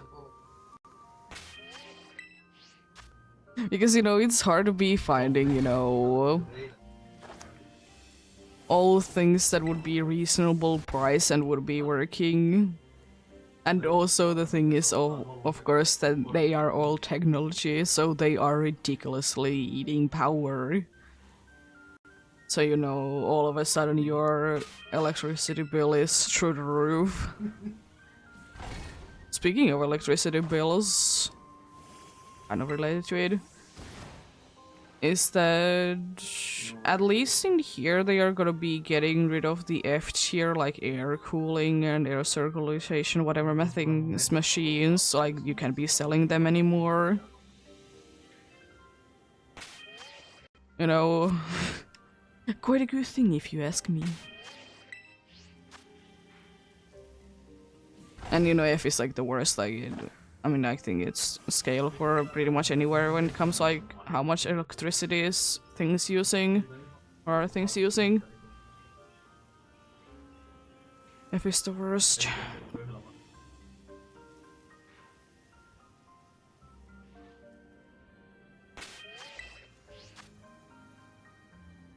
This is of course a good thing, because as I said, like, why sell such a bad quality things? They're not necessarily always bad quality, but they're usually like old technology that, you know, things do be getting better over time for a reason. They do be indeed. So better to be getting rid of them every once in a while.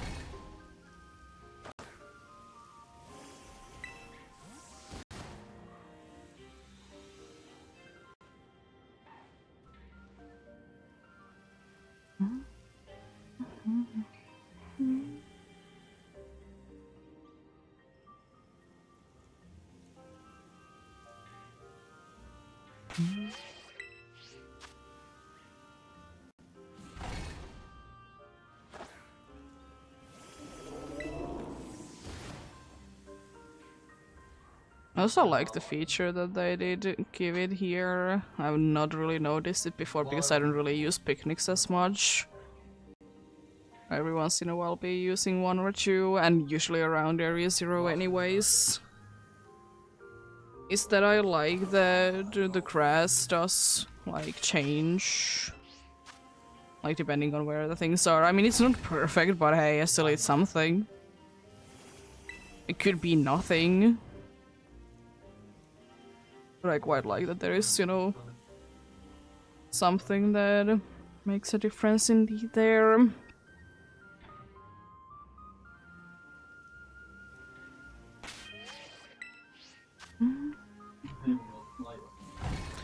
I don't know, I'm kind of feeling like doing this for like an hour. This is so chill. I really want a shiny Lotad as well. Even though I already have one. Or do I have two? I don't remember. Do I have one in Pokemon Go? I really like shiny low chat. As I said, you can be having too many of them. Goofy little fella.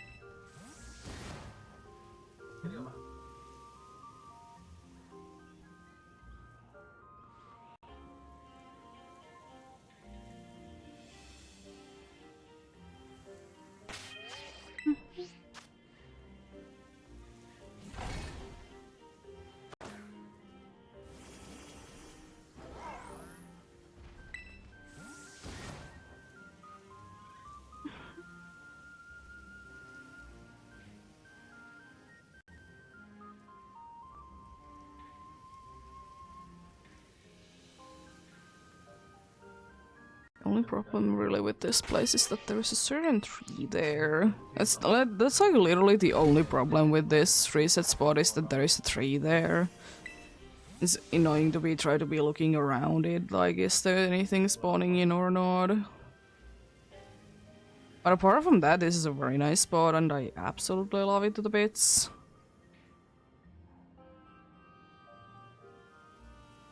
I also would have really liked to be getting, when I did have the Seawaddle out, but I would have really been wanting to be getting a shiny Seawaddle. I mean, honestly, anything that I can be finding easily in other games. As I said before, I haven't shiny hunted, like I did say, like last time that I streamed which was on Tuesday, that I have not hunted in gens 2 or 5. Every other generation I have at least started a hunt. So there's that as well. Seawaddle is definitely indeed a Pokemon. I kind of feel like that Seawaddle could be getting something in Legends CA though. My reasoning is because, you know, the fashion thing that kind of is going on with the final form, final evolution. And you know, in Kalos there usually is like quite fancy Pokemon, so it could be something to do with that. It definitely could. It would be nice because I just feel like Seawaddle is in games. Incorrect about this. I might be, but I feel like Seawaddle is never in games. Check it out.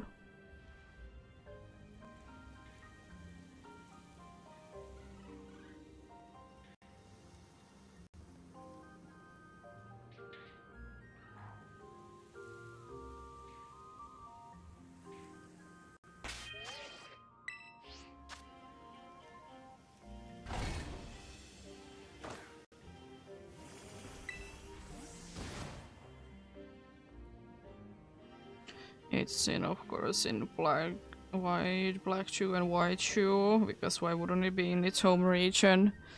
X and Y, it's only through breeding is Swadloon or Livani.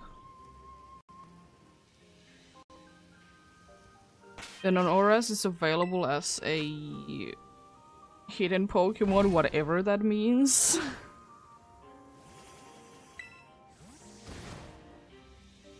I'll actually see what it means because I'm curious, like what it actually means. Because oh, Dexnav. Why couldn't it be saying Dexnav then? Why is it a hidden Pokemon? I mean, I get it, but it could be saying Dexnav. But I'm assuming that it's post game. Because there is like a mark there. I'm assuming that that mark means that it's post-game. Let's see. After defeating or capturing Cryodron or Cryogre, yeah, basically post-game then. So yeah, I was corrected. It's not really easily available.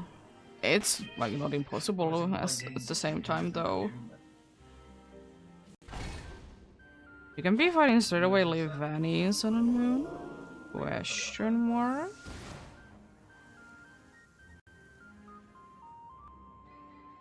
Oh, I think I know where it. Yeah, it's Island scan, so again, not really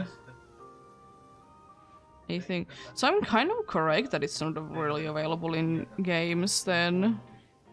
It is more available than I thought though.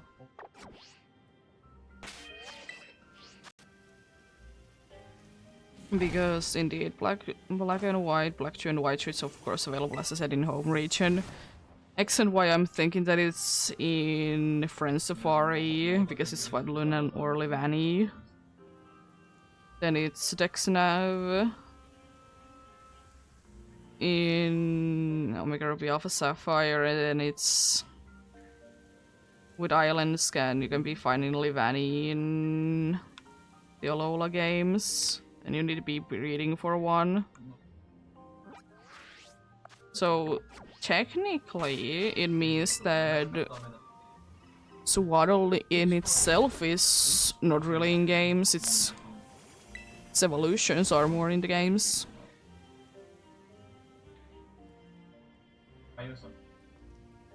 And you know, if it, I see it like if it's not available early enough, it's not really worth it. Especially for something like, I don't know, Swaddle is a strange one. That I would be wishing that it wouldn't be sometimes so early on as it is, but I also don't want it to be too late. Because, you know, the first evolution is just level up, you know, usual, but the second evolution is based on friendship. So it needs to be like early enough, but not too early at the same time, so you know, because most of the time it's gonna be the situation that it's immediately gonna be evolving after the first evolution has occurred. And because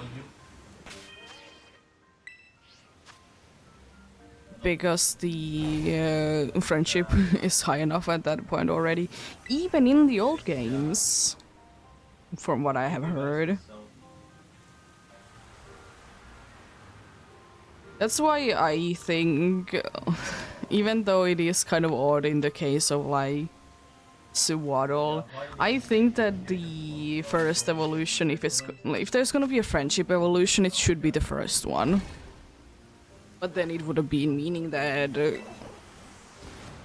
Livani, or do Livani, the evolution would have been needed to be a stone. Kind of like what Togetic gets. Then again, you know, Togekiss didn't exist yet, but still. But you kind of did do the same. Like Roselia, of course, Gen 3 Pokemon, but and in Gen 4 games, or Shino games in general, I should say. It's available early enough, you know, daytime only friendship evolution and then stone afterwards. But yeah.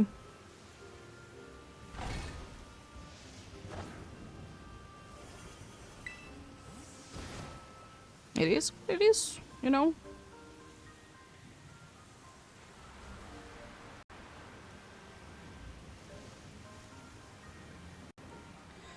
I don't mind it one bit myself, but at the same time I'm always saying that there needs to be like nice time with the middle evolution.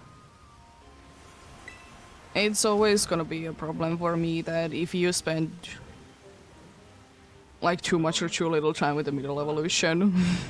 Because sometimes you can be immediately be getting the next one if you really want to, and then, you know, there's ones that you're stuck with for so long, it's ridiculous.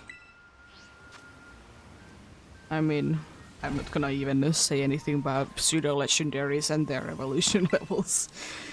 They are, to say the least, interesting. I mean, I get it, because you usually get them very late, so like late evolution levels make sense. But at the same time, though, what if you want to breed for one? It's gonna be taking like forever, you know? It's certainly interesting.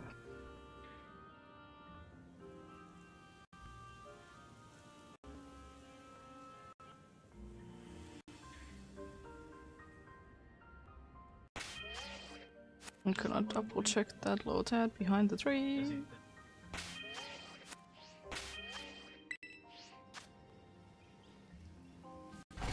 But yeah, it's what it is.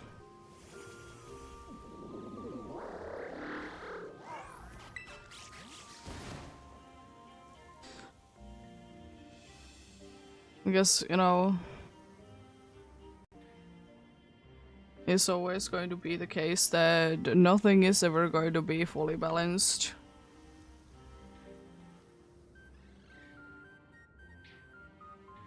It just, you know, is what it is.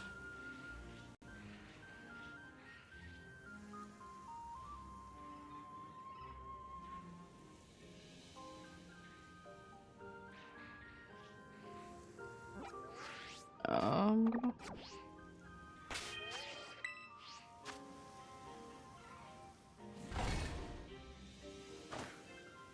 Wait a while.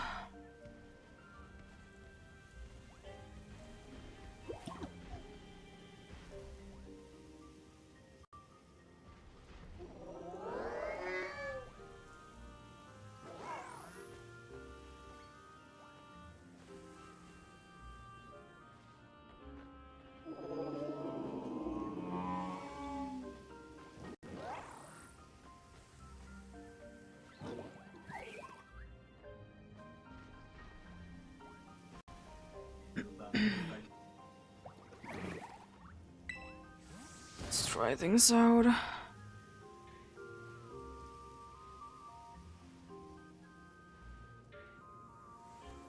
Fortunately, I started to be dropping frames again. Not as badly, thankfully. Probably, again, like construction work somewhere that is being made that I will be blaming this time, because it's pretty nice weather. I'm gonna double check one thing though. That really sets the deal.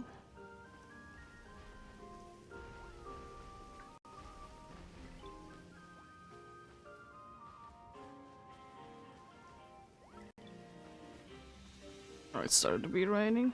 That's okay. Yeah. I'm more right now trying to be figuring out what's the issue, because that is okay.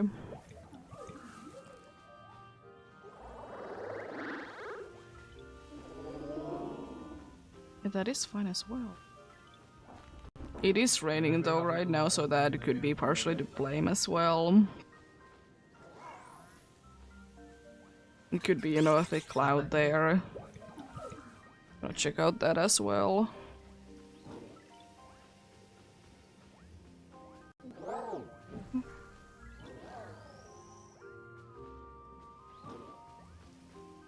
Oh, it is pretty thick cloud. Yeah, I mean, yeah, that explains everything then.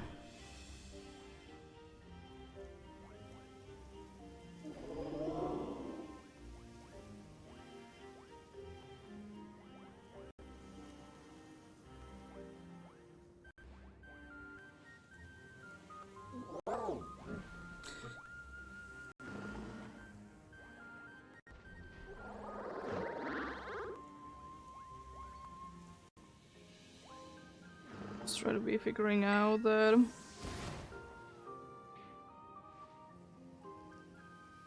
How bad it is, because it is unfortunately quite bad looking.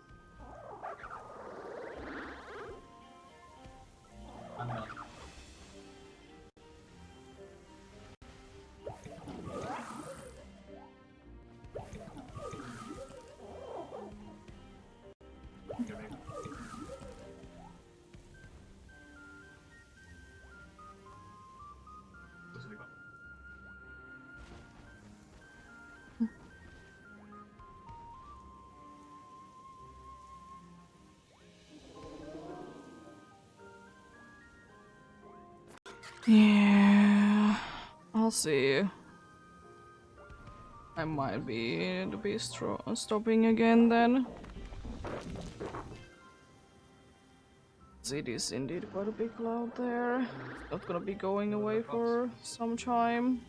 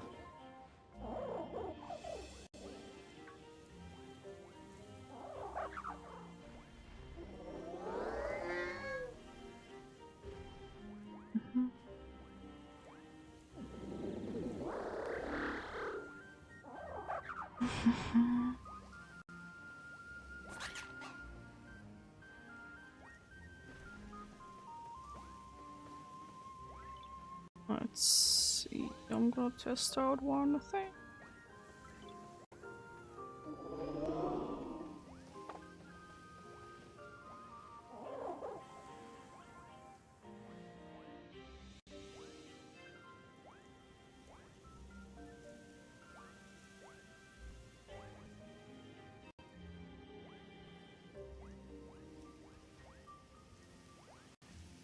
Everyone at least can be getting their sleep if they want to. That's nice.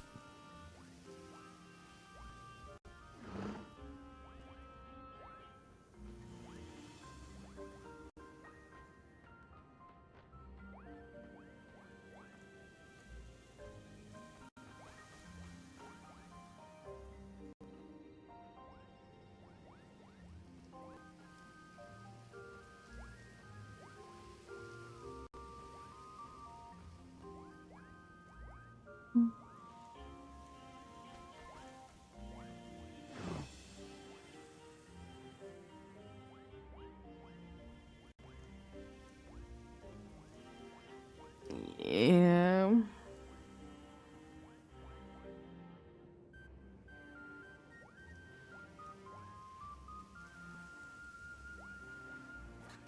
It take 3 minutes to be getting to that part. Jeez.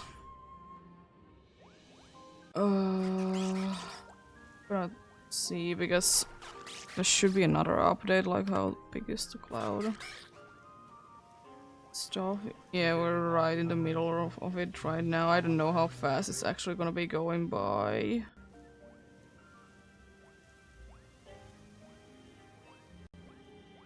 I don't really want to be waiting for too long though, like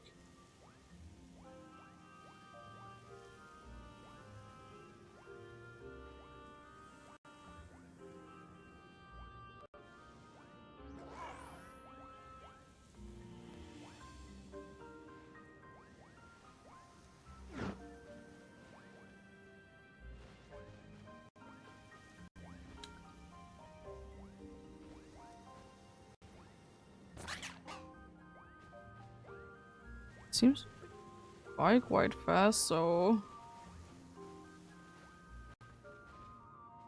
I